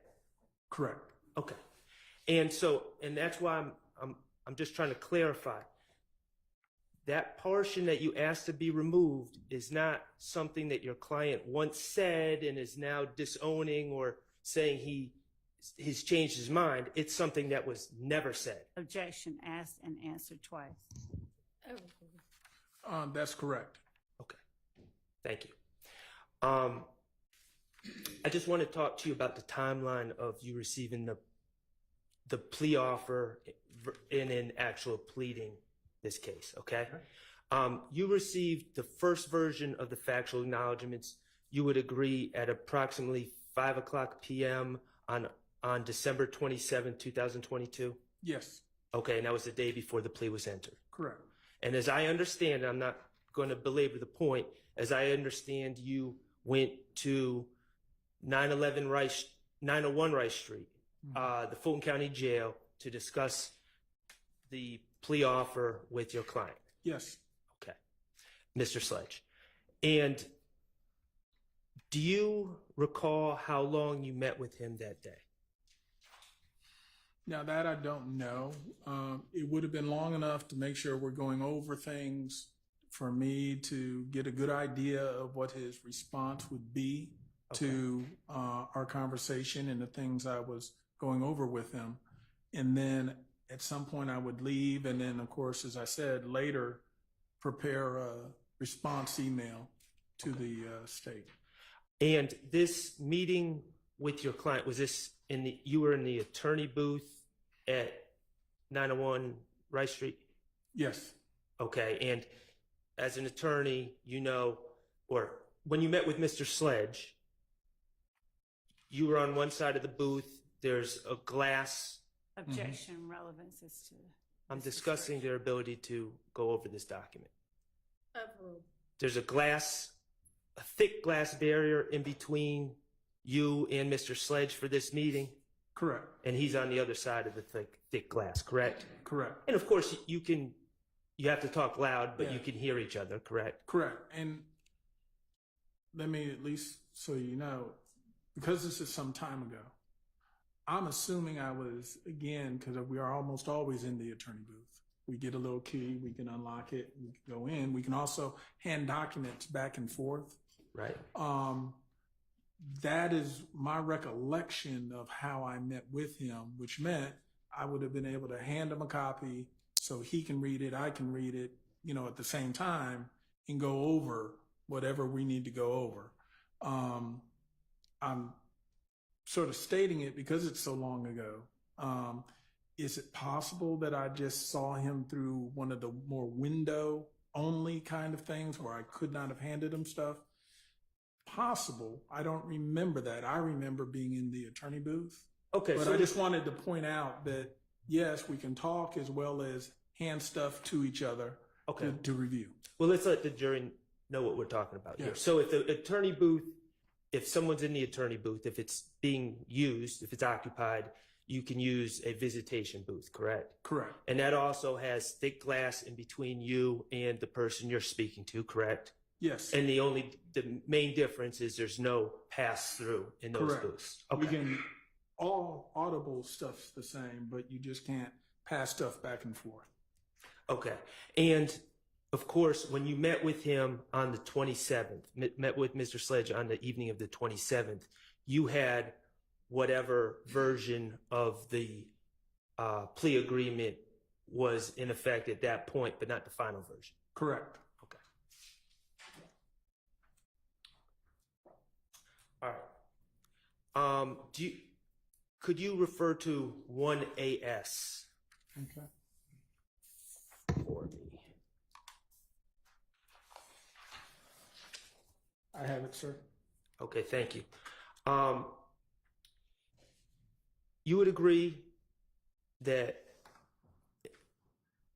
in the negotiations with the state, your client pled to count 1, which was conspiracy to commit RICO violation, correct? Yes. And he was facing 15 years to serve.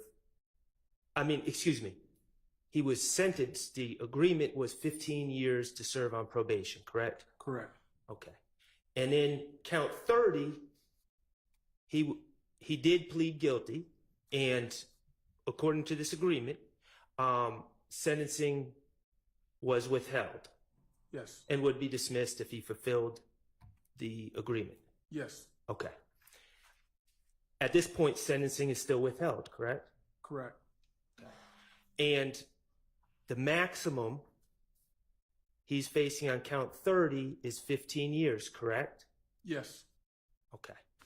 So right when he testified earlier today, he had a 15-year sentence hanging over his head as well as the probation. Correct. Okay. And so his maximum exposure is 15 plus 15, correct? Yes. I mean, technically less, we'll say any time he's already ticked off since the agreement. But generally speaking, it's 15 plus potentially another 15. So, and at this point, if he's done a year on probation, it would be 29 years instead of 30 years. Correct. Okay. Now, you indicated in your review of the final plea agreement, there was one factual acknowledgement that you testified you missed, correct? Correct. Number 8 on the final agreement, you missed. Correct. And, well, I'm not going to ask you to speak on behalf of your client, but you missed it. Yes, I can always say that I missed it, and had I seen that, I would have immediately, because it was of a certain subject that from the very beginning we had sought to exclude from this. But ultimately, for whatever reason, we missed it. Okay. Can you, in sentencing acknowledgments number 5 on that final agreement, defendant's sentencing acknowledgments, Yes. this final plea agreement between Mr. Sledge and the state, as reviewed by yourself and Mr. Sledge, indicates that your client is facing as much as 35 years in confinement. Isn't that correct? Correct. That's what the agreement says. Correct. Okay. In fact, he's facing 30, maybe 29. Correct. It would have been a max of 30. So 35 was incorrect. Okay. So, Your Honor, I object to the characterization. The language, I'd object to the characterization, and I don't want to speak further, but the question was posed whether it said he faced 35 years, and that is an incorrect characterization. I can, Okay, do you want to rephrase? does the document say that if your client does not fulfill the obligations of this agreement, it may result in defendant being sentenced to serve as much as 35 years in confinement in the Georgia Department of Corrections? That is what the document indicates. Okay, is that your client is facing 35 years? I think it would be a more correct statement to say 30, but point is 30 or 35, a whole lot of time. But yes, I think the correct number is 30. All right, you're making my point for me. Gotcha. You signed an agreement where your client was facing, you and your client signed an agreement saying that your client was facing 35 years. Correct. And he was really only facing 30 or less. objection, asked and answered. Yes. Sustained. Your client on that final agreement, there's a word that's crossed off and initialed by your client, correct? Yes. Okay, begin was changed to being. It's just switching the letters, right? Yes. Okay. And that was crossed out and written and initialed by your client, correct? Correct. All right, and you've reviewed the video tape. You were in here when the video was played of your client taking a plea? I was there. Okay. That was something that Miss Love caught and instructed Mr. Sledge to cross out an initial, correct? That sounds correct, yes. All right, that wasn't something that was caught by your client. Correct. All right.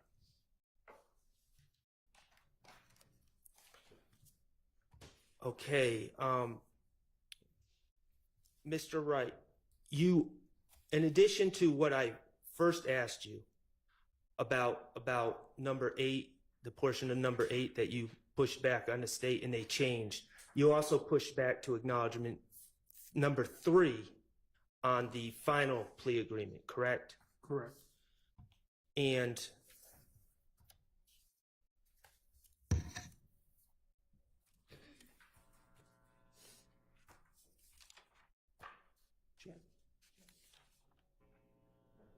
Your Honor, may I go back first? Yeah.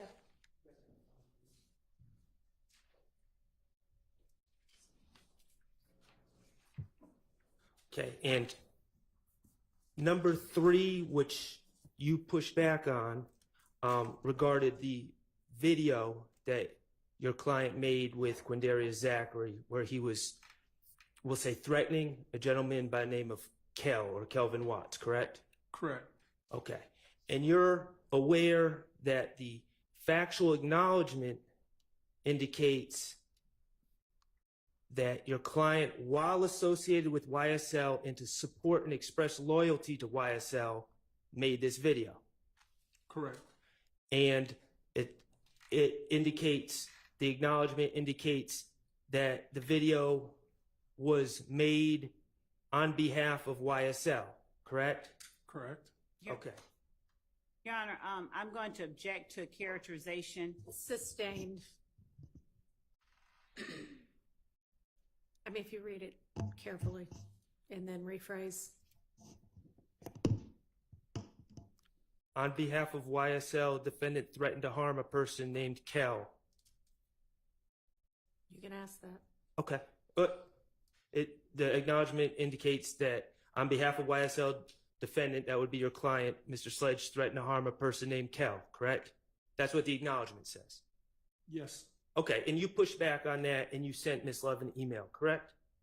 Correct. Actually, we began taking issue with that characterization from the very beginning. And this was, I think I testified, an example of where we felt one way, the state felt another, and that was one of the examples where it was not changed. Right.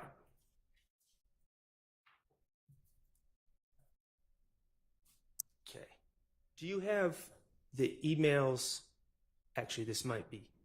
460 is right here. Do you have 460 in front of you? Yeah. No. 462, 461. One moment. This is the only 460. Ms. Love gave me this one. I'm going to okay. approach, if Your Honor will allow. I'm handing you what's been marked as 461. Yes. I'm going to read to you from your email what you said about acknowledgement 3 to Ms. Love. And this email was sent on December 27th at 8:43 p.m., correct? Yes.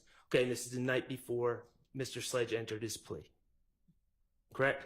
Yes. Okay. You wrote regarding number 3,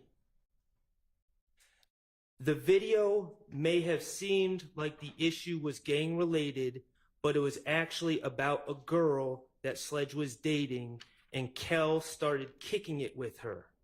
That was the real issue behind that. Not denying the video, but the issue was the girl. Is that what you Yes. wrote? And is that verbatim? Yes, that was verbatim. Okay, so the point you were trying to get across is you're not denying that your client, Mr. Sledge, made the video, Correct. and you're not denying that he had an issue with Kel, Correct. but that issue was about a girl. Yes.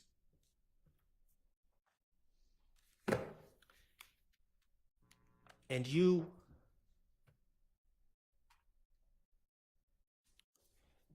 ultimately, the state was unwilling to change that factual acknowledgement in the plea agreement, correct? Correct. They were unwilling to take out that it was done on behalf of YSL, Correct. and they were unwilling. Your Honor,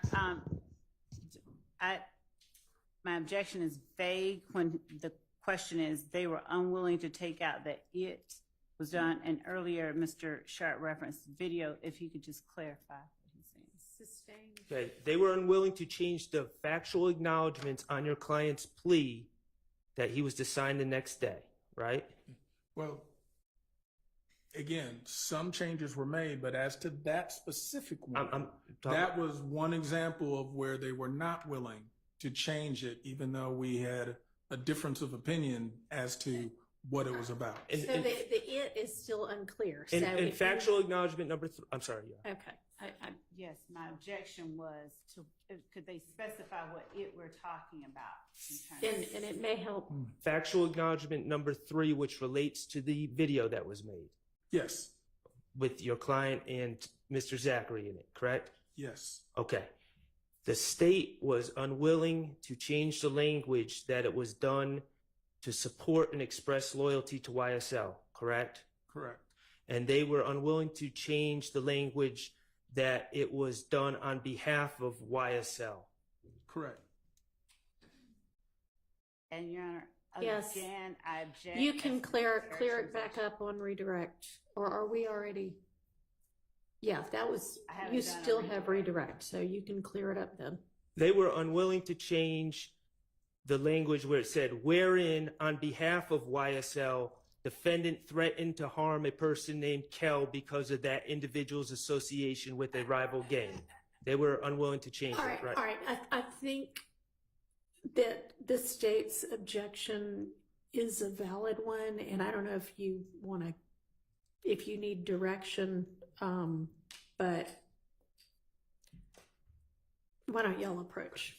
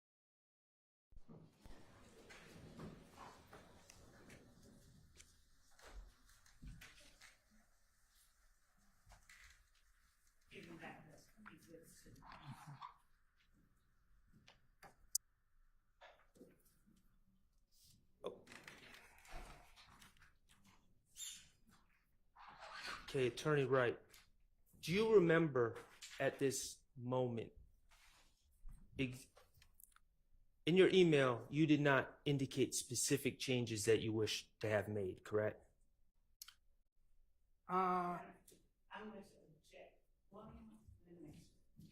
Actually, in my email, the way I even described I put, here are recommended changes, and then I went number by number,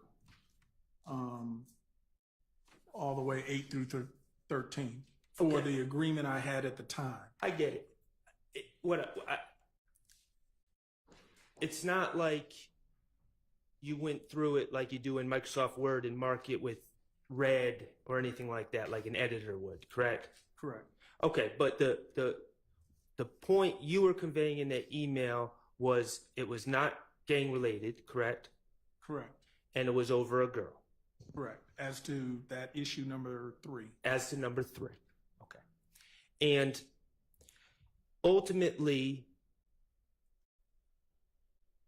the final version of Mr. Sledge's plea agreement includes language. You would agree that it includes language that indicates that the video and the making of the video and the threats were gang related.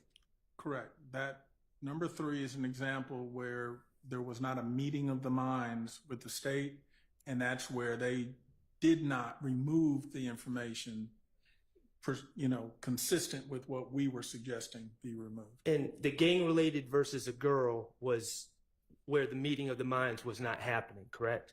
Correct. I mean, ultimately, the state included sort of both things in there where we were saying it was really about the girl. Right. And you told Mr. Sledge that he could explain this later to a jury. Objection, Judge. One that asked, answered, and province of attorney-client privilege. Been attorney-client privilege. Okay. Mr. Wright, from your dealings with Mr. Sledge, you are aware that Mr. Sledge did not completely agree with factual acknowledgement number 3. Objection, asked and answered. Sustained. On the date that he pled, he did initial that factual acknowledgement, correct? Objection, asked and answered. Your Honor, this is the first time I'm questioning this witness. I know, but lots of other people already have, and we've gotten that information at least a couple of times. Okay. I mean, you're welcome to ask whatever it is that you were leading up to.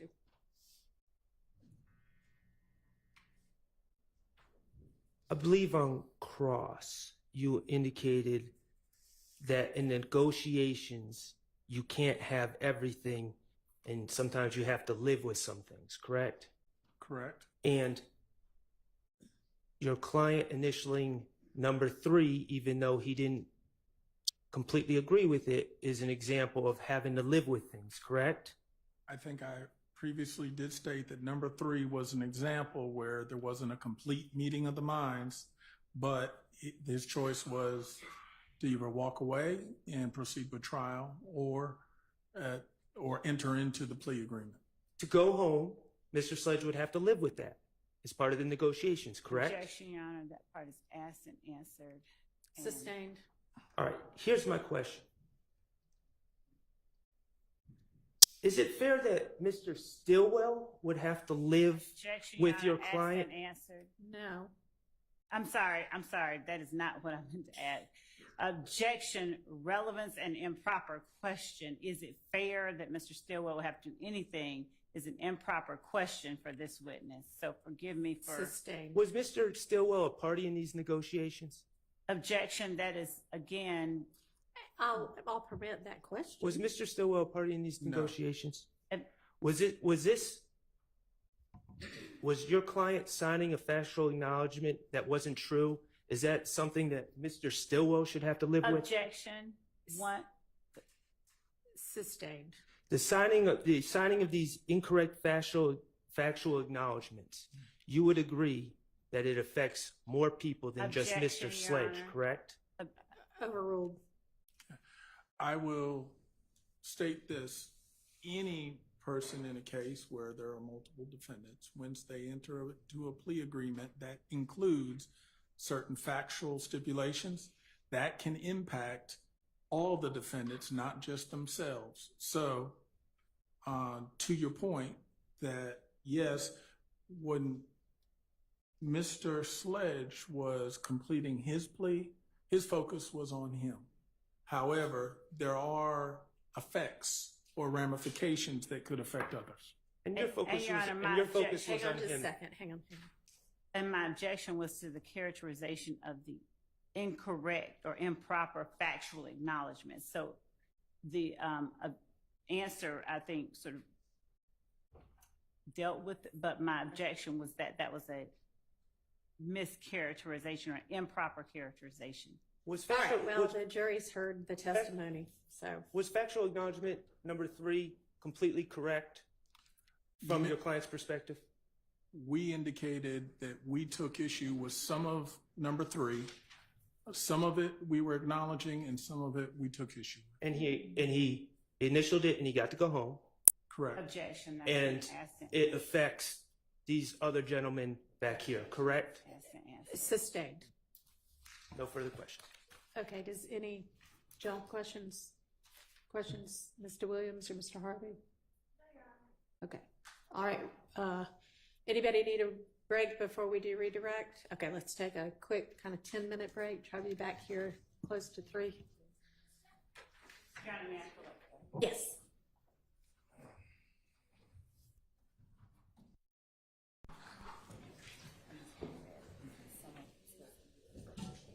Okay.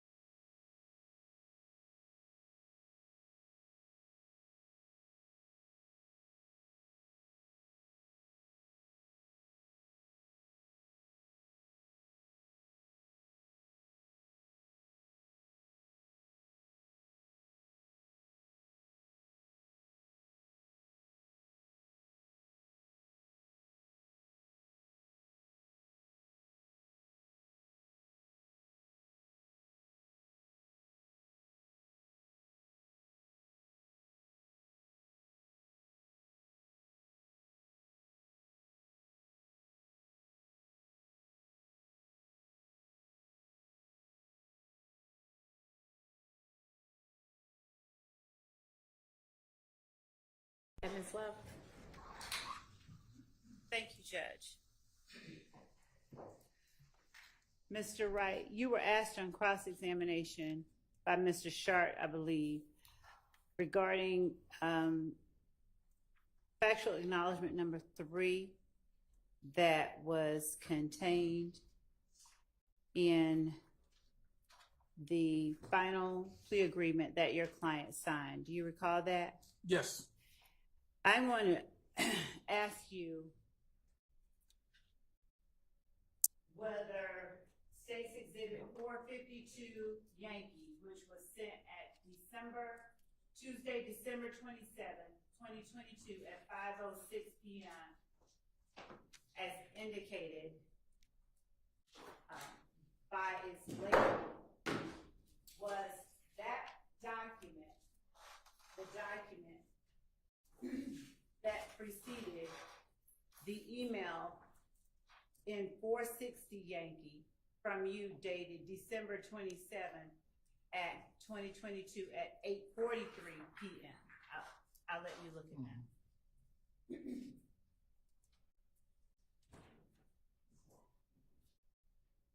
Paying particular attention to number 3 in State's 452 Yankee. Yes, it does appear to be number 3 in Exhibit 452 Yankee is what my email note was referring to. All right. Would you please read exactly what number 3 in State's Exhibit 452 Yankee says that was sent to you before you sent the email in 460 Yankee? Okay. While associated with YSL and to support and express loyalty to YSL, defendant and co-defendant Demikian Garlington and Quindarius Zachary appeared in a video with another person, AS, wherein the defendant brandished a weapon used in a drive-by shooting, and wherein, on behalf of YSL, defendant threatened to harm a person named Kel because of the individual's association with the rival gang. Now, exactly what did you respond with relation to number 3 when you sent that email in 460 Yankee? Objection. That's Your been asked and language. answered. What'd you say, Mr. Adams? Asked and answered. I'm gonna allow some leeway. Go ahead. In 3, I said the video may have seemed like the issue was gang related, but it was actually about a girl that Sledge was dating, and Kel started kicking it with her.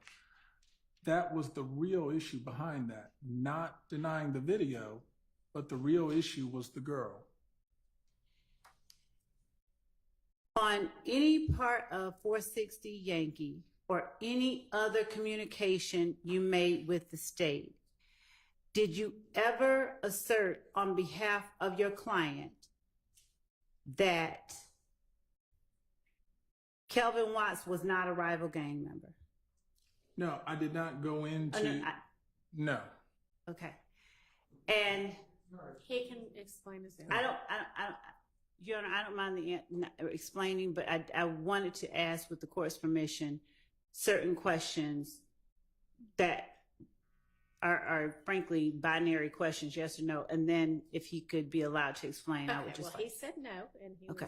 about to explain, so you may follow that up your no if you want to with something else. Go ahead. I was simply going to say no. But again, the whole point I was trying to make is that it wasn't, from our perspective, really a gang-related issue. It was a girl-related issue. And then ultimately, you did change it. However, the change ultimately sort of included both. That it's a girl issue, but you also kept the fact of some of the YSL and gang contention. And that was just what I would say is sometimes in negotiations you agree to disagree about, what was at issue. Okay. I'm going to ask you the next question. Did you ever indicate in any way on behalf of your client that your client was not associated with YSL as stated in the first part of Section 3 of 1AS, the factual acknowledgement? There's never been a time where I've ever contended or represented to you that my client was not YSL. Okay. And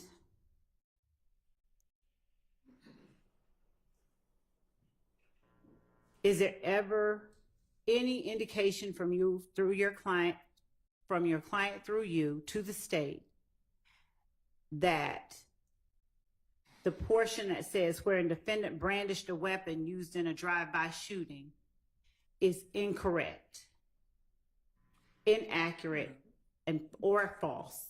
The answer is no. And further, again, we took no issue with the video. The video is what it is. The issue was just, we were saying sometimes what the motive was. The motive was a girl-related motive, not YSL. Yes, he may be YSL, and yes, the video he does. Hang on just a second. I'm going to object to the response that he may be YSL, that invades the province of the jury. Your Honor, we're talking about his. Overruled. Okay, go ahead. Maybe, again, it's contended he's YSL. Maybe, and the video is what the video is. We were simply taking issue at the motive or why the video ended up being created had more, it was focused because of this girl situation between two guys. Okay. The fact that Kel or my client or whoever they are was a secondary and what we said not the primary issue. Okay. Did you ever indicate on behalf of your client in any fashion, whether in 460 or some other way, that the portion wherein on behalf of YSL defendant threatened to harm a person named Kale was false? No. All right. All right.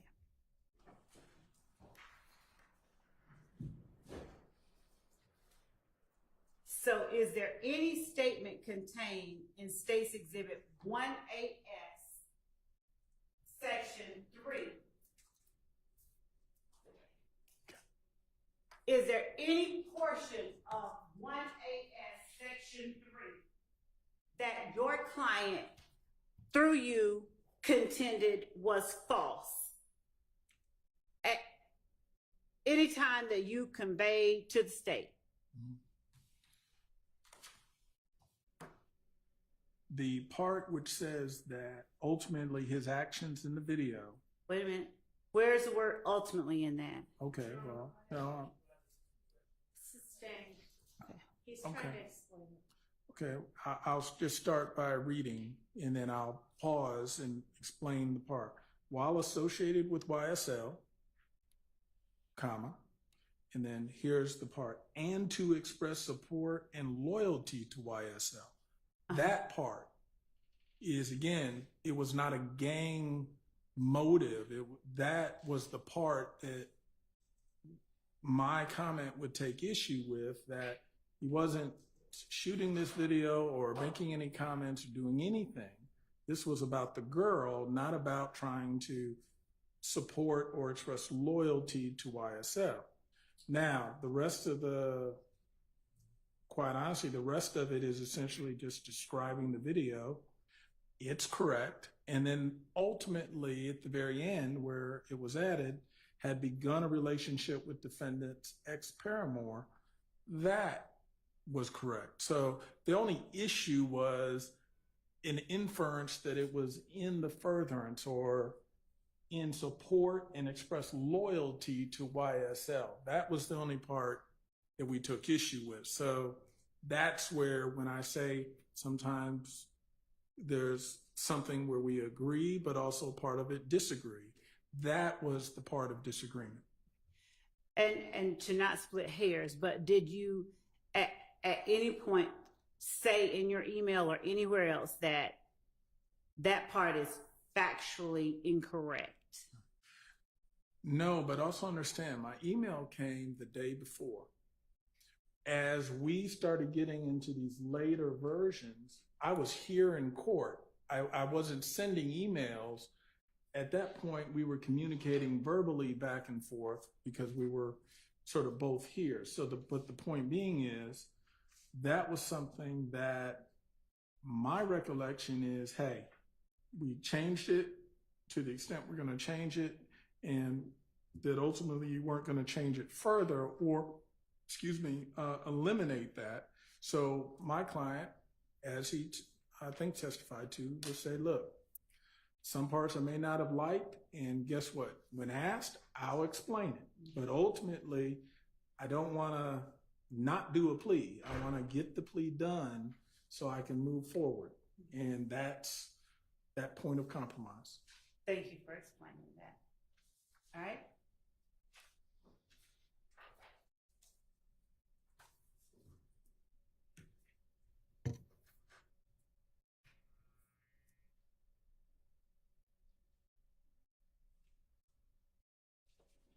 Your Honor, I would also at this time ask the court to conditionally admit 452, 460, and 453, not for publication at this time, but subject to additional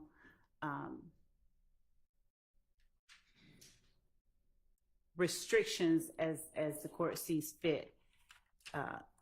And we can discuss off outside the presence of the jury. Conditionally admit them. If we want to talk about them more, we can talk about them more. Yes, Your Honor, thank you.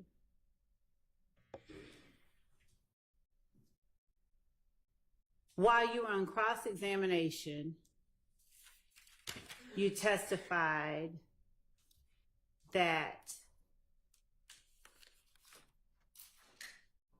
some of the factual allegations that were contained in the final plea agreement were not ones that you had agreed to. But on direct, am I correct that you said number 3, you asked to be changed and it was changed, but not exactly like you wanted? Mm-hmm. And then number 8 was one that you said today that you missed back at some point when you were reviewing the document. That is correct. Okay. I have said today that number 8 was missed. Okay. And a review of it versus our earlier comments to you, they can't be reconciled. I mean, in other words, it's clear that that was not something that we would have anticipated. In other words, it was something we objected to and wanted removed. Ultimately, it reappeared in that final version. We did sign it. Again, I'm not taking issue. We missed it. And unfortunately, had I seen it the day of, I would have paused, stopped everything, and said, this is a hard stop. We got to figure this out. We'll come back to that in just a moment, okay? Other than number 3 and number 8, do I remember correctly that everything else your client through you acknowledged was Objection, Your Honor. accurate? Asked and answered. Sustained. When you spoke of some of the factual allegations, were number 3 and number 8 the only two Asked you and were? answered. Sustained. Outside of what's contained in the final 1AS, is there any other thing that you asked the state to change that we Your did Honor, not? asked and answered. I think that was also asked and answered. I did. Okay. Objection. We'll move forward. Now, as I said, when you mentioned number 8 being something that you had not seen before, are you able to tell the jury the first time that you can now recall paying attention to number 8? Number 8, when you were questioning my client, and number 8 came to light, one of the first things I started to do was go back to read to figure out where that came from. And of course, my reasoning, without going into the content, was that was one of, from the very early things that we said, hey, this is not accurate. And then I'm thinking, where'd that come from? But I went back, I realized it was there. How we missed it, how I missed it, I don't know. But apparently I did. If I show you number 8 on 455 Yankee, an email dated December 28th, 2022 at 1:54 p.m., are you able to recall whether this was a document that you reviewed while you were actually in court? I believe that was one that I did review while in court. I think you said 155? Yes, sir. Yes, 455. 455. Did I say one? Thank you. I don't know. 455, yeah. Now, without reading out loud number 8, Okay. read to yourself number 8. And after you've done so, would you please tell the jury whether number 8 under factual acknowledgments under 455 Yankee is something that you asked the state to change?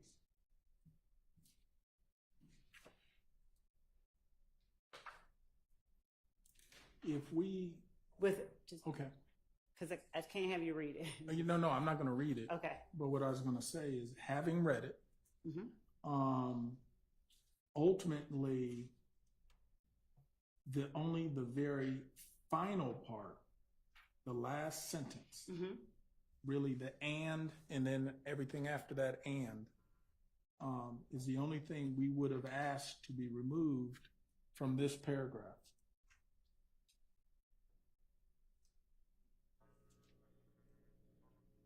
So essentially, you could say almost the last 2 sentences. And so,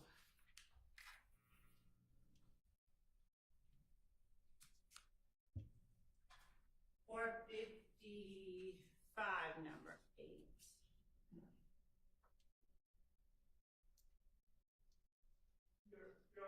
Yes. I'm going to object under 403, misleading the jury.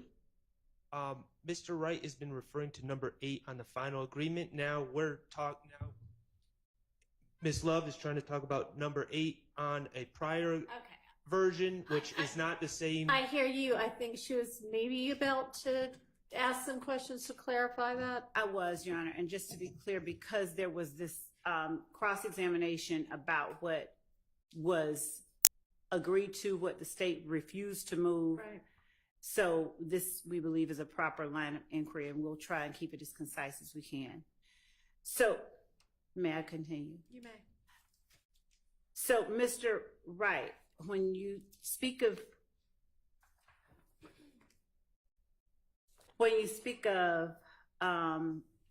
the change you requested on number 8 of 455 Yankee, does number 8 on 456 Yankee, is that the difference, and is that the line that you're referring to that appeared in the final version? Well, they are 2 completely different statements. Right. And does 456 Yankee contain the line that is now contained in the final version? No, what I can see is that in 455 Yankee, where item 8 in that document was the one we had been talking about, and we took issue with the last couple sentences of it. When it becomes 456 Yankee, that is moved to being now number 9. The lines in question were in fact removed, but a new number 8 is inserted, and the new number 8 is what I said we missed. We didn't see that. because it had not been part of the prior version. So, but you can sort of see by comparing the two that what happened was it got kicked down to 9. A new number 8 was put in, but number 9 does in fact remove the line at issue in the old number 8. If that wasn't confusing. Not at all. Okay. And what I was asking you is that in 456, that line in 456 Yankee, is that number 8 the line that appeared in the final version? It did. Okay. And again, I'm not sure how we missed it. I think because I'm thinking, and again, I can't speak for my client. I can only speak for me, that we were still going off the last thing we had seen. Honestly, I know this final version got emailed to me. I'd be interested to know, just to be sure, what time the plea happened versus this email, because that would make sense as to if I didn't see this last version email before we ended up taking the plea. And again, I'm not saying it did happen.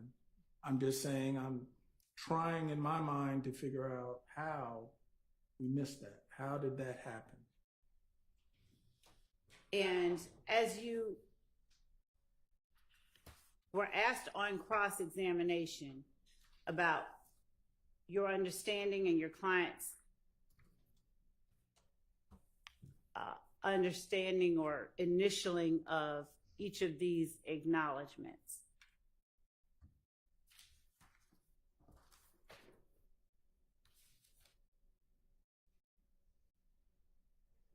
was there any acknowledgement other than 3 or 8 that you ever felt you needed to explain? I don't think this particular question's been asked before. That you ever felt you needed to express to the state, my client may need to explain these further? I know that I expressed to the state that at some point my client. Your Honor, I'm sorry. I'm going to object because I believe that answer calls for something that invades the province of the attorney-client conversation relationship. Not when he expresses it to the state. Overruled. Go ahead. But she indicated. I believe, because at some point it was stated to the state that explanation may be necessary. Yeah. I don't recall whether we itemized exactly which items were going. I think it was a general statement that, hey, we're signing it, we're agreeing to it, but some of this may require explanation. And at the proper time and place, i.e., if he's called to testify, he's going to want to be able to explain the answer. Okay. So I think that generally, without going into any detailed conversations with my client, but that's generally what I recall we were communicating with the state to say, we're signing, sign us up, we're initialing, we're going forward. But some of these things, because there are a couple things in here, may require further explanation. And when asked, he'll have a chance to explain.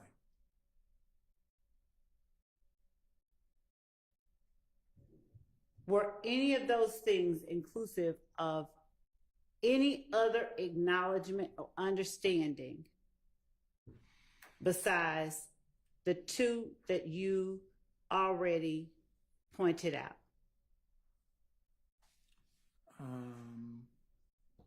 If you need, could I have the final initialed? I think you. Because I think your question is going to that. I just want to. Do you have one AS in front of you? 455. One AS, what's that? No, this is 455Y. I think at some point. Okay.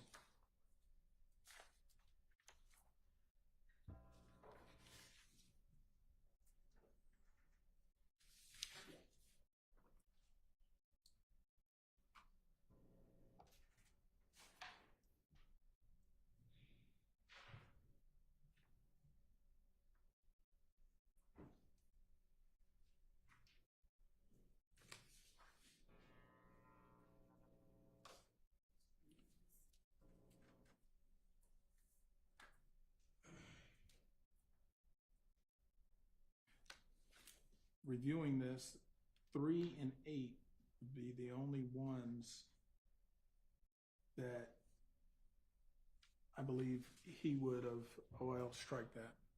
3 and 8 were the ones that there seemed to be issues that may require explanation. Okay. Just 3 and 8.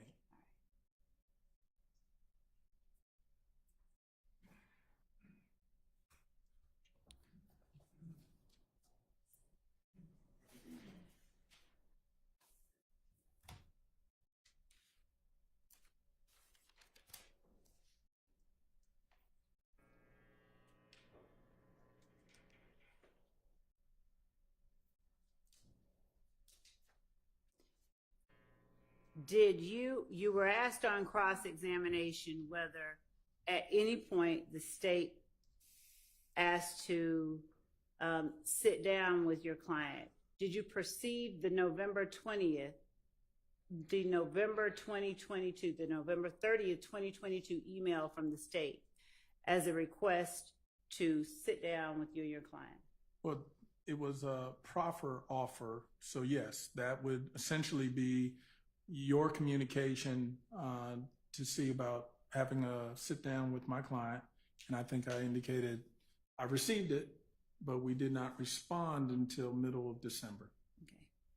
And that response, did it include any agreement to sit down with the state? No, it actually was simply saying, why don't we talk about a resolution? Okay.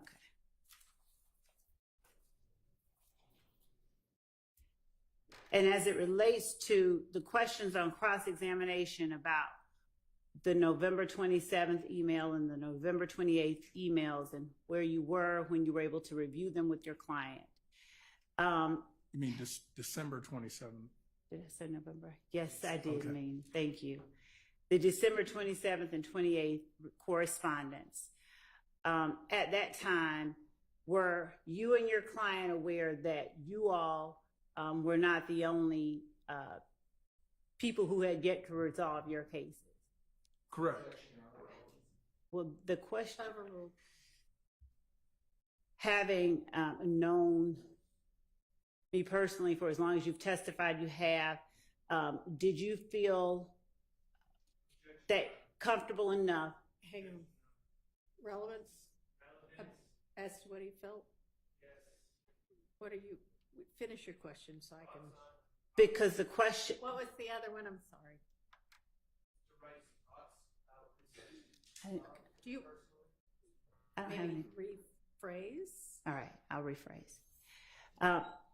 Did you were asked on cross-examination about receiving communication and plea offers, plea agreements on December 27th and 28th and meeting with your client at the jail and in court? Do you Okay. recall those questions? Yes.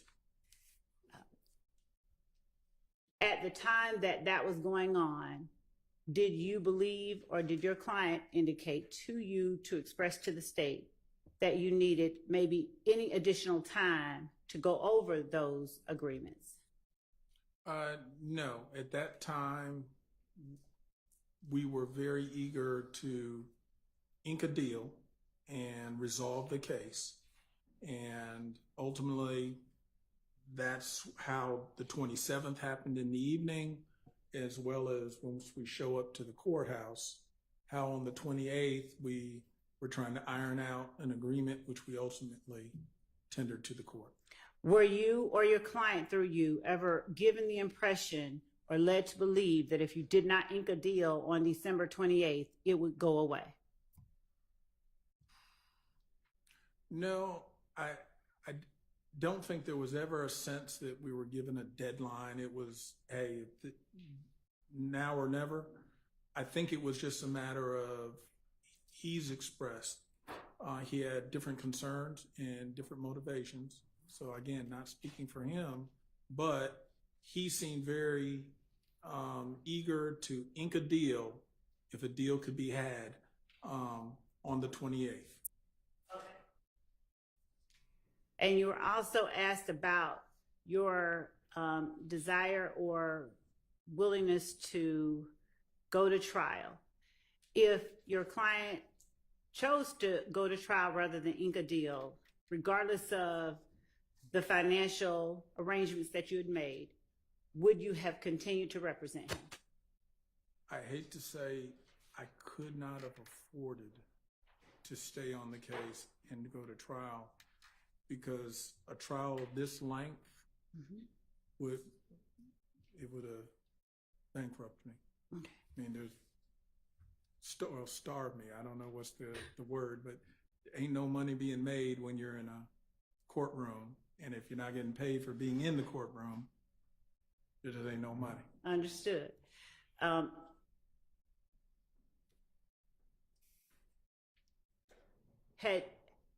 Without getting into what you told your client, would you have made efforts to arrange for him to have suitable or to? Okay, I'll withdraw. All right. Did you ever move to withdraw in this case? No. Again, that's something that would have come later, depending on the choices my client made. Okay. And because his choice was to get this plea done and to execute it, that never became a ripe kind of consideration. You were asked on cross-examination a number of times about your client's sentence. I want to show you what I've marked as states 463, and a copy of which has been, not as it's labeled, but the certified has been provided in discovery. If there's anyone that wants to see it, I'm just giving the copy to the witness. Okay. 463 Yankee.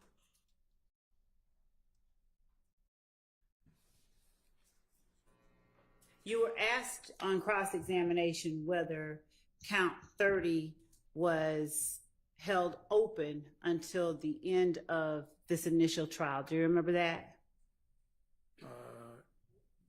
Something to that effect, yes. And do you have any memory of it being necessary for your client to be sentenced on count 30 as a result of the way that that particular count had to be filed with the clerk of court? Actually, we put creative language in there where if he sees his cooperation through, we could actually be in a position to withdraw his plea on that count, and then it would be null pros. So one of the benefits is count 30 will go away, and then he'll just be on probation for the primary count. So that was, I guess, one of the incentives in this agreement was, I guess you now have both ends. The incentive that that count could go away, or the deterrence that, hey, there's a hefty sentence if you go afoul. And does 463 accurately reflect your client's final sentence that he was given that day, in addition to or under the restrictions of 1AS, the plea agreement? It does. Okay. And so would you please tell the jury what your client was actually sentenced to on that day? Your Honor, I'm going to object. That's actually been asked and answered previously. Well, I haven't seen the document to see what it says, but it seems to me, at least the implication is, no, it hasn't. So I don't know. Do I need to see the document? I can show it to the court. Now, passing to the court, 463 Yankee, I ask the court to pay attention to the sound. I'm going to walk around. You're welcome.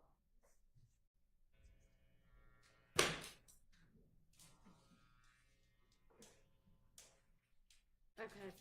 No, I don't. Overruled.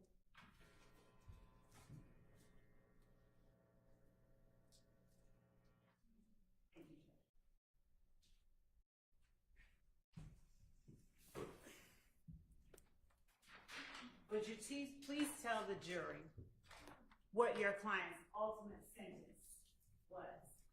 Ultimately, the sentence that I'm looking at now indicates 15 years to serve on probation to count one, and then 15 years to serve on probation to count 30, consecutive to count one, Okay.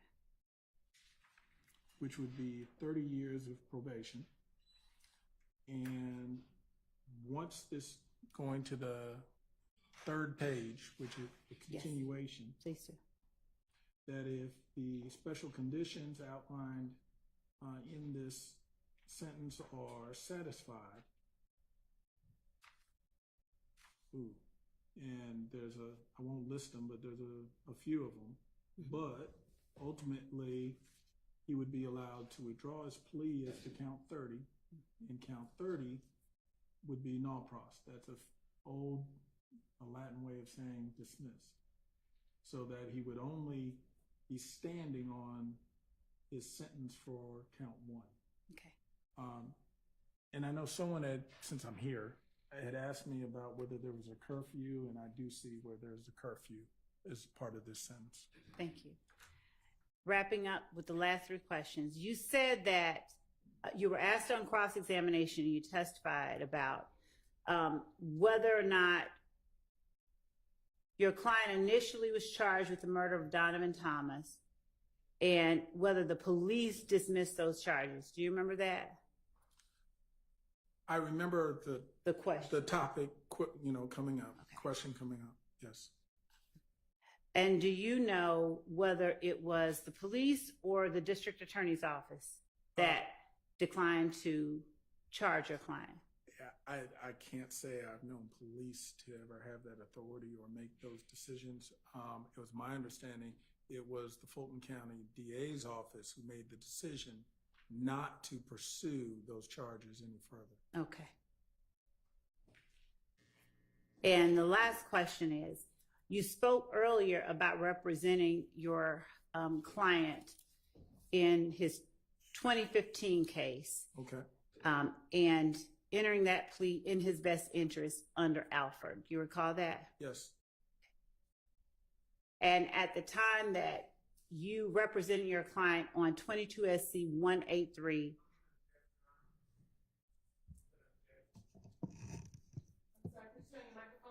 Yeah, we can't really hear you. Sorry. I'm sorry. I'm going to object, and we can approach if. All right.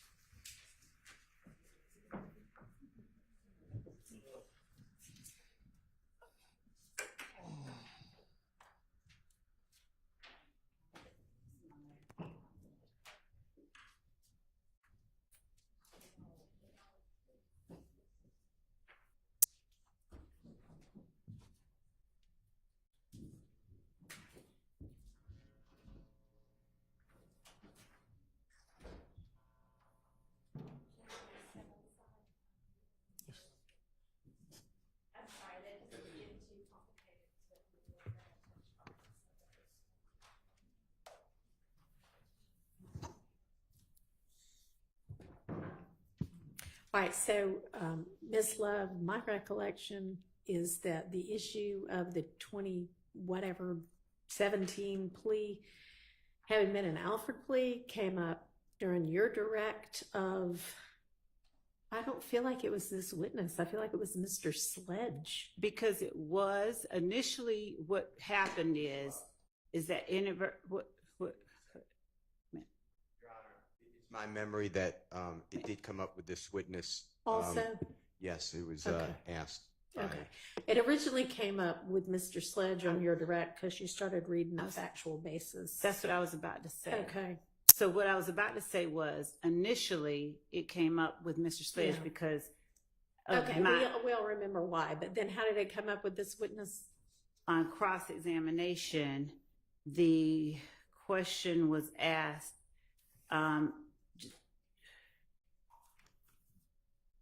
if, I think something along the lines of, it, and it may have been by Mr. Adams, what is an Alford plea? Do you do that because you feel it's in the best interest Right. of your client? And does that consist of certain things? Okay. And so because Mr. Adams got into the questioning of whether, what's an Alford plea? What does it consist of? Why do you do it? And then there was, I believe, according to my notes, there was questions or there was testimony about Mr. Sledge's mother being ill Right. and him expressing stress over that. Right. My notes then, I remember now. Thank you for recalling it to my recollection. So what is it that you want to ask? at any time did he request that this plea be made simply in his client's best interest? Okay. Did his client ever request of the state to enter this plea in his best interest?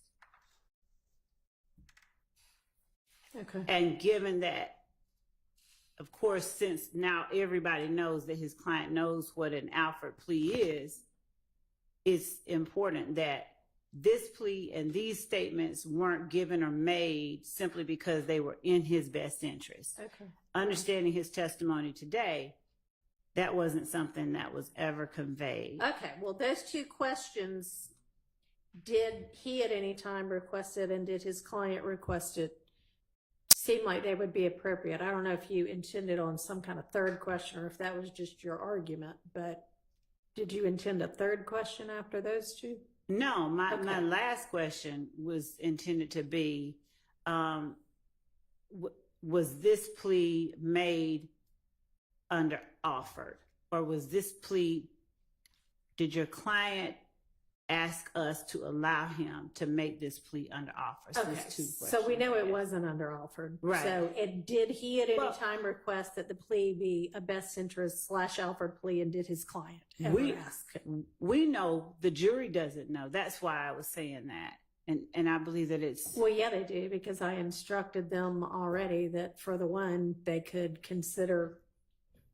not consider anything, and for this one, they could if they found inconsistent statements. Okay. So, yes, sir, Mr. Short. So as to those two questions, I am not going to pretend that I was in the middle of their plea hold, negotiations. hold that closer. I am not going to pretend I was in the middle of their plea negotiations, but I feel that many of us know that the only individual that was allowed to plead guilty under Alford is Mr. Sergio Kitchens, who had zero evidence against him, quite frankly. And so I don't think anyone would have perceived that as an option to even ask. Okay, well, that's not an evidentiary objection. Well, I would object to those questions being asked, because I believe any discussions that he would have had with his client about Alford invades the province of the attorney-client relationship. Can he be asked whether or not the plea was entered under Alford? Sure, that's how the plea was entered. But whether or not he had any discussions or whether his client asked him to approach the DA's office In regards to an offered plea, I believe invades the province of. All right, if you were to make that objection, that would be sustained, but that objection would not be valid with regard to whether at any time Mr. Wright requested that the plea be permitted as a best interest plea. So you can ask that question. Thank you. And Your Honor, as Mr. Wright has already testified that if his client asks for something from the state, he's obligated to convey it to the state. I don't believe that asking him whether. All right, well, that's already before the jury, so. Okay, thank you. Okay, let's get Mr. Wright back in, and hopefully the jury will be ready to come on back in too.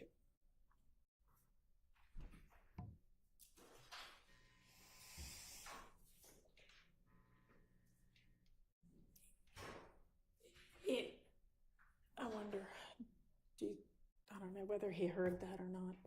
Can somebody see You want whether me to the get Mr. jury's Wright? ready? No, I know that, the jury. Mr. Wright's on his way. Yeah. Okay. Is the jury ready? Great, they seem to be.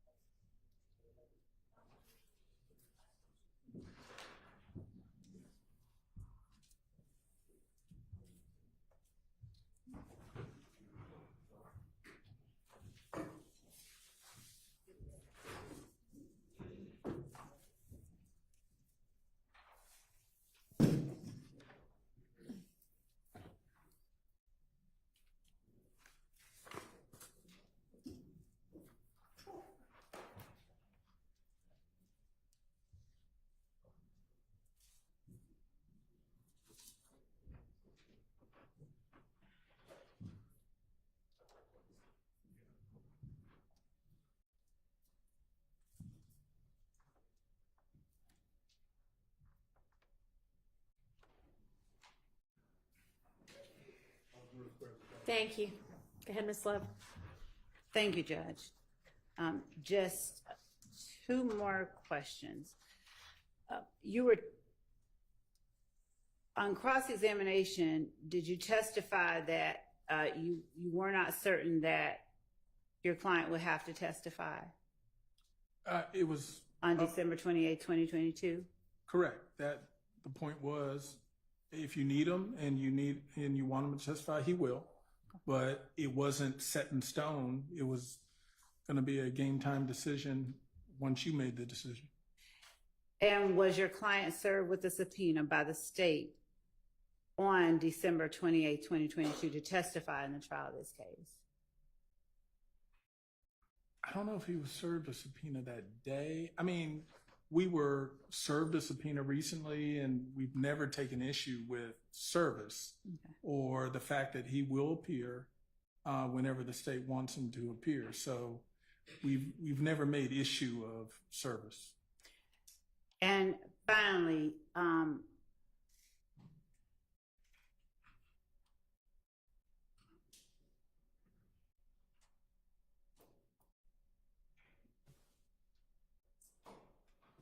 you were asked on cross-examination about an Alford plea, and it revolving around somebody saying they're not guilty. Was this one of those pleas? This plea, no. Thank you. That's all that I have. All right, thank you. Is there any recross from any of the defense attorneys? Mr. Stillwell.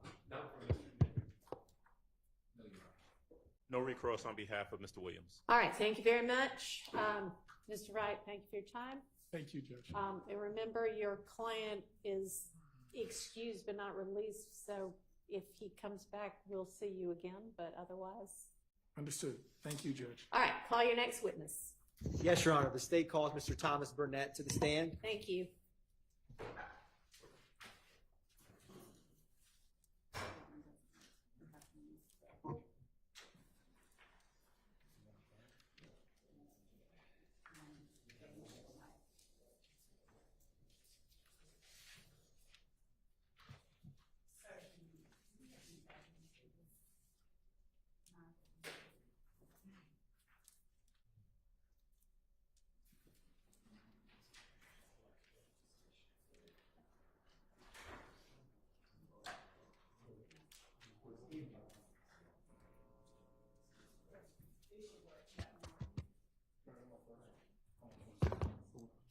Raise your right hand. Yep, it does work. Thank you. About the truth, whole truth, nothing but the truth. I do. Absolutely. State and spell your first and last name for the court, please. Thomas Burnett. Oh, THOMAS BURNETTE. Good afternoon, Mr. Burnett. How are you doing? Hey, how are you? Mr. Burnett, did you drive or fly here today? Fly. You're from another state? Charlotte. And what do you currently do for a living? I'm a service consultant at an Infinity dealership in Charlotte. And what was the first year that you began working for Infinity? 1997. What did you do when you first began working for Infinity in 1997? I was a valet. I was a valet while I was going through college. And in that capacity, would you drive Infinity cars? Yes. After that, where did you end up? Did you ever end up getting a degree? Yes. Where did you get your degree? DeVry University. And what was your degree in? Business administration. Did you get that here in the state of Georgia? Yes. Now, after when you first were working as a valet, what was the next job that you had after getting your degree? With Infinity or just the next job period? Next job period. I was in furniture sales. What did you do after that? I went back to Infinity. What drew you back to Infinity? How did you end up back working for them?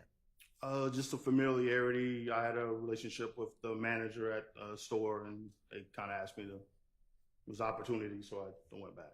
Now, when you went to Infinity this time, what was your job position? Currently, what I do, a service consultant. Now, can you explain for the jury what is a service consultant? What all do you do? I meet with the clients or customers that come in for maintenance or repairs on their vehicle. I assess what the vehicle needs, whether it's check engine light on or a leak or no starting issue.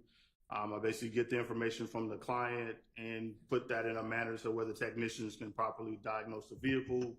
Once it's diagnosed, I reach out to the client and let them know what repairs are needed and gain the authorization to fix the car, and then basically handle the client throughout the process on updating them, let them know when the car is ready, payment, etc. Now, as a service consultant,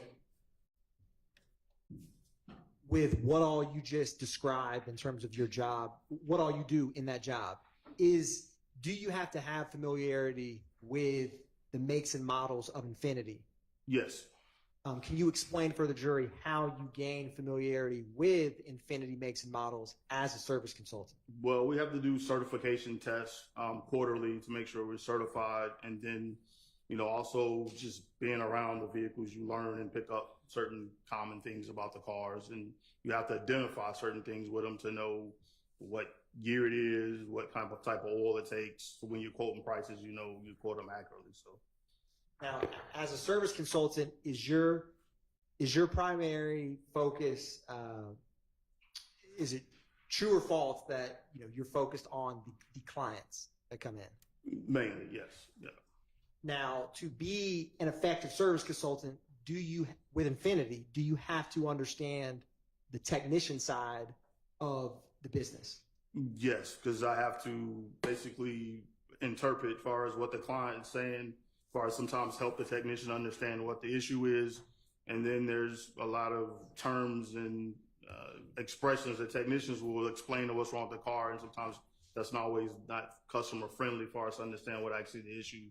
So sometimes I have to do some interpretation as far as making it a little easier to understand on what actually is going on with the vehicle.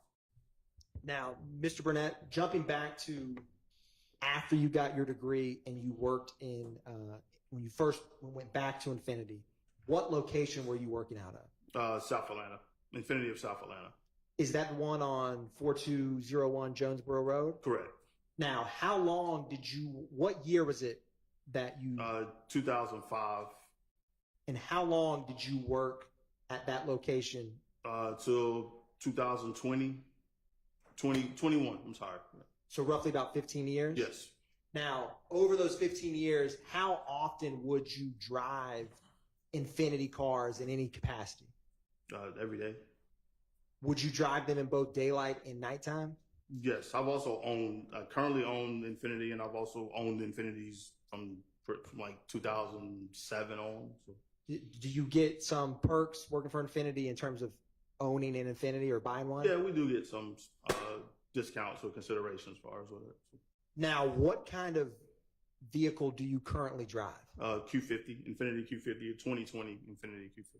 Now, since you've been working for Infiniti, when did the Infiniti Q50 first come on the market? 2014. Now, when it first came on the market, how would you describe an Infiniti Q50? It's a sports sedan built on performance. It was pretty unique in design as far as at the time, as far as it had distinct features as far as the headlights, tail lights, the front grille were pretty distinctive at the time when it first came out. Now, is there any Infiniti model or make that is similar back in 2014 when the Q50s first came on the market? No, there was a G37 sedan, but it looked completely different than the Q50. It wasn't really. It was a whole different design. So now, is there any significance to the G37 in terms of the name of that car versus the Q50? No. In terms of the lettering or numbering? Oh, well, like as far as the G37 was basically named after the engine size. So the 37 is how Infiniti used to distinguish what size engine was in the car. When the Q50 came out, it was the beginning of the rebadging to where all the same models basically had the same. So a Q50 is the sedan, the 4-door sedan. A Q60 would be the 2-door car, and then they identify the engine size by the decals on the side of the car, whether it's a 2.0 engine or 3.0 or 3.7 back when it first came out in 14. Now, you have described a decal on the side of the Infiniti Q50. Is that unique to that make and model? Pretty unique. You don't see it a lot on other makes. Most makes don't identify what engine size is in the car by any type of badging on the side. So previously, Infiniti, you would know the engine size based on the name. Yeah. And then after that, they put a visual indication of the engine size? Correct. Yeah, they were kind of tired of changing names every time a new engine came out. So it went from like G35 to G37, and then it stopped, and then they just changed the badging on all the cars to Q. That makes sense. Now, are all the makes and models in the Infiniti fleet start with Q? Correct. Yeah, the cars are Q, and then the SUVs are QX. Now, you were working for Infiniti in 2014 when the Q50 first came out. Yes. Has the Infiniti Q50, does it have a sunroof? Yes. Pretty much probably 80% of the models, or maybe even higher, have a sunroof. The only ones that don't have a sunroof are the Q50As, and that's on the back of the car. You'll see the A. And that was kind of like the base entry-level car, which we didn't sell very many of those cars because dealerships wouldn't order them because they knew they wouldn't sell them. So now, when you said when you went back in 2005, you worked till 2020. What did you do after leaving the South Atlanta Infiniti in 2020? I moved to a few dealerships around. Initially, I took a job as a service manager at a Nissan store in LaGrange, Georgia. That didn't quite work out, so I worked at the Nissan in Morrow. Then I went back to Infiniti, different location. I was at the Cobb County location in Nally. And then I worked for Lexus for a short period of time before the Infiniti South Atlanta store asked me to come back. And that was in last year. So you kind of went full circle back to that South Atlanta Infiniti? Yes. How did that come about?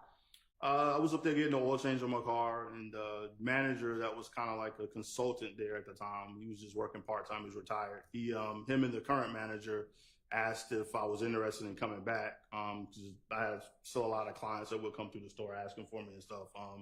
So they asked if I had any interest in coming back, and it lined up with what I needed at the time, so I went back. Now, what do you like about working for Infiniti over these years? I like taking care of customers. Also like the product. Hang on just a second. If you hear somebody say objection, will you just pause for a minute while I deal with that? Sustained. Now, Yes, Your Honor. Mr. Burnett, I'm going to show you what's been marked as State's Exhibit 459 Yankee and 459 Yankee Alpha.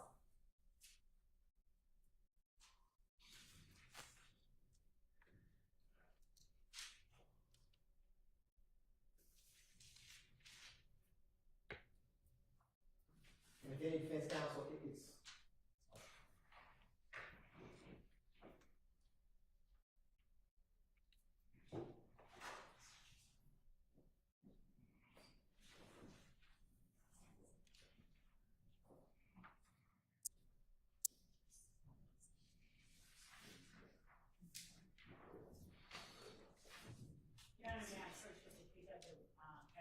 exhibits from the stand. Sure.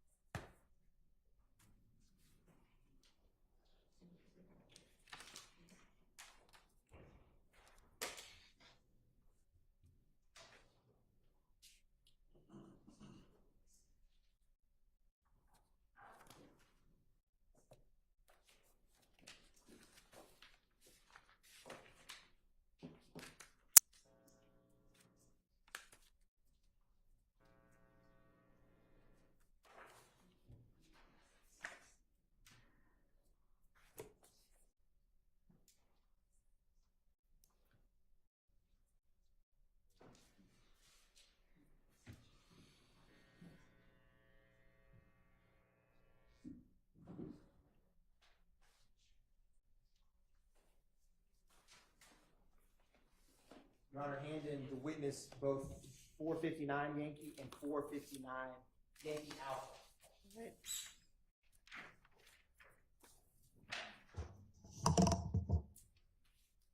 Mr. Burnett, what are 459 Yankee and 459 Yankee Alpha? Both pictures of a Infiniti Q50. How are you able to recognize them? The shape of the vehicle, the headlights are pretty distinctive. The front grille and the tail lights are also pretty distinctive. And it also says Q50 on the back of the picture there as well too.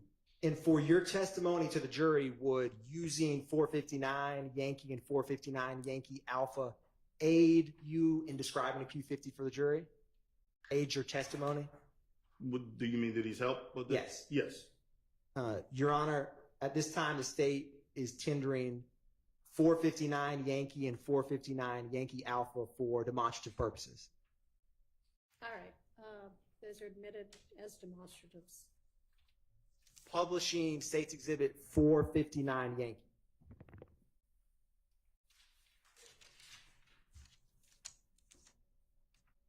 Now, Mr. Burnett, earlier when you were describing a Q50, what is the most significant physical aspects of this make and model? You mean like what makes it stand out the most? Correct. I'd probably say the headlights and the front grille. Now, currently, so you've also had an Infiniti Q50, you said, since 2020? Correct. How has, since it came on the market in 2014 to present day, has the shape or the vehicle itself changed much? Not much at all. Overruled. Now, Mr. Burnett, does your Infiniti Q50 2020 how does the front emblem look? Is it any different in terms of lighting? There's some options on the newer versions of it, like 16 and up, where it likes lights up at night when the headlights are on. Was that a feature when it first came on the market in 2014? No. Do you know when that lighting first came into Infiniti fleet? In 2016, when they changed the engine sizes in the car. It went from a 3.7 to either a 2.0 or a 3.0. Now, is in 459 Yankee, are the rims on the tires, is that standard, not standard? How would you describe those? Those are standard wheels on it. There's two options. There's the 19s and 18s. Well, and some have, well, it's 3. So 17s, 18s, and 19s. Looking at it, those appear to be the 18-inch wheels that are on. Now, Mr. Burnett, earlier you had said, you'd mentioned about when Infiniti got away from naming the cars off the engine size, that they had a decal. Is that correct? Correct. Can you show the jury, if you see it, is that decal visible in 459 Yankee? Yes. If you go just slightly back from the front wheel, you can see a silver kind of spot or kind of there. That's actually the decal that's on it. Mr. Burnett, I'm gonna move this mouse. You tell me if I'm getting closer. Keep going. Okay. Same direction? Yeah. You're right there at it now. That is the decal that indicates the engine size? That's correct.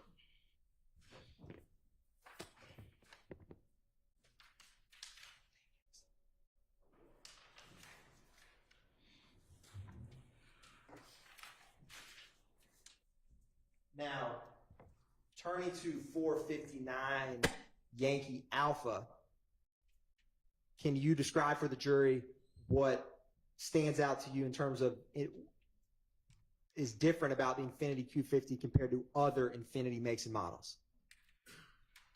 Just the shape of the tail lights are a little different than some of the other models are. They kind of mirror the headlights where they're kind of a little more kind of sunken into the body of the car.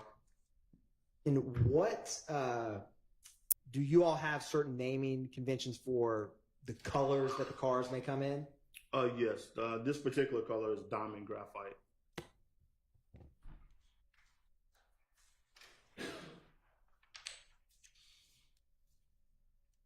Now, when did you leave what was your last job in the state of Georgia before you left? I was service consultant at South Atlanta, the Jonesboro location. And when you moved to North Carolina, did you work with an Infiniti company Yes, there? same role, yes. Just in Charlotte, yes. Now, back in March of 2016, what location were you working in for Infiniti? Union City, the 4201 Jonesboro Road, Infinity of South Atlanta.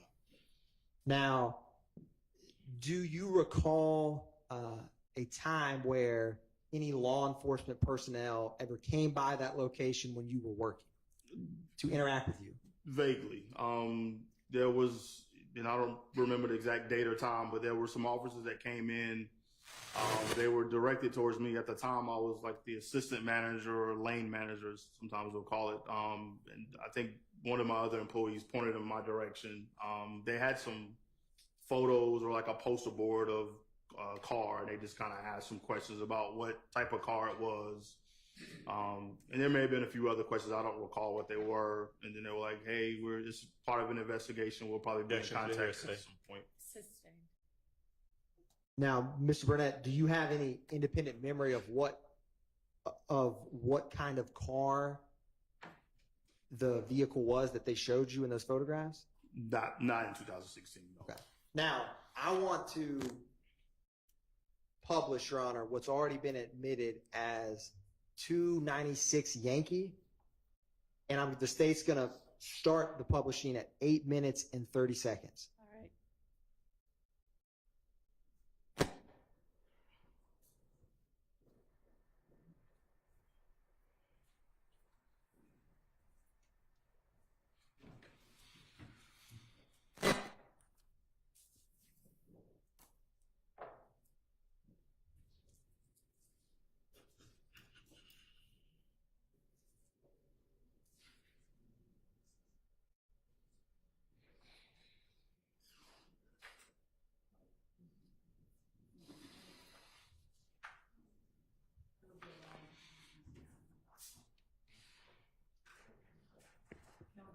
Mr. Burnett, while that's getting set up, Oh, yeah, sorry. in Didn't know you- preparation for your testimony, have you? Hang on just a Sorry, second. Your Honor. I don't see anybody waiting.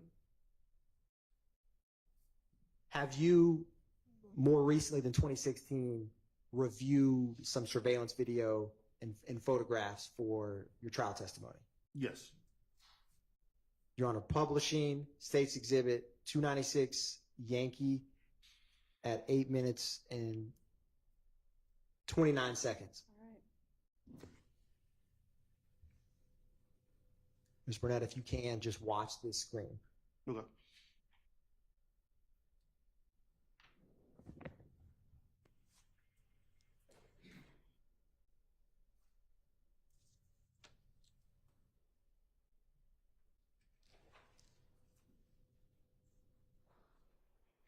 Pausing. Now, Mr. Burnett was, I know that clip was quick. I'm going to publish 292 Yankee Hotel, which is already admitted. Now, is that surveillance video clip that you just watched, have you reviewed that before testifying in court here today? Yes. And what vehicle was depicted in 292 Yankee between 8 minutes and 30 seconds and 8 minutes and 40 seconds? It was Infinity Q50. Now, I'm going to, briefly on the screen, what's going to be published is 292 Yankee Hotel. Let me know when you can see that. Is this a still frame from the surveillance video that we just watched a moment ago? No. Yes, it looks the same. Now, can you describe for the jury what stood out to you about being able to identify this as an Infinity Q50? The headlights, the way they appear, you also can see the black grille, and it's kind of hard on this one, but as it gets closer, you can see like a little bit of the logo, like the silver reflecting in the front grille area. And when you mean when it gets closer, you mean when As it starts to come, I guess, closer to where before it goes off the screen. Publishing, Your Honor, what's already been admitted as 292 Yankee Indigo.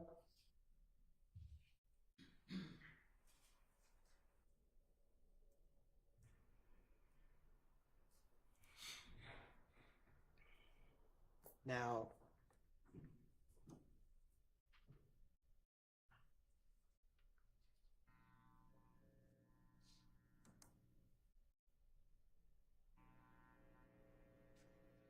Mr. Burnett, is this also I know it's currently blocked, but still framed from the surveillance video that we just watched?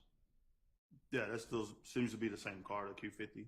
Now, what I'm going to do, Mr. Burnett, is I'm going to replay 292 Yankee at 8:30. You tell me when to stop when you had mentioned the silver emblem, right, as the car gets closer, in your words. So I'm going to play 292 Yankee starting at 8 minutes and 30 seconds, and you just tell me when to stop when you think it would be helpful to see that.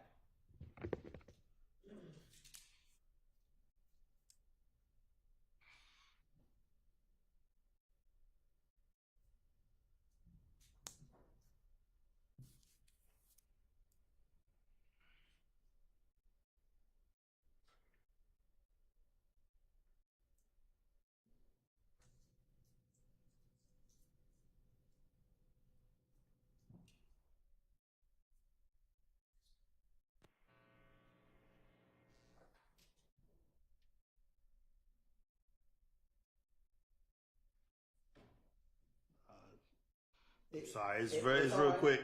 It's all right. I'm going to publish 292 Yankee Juliet.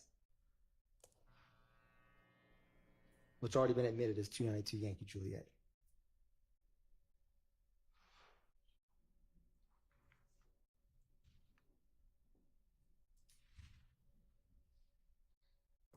You can almost see the reflection of it right in that screen there. And when you had described, and by the reflection of it, do you mean, what do you mean by that? It's almost like where I guess the lights or the street lights or whatever are reflecting off of it. And you can kind of, like, if you look in between the headlights, you can see there's something there. It's not black like the rest of the grill is. And you mean the front part of that Infinity Q50? Yeah, the logo that's in the front of it. And when you had mentioned this is is this almost basically when you said as the vehicle gets closer, as it's driving off screen, when you reviewed this surveillance video, is at what point from where the car currently is to when it's off screen did you notice that? Originally, right. Well, when you originally played it, the very first time we spoke about it, I noticed it pretty quickly. Honestly, the very first time I looked at it, I was just looking at the car. I didn't even see what was going on the side. And then the second time you read me back, I saw all the other stuff that was going on with it. So, I mean, as you recall, when I first saw it, I was like, well, that's a Q50. And you were like, how do you know that's a Q50? And we kind of went through the same. I was like, headlights to the grill and same thing. And then also the tail lights you can kind of see as it's taking off. Now, thank you, Mr. Burnett. Now, since March of 2016, when law enforcement came and spoke to you, to present day today, do you have any other knowledge or information or any information about this case that this surveillance video is involved with? No. Mr. Burnett, I'm also going to publish 292 Yankee starting at 10 minutes and 40 seconds through 10 minutes and 47 seconds.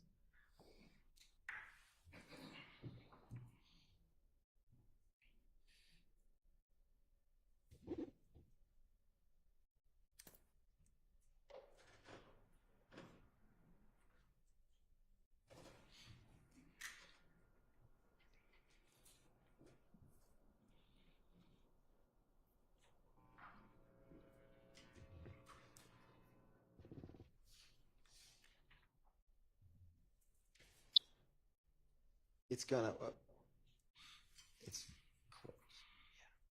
Yeah.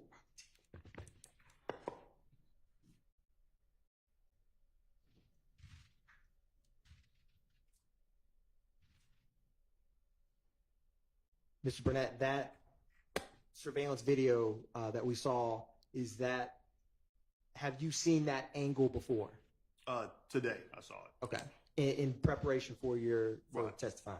And in that, what car do you see in 296 Yankee between 10 minutes and 40 seconds until when we paused it at 10 minutes and 48 seconds? It's the same car from before, it's just a different angle, it looks like. We're seeing more of the back end of it.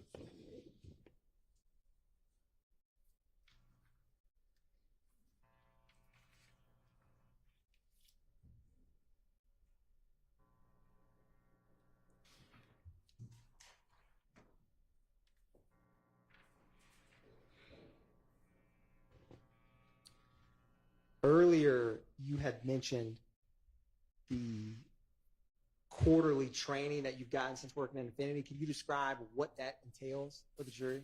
So anytime there's any new models or any new features or anything that's been added to cars, they will have to go through certification tests on them. It could be modules to where we have to do like interactive videos and answer questions at the end, or it could just be an article that we have to review and then go back and answer questions. It just depends. Usually on a brand new model, it's more interactive stuff because they want make sure that you're following along and know what's going on. You don't just skip straight to the test. But sometimes on some of the refresher stuff, like if it's just a specification change, like the engine size or new wheel package or something, it'll just be like some articles that we just read and then answer the questions based off of that. One brief moment, Your Honor.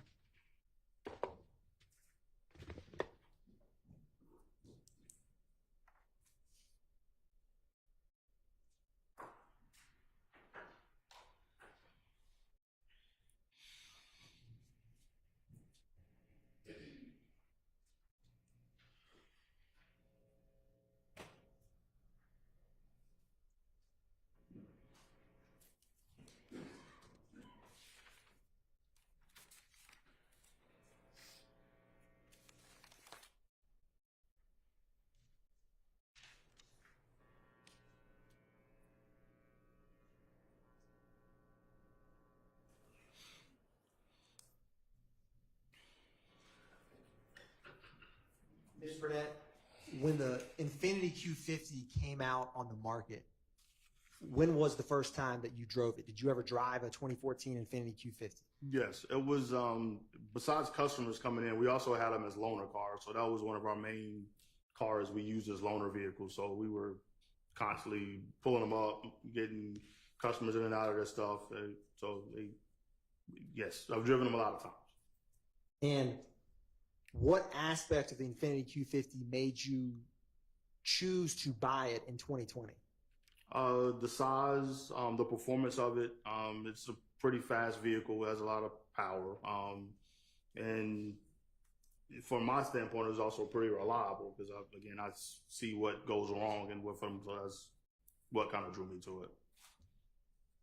Now, the dealerships or the locations you've worked at for Infiniti, have those all been classified as dealerships? Yes. And is your customer either primarily or exclusively people buying a car for themselves? Or brief indulgence, Your Honor. All right. In terms of, do you have any familiarity with Infiniti vehicles being sold to rental car companies? So they would buy directly from them. So they buy Hertz Enterprise, they buy directly from the manufacturer. Now, we do see them when they come in for recalls and that sort of stuff. So they do bring or if there's warranty repairs that need to be done on them, Hertz Enterprise, they do bring cars to us for us to service. So, but like far as purchasing wise, they buy them directly from the manufacturer. And Mr. Burnett, what is your favorite physical attribute of the 2014 Q50? I'm going to object. That's too relevant. Sustained. I would too, Your Honor. That's why I asked. With that said, Your Honor, the state does not have any more questions for Mr. Burnett. Thank you, sir. All right, thank you. Are there any defense questions for this witness? Yeah, sure. Yes. Thank you.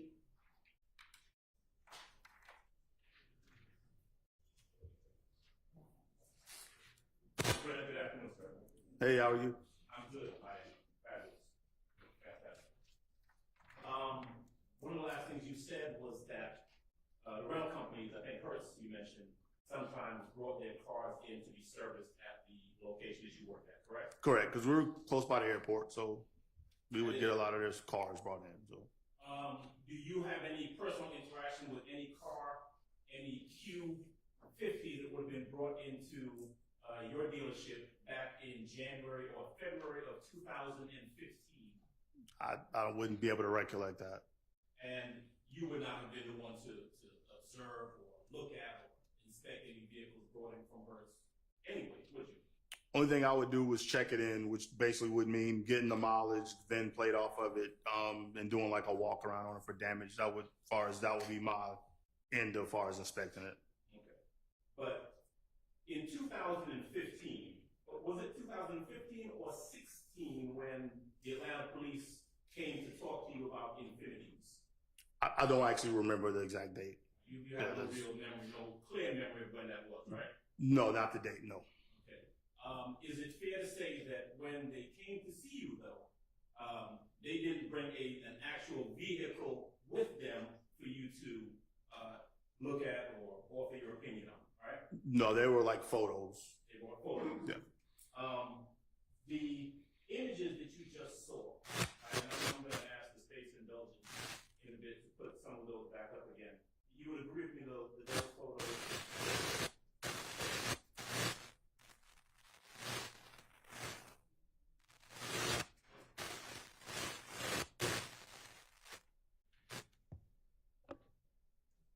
All right, how about that? We're good. Those are black and white images, right? What's that? The photos they brought in, or? Yeah, well, no, the photos that you were just looking at, the video you just looked at, still shot, and then the two videos, one of the car rolling forward from the front, the other one from the back. Well, the photos here are color. The ones that they. Can I step up? You may. All right. Right. So these, and I'm going to reference for purpose of the record, 459 and 459A. These are the photographs that were presented to you from the state a little while ago, right? Correct. Right. Now, that's not what I'm talking about, though. I'm talking about the video that you were looking at, that the state played. Would you agree that was a black and white video? I don't know if I would classify it as black and white. It wasn't the greatest of quality of video, but I would say it was black and white. Okay, let's look at it again. Snyder, would you be kind enough, please, to put up what the state has marked as 292 YI, Yankee Indigo, I guess.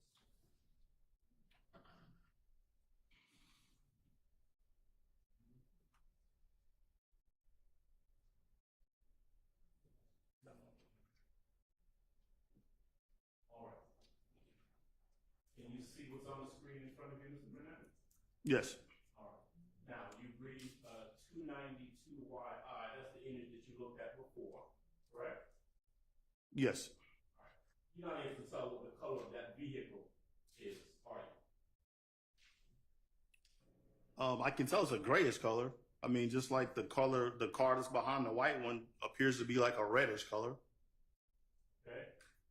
So let's see. Are you going to tell me that that vehicle that you said is an Infiniti is a, what did you say it was a diamond graphite color vehicle?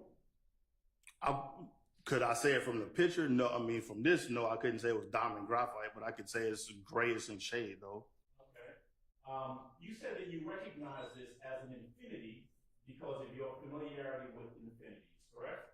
Correct. Now, to be clear, you're not a scientific expert, right? No. You've never been qualified as an expert in Infinitis or identification of vehicles, true? No scientist, no. Okay. You've never been qualified in a court of law as an expert in identification of vehicles.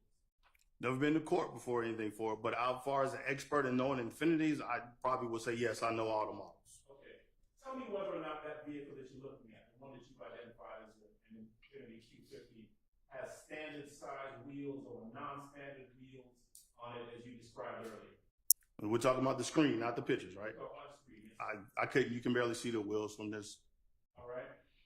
Looking at that image that the state showed you that's on the screen right now, tell me where you see on that there is an Infiniti emblem or insignia on the front grille. This one doesn't capture it. He tried to roll it forward to where you could see that there is something silver in it, but technically they couldn't stop it at the right time. Well, you said technically, but you don't see it at all, do you? Not in this frame, no.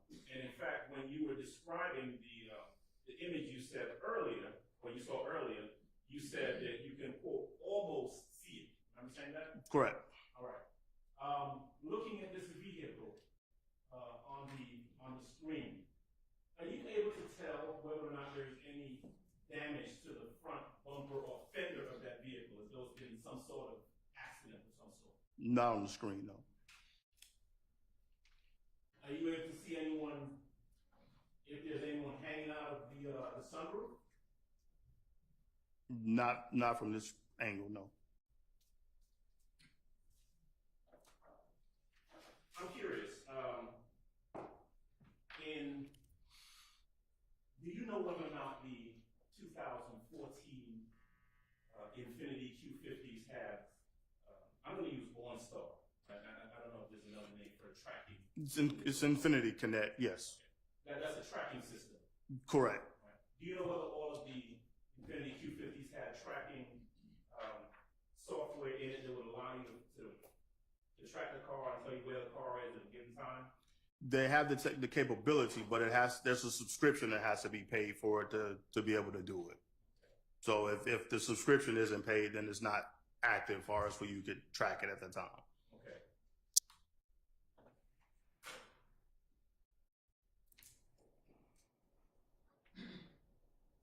You testified earlier, and I'm still referencing the images up on the screen, right? You testified earlier about there being an emblem on the side of the Infiniti Q50 that's a little bit behind the front wheel, right? You remember that testimony? Yeah, but that was off of the picture though. Okay, all right. So putting the picture aside for right now and just looking at the image that was shown to you by the state, and this is the same image that was shown to you back in 2015, right? No, they just had pictures. They had like pictures that came back in then. There was no videos or anything then. Okay. So APD came to see you in 2015, they didn't show you this video? No. Okay.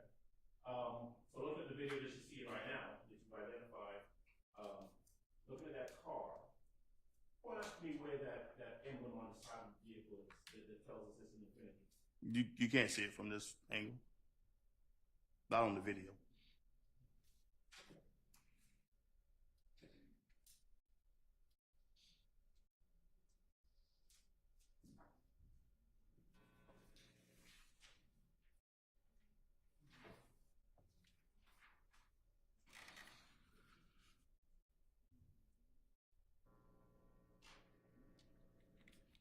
So I just want to make sure I'm clear. I understand your testimony correctly.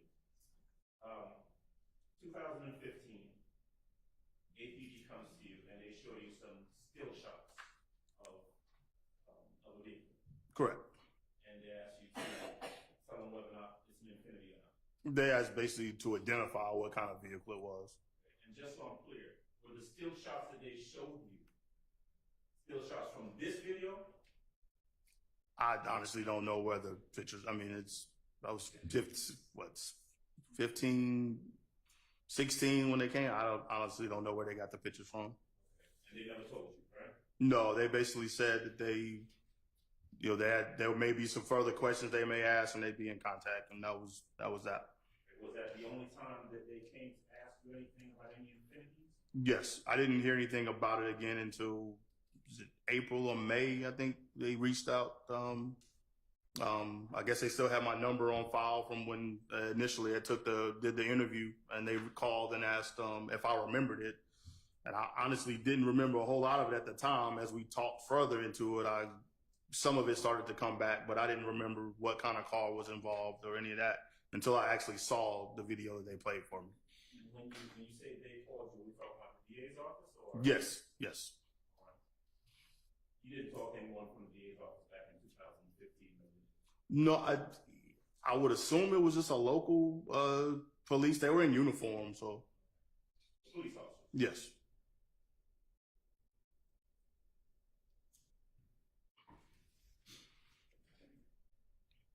First time that you've seen that video, and when I say that video, I'm going to refer to 292YJ. I think that's the one that you said you saw from. It's the back view of the vehicle. Yes, the store or whatever.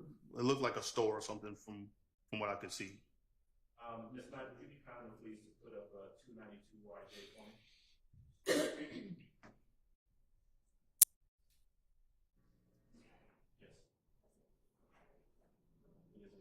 Here's a video from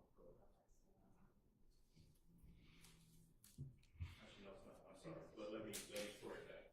That's 296Y at timestamp between 8:40 and 8:47.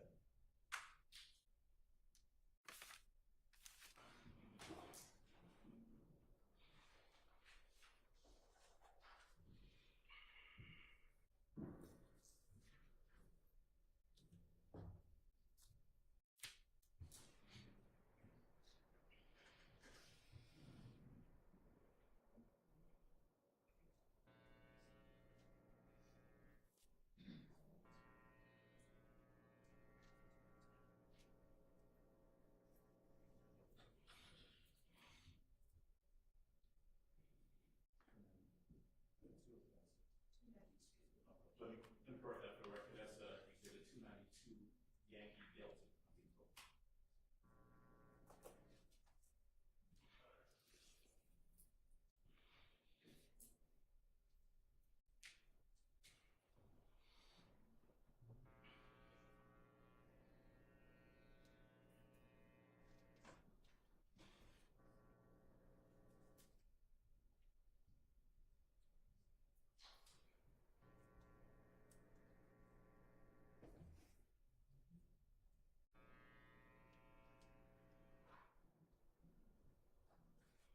Did you see the image that went across the screen there, Mr. Burnett? Yes.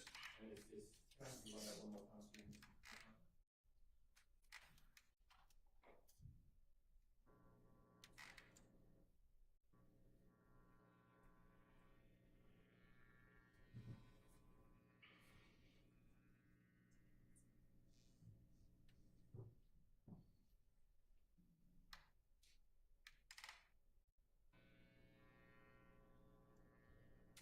Wait fast. Let me ask you a question. Sure. Would I be correct if I were to say that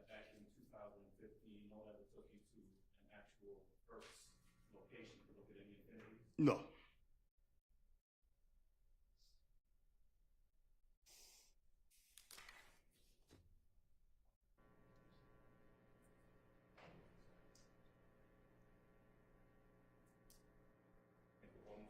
Image, Mr. Burnett.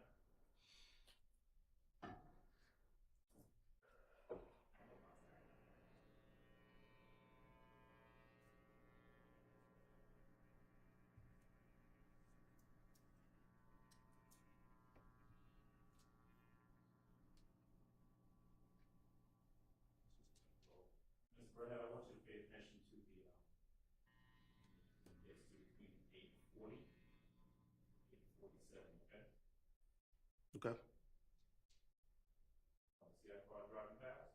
Yep. So that is a car that you took a look at today. Today was the first day you saw this video, right? This one, yes. Okay. And your testimony is that based on that vehicle passing by in the video between 8:40 and 8:47, you can recognize that as an Infiniti Q50, as an Infiniti Q50. Is that right? Correct, yes. And then you agreed with me though that even that image, as it went by, you didn't see any Infiniti emblem on the side of it. No. You didn't see an Infiniti emblem on the back of it, right? No. You didn't see anything that looked like damage to either the front or the fender or of the vehicle, right? No. You didn't see anybody hanging out the sunroof or window, right? No. You saw the lights on the car, Yes. and you saw that it was a car. Yes. Thank you, sir. That's all. Any other defense attorneys have questions for this witness? All right, is there any redirect? Yes, Your Honor. Go ahead.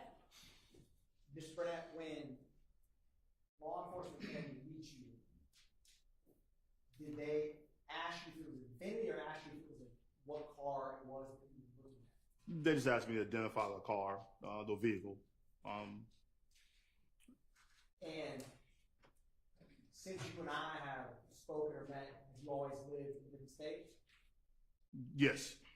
And previously, were we able to speak or Zoom with one another? Is the first day you met in person, you flew in today? Correct. Ms. Burnett, I'm going to try to slow this video down. So the state's going to publish 292 Yankee Alpha. It's going to go at a slower pace, and if you see, Mr. Burnett, where you want to freeze it, where you can spot the emblem in the front grille, just let me know. Okay.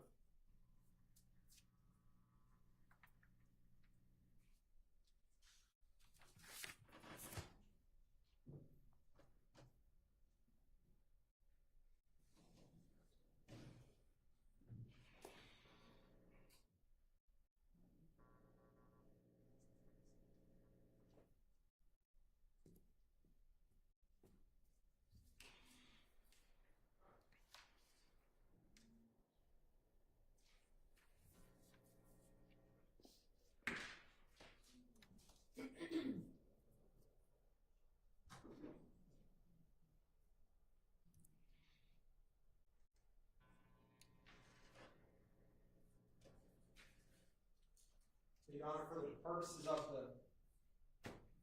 the record, we're starting at 8 minutes and 32 seconds Okay. on 292 Yankee Alpha.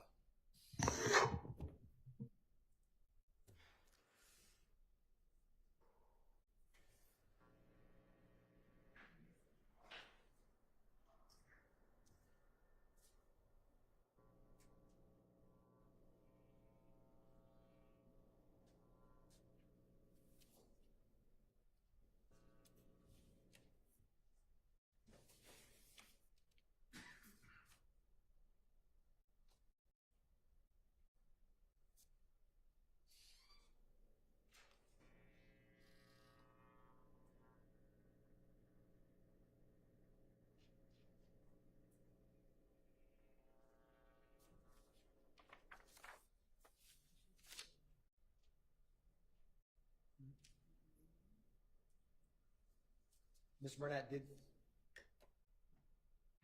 did that help any slowing it down, Mr. Burnett? Not really. That's fair. It's fair. Now, some of the questions, do you remember being on cross-examination, you were asked questions about, can you see the decal, or can you tell about the tires? Do you recall that? Yeah, the jump what questions you just asked? Yes. Yeah. And with this surveillance video that you've seen, is it that they don't exist, or you're unable to give an answer on those questions because of the surveillance video? They Objection exist, I'm calls just for not able- speculation. Overruled. You may answer, Mr. Burnett. Okay. Of course, the wheels and those things exist on it, and you know it's a Q50, so it's kind of hard to. Being that I know the vehicle, it's kind of hard to know. Okay, that's a Q50, and I know where everything is on it at. But trying to necessarily make it fit into the video where I can say stop right here, I see it. It's kind of a little hard to do in real time. And for the court's time, I don't know if we got this time to start just dissecting and stopping it every 2 seconds to see if we can get to there. But again, I've seen the pictures. I drive a Q50, so I know, like, you know, what actually is on the vehicle and where it's located at. But as far as trying to using this quality of video, as far as to stop it, is kind of hard to do.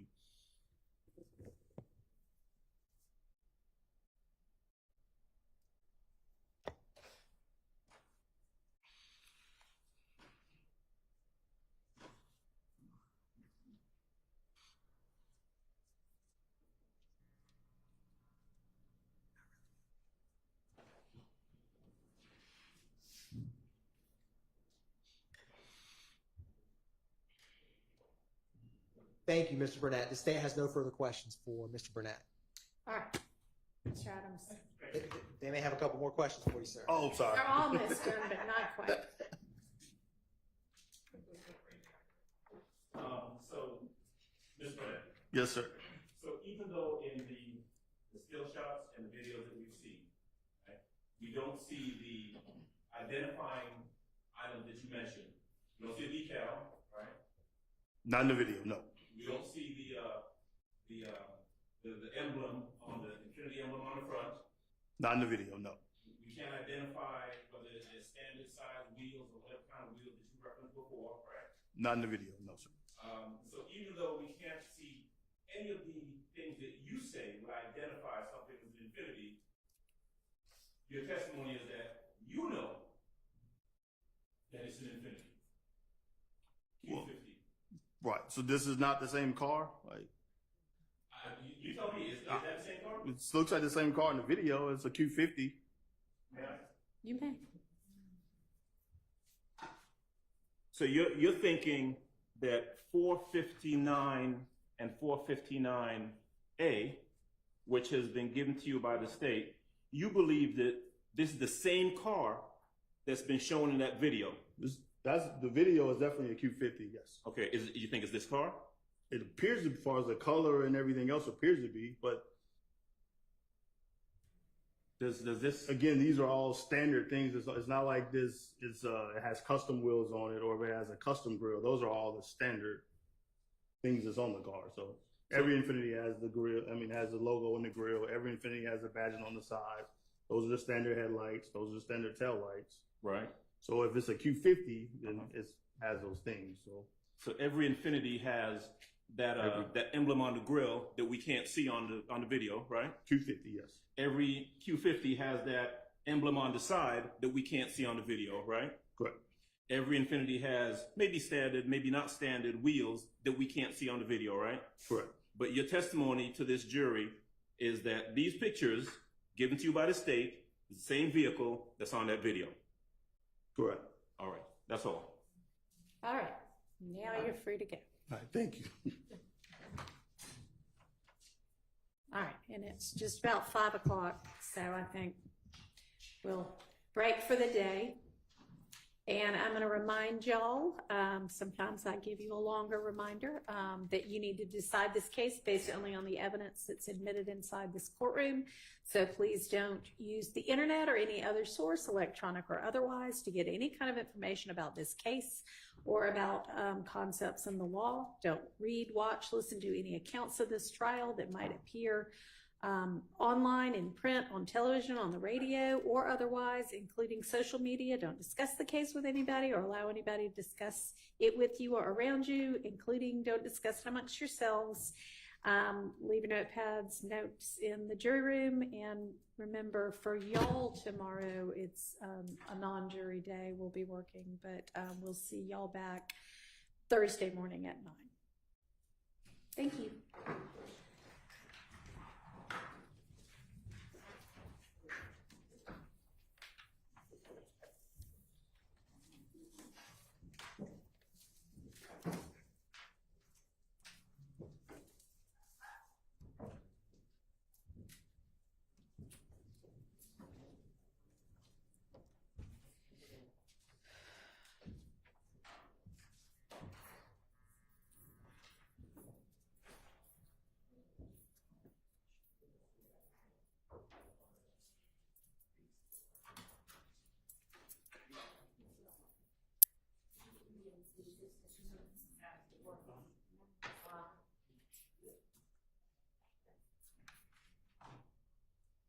Okay,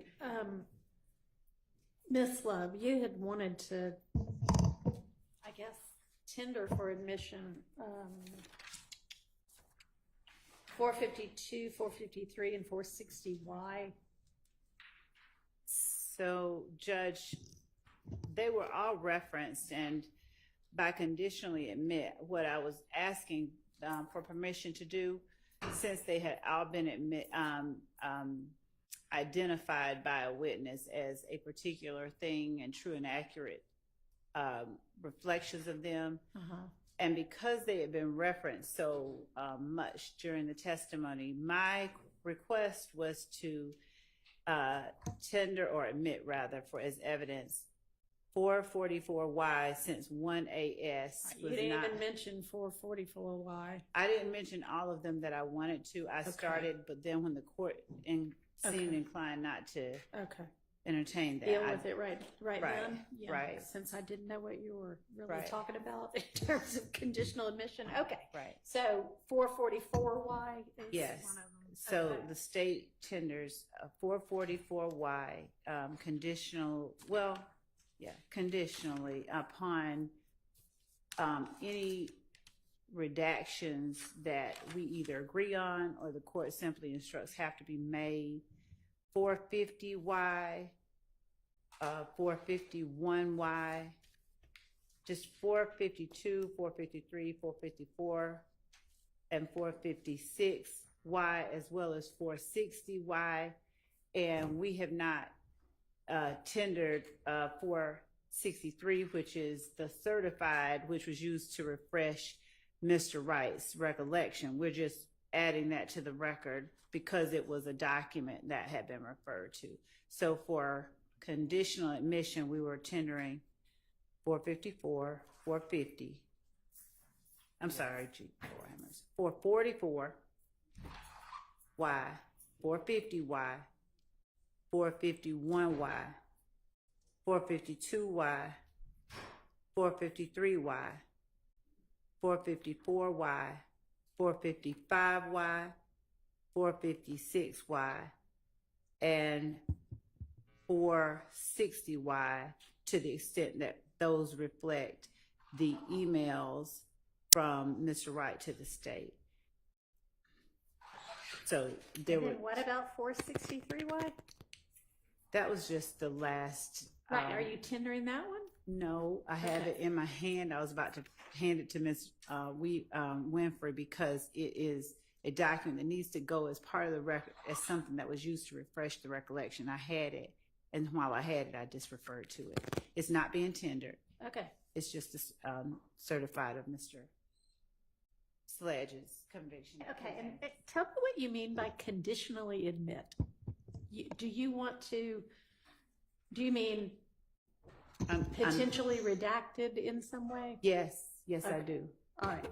And are there objections to the admission of any of these in any form? All of them. Whatsoever? All of them. Okay.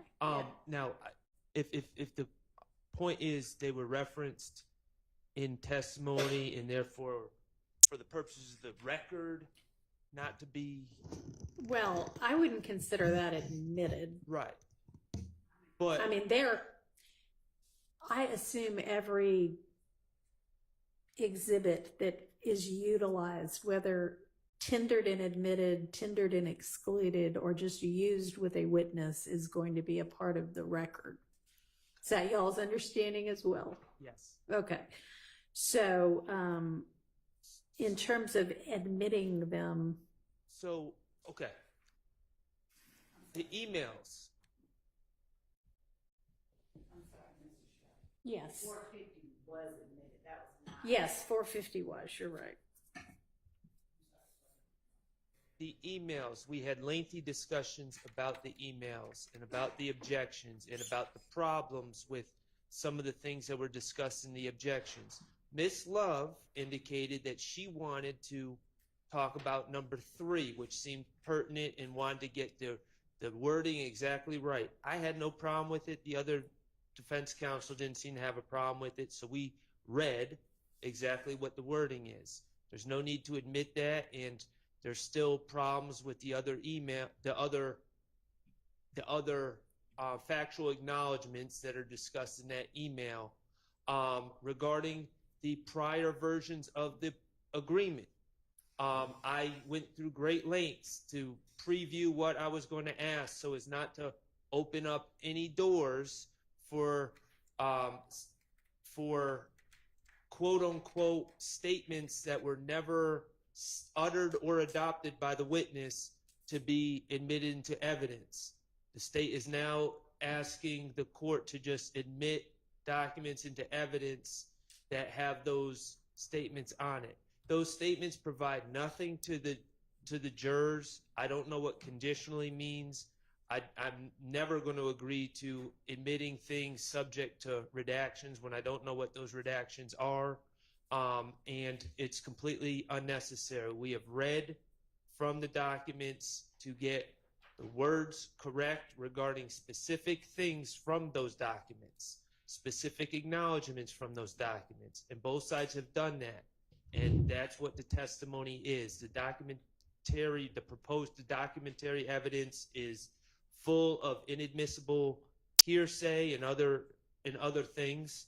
And also provides nothing to the jury at this point. So on behalf of Mr. Stilwell, I should say, oppose the admission of any of those documents into evidence at this time. On behalf of Mr. Williams, I'm going to join in Mr. Short's response. We've already objected to the admission of any of those documents, and we would. I also do not know what a conditional admission evidence is, Well, so I I'd guess- oppose.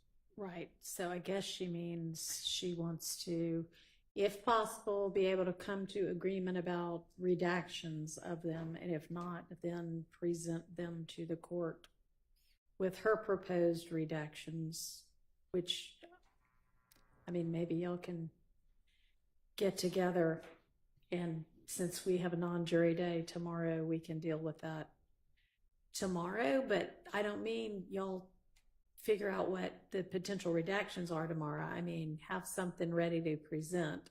Yes, and so, Your Honor, in as much as the tendering was done today, I'll withdraw that request until I have a redacted version to show counsel for defendants into the court. Okay. And the court had it exactly right. It was until there was either an agreement or something that the court Or then you deemed- can present it to me and I'll make a decision. Yes. Okay. All right. Well, then have those ready first thing in the morning. We will, along with the other additional emails that the court told me to have.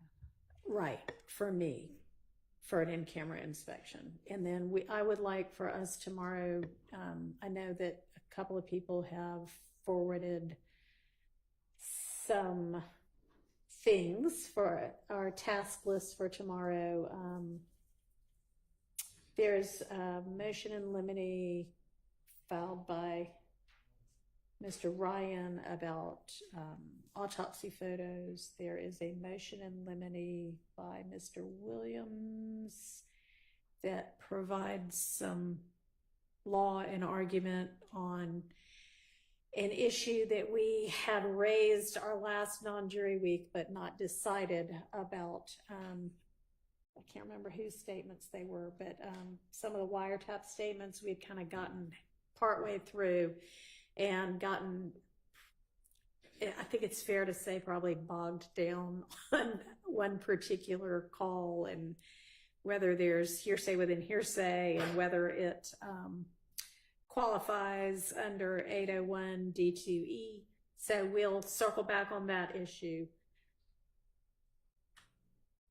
and maybe make our way a little bit more through that. And then I would like for us to at least start on what's everybody's understanding of which exhibits have been admitted and which haven't, kind of what the status is of the exhibits so far. I covering everything that anybody's forwarded. Is there anything else? There might be. I haven't yet seen, but I know that they probably are in my inbox. So we'll, since we should be, I guess, ready to respond to the motions in limine, if they're new. Well, the one of them I think is new about the autopsy photos. The other one's kind of just a follow up on some of them. Yes, sir. And we filed a brief on that yesterday, I believe. On what? So I just want to make maybe sure that's that you. what I'm thinking of. Is the Williams motion limine separate than the Mr. Nichols brief Yes. on that? Yes. Two separate issues, Yes. or the same issue? I did not repeat what the Honorable Mr. But Nichols' is it lawyers. the same topic? Yes. Okay. I just added All right. other law. All right.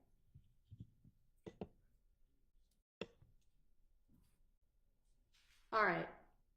And honestly, that'll probably carry us through the day.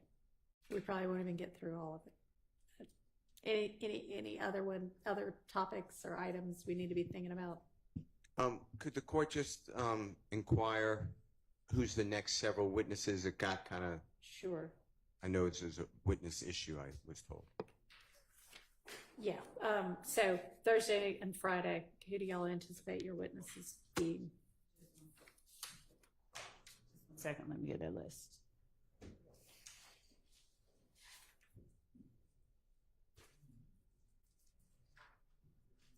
Officer Adrian Pitts.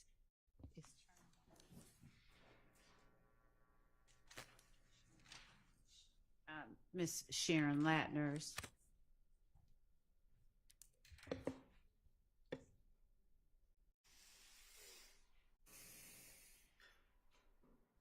Potentially crime scene tech Turner, Miss Denise Bell, Officer Sean Hill. Turner Bell and who? Hill. Officer Sean Hill. Okay.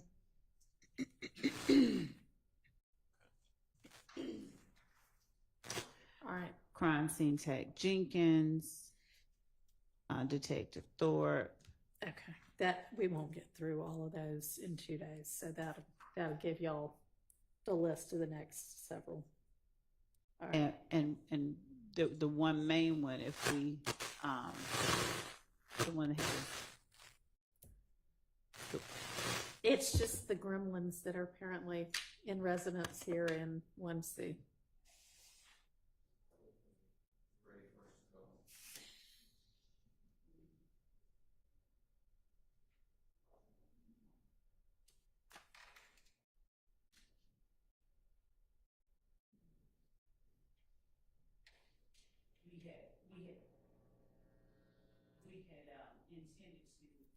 That one doesn't seem to be working at all. We may need to put new batteries in some of these.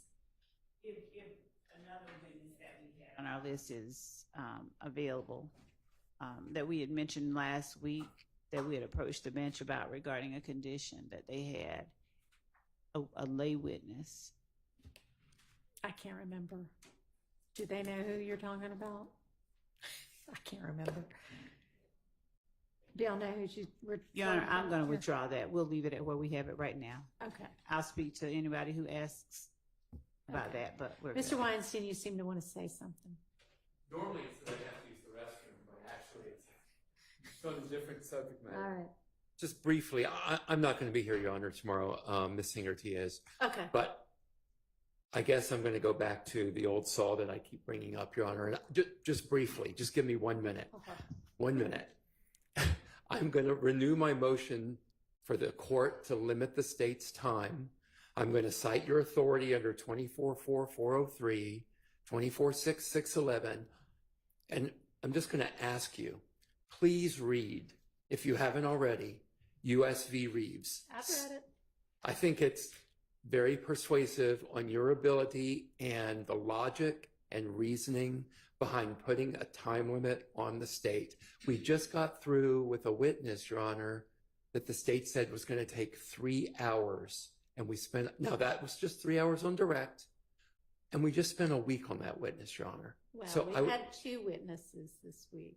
5 days, and then, yes, Your Honor, I'm not going to disagree Well, with you. wait, no, this is only, what When is today? it was- This is only It was Tuesday. Tuesday, I think it was Tuesday, Wednesday, Thursday, Friday, and then Monday. But whatever, it was far, far longer than 3 hours. So please look at Reeves again and consider it, Your Honor. So,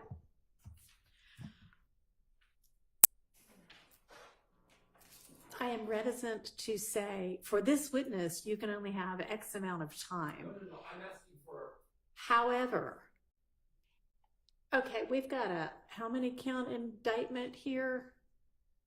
With at least 8, in addition to the RICO count, 8 different sets of crimes.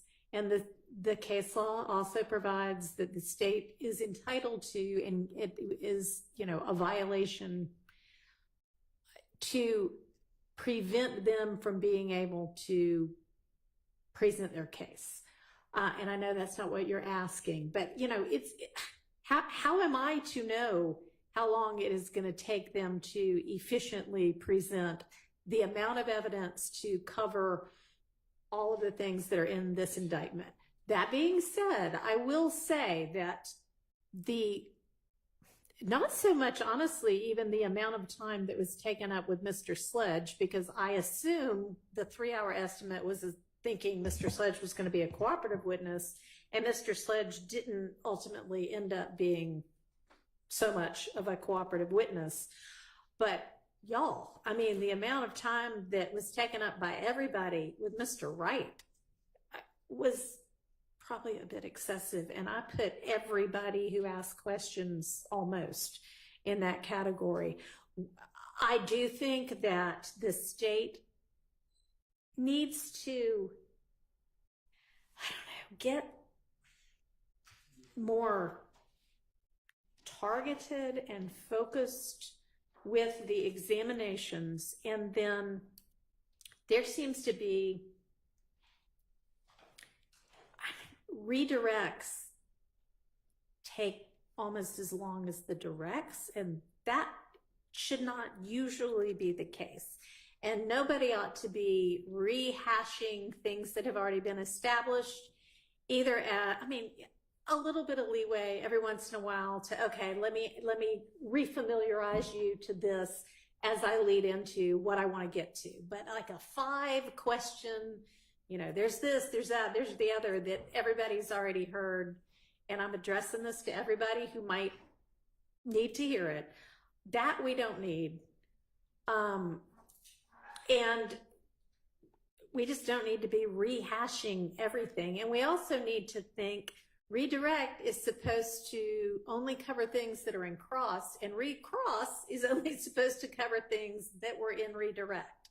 So please get more focused, and to the extent that people make the 403 waste of time objection, I'm going to take it seriously. Well, I think Reeves addresses, I guess, a lot of that and the need for us to raise 403 by eliminating that and eliminating the courts, or reducing, according to the judge in that case, eliminating the need for the court to spend a lot of time on 403s, because it forces the state to be more efficient in their presentation of the case. And to say that the state is moving with any degree of efficiency or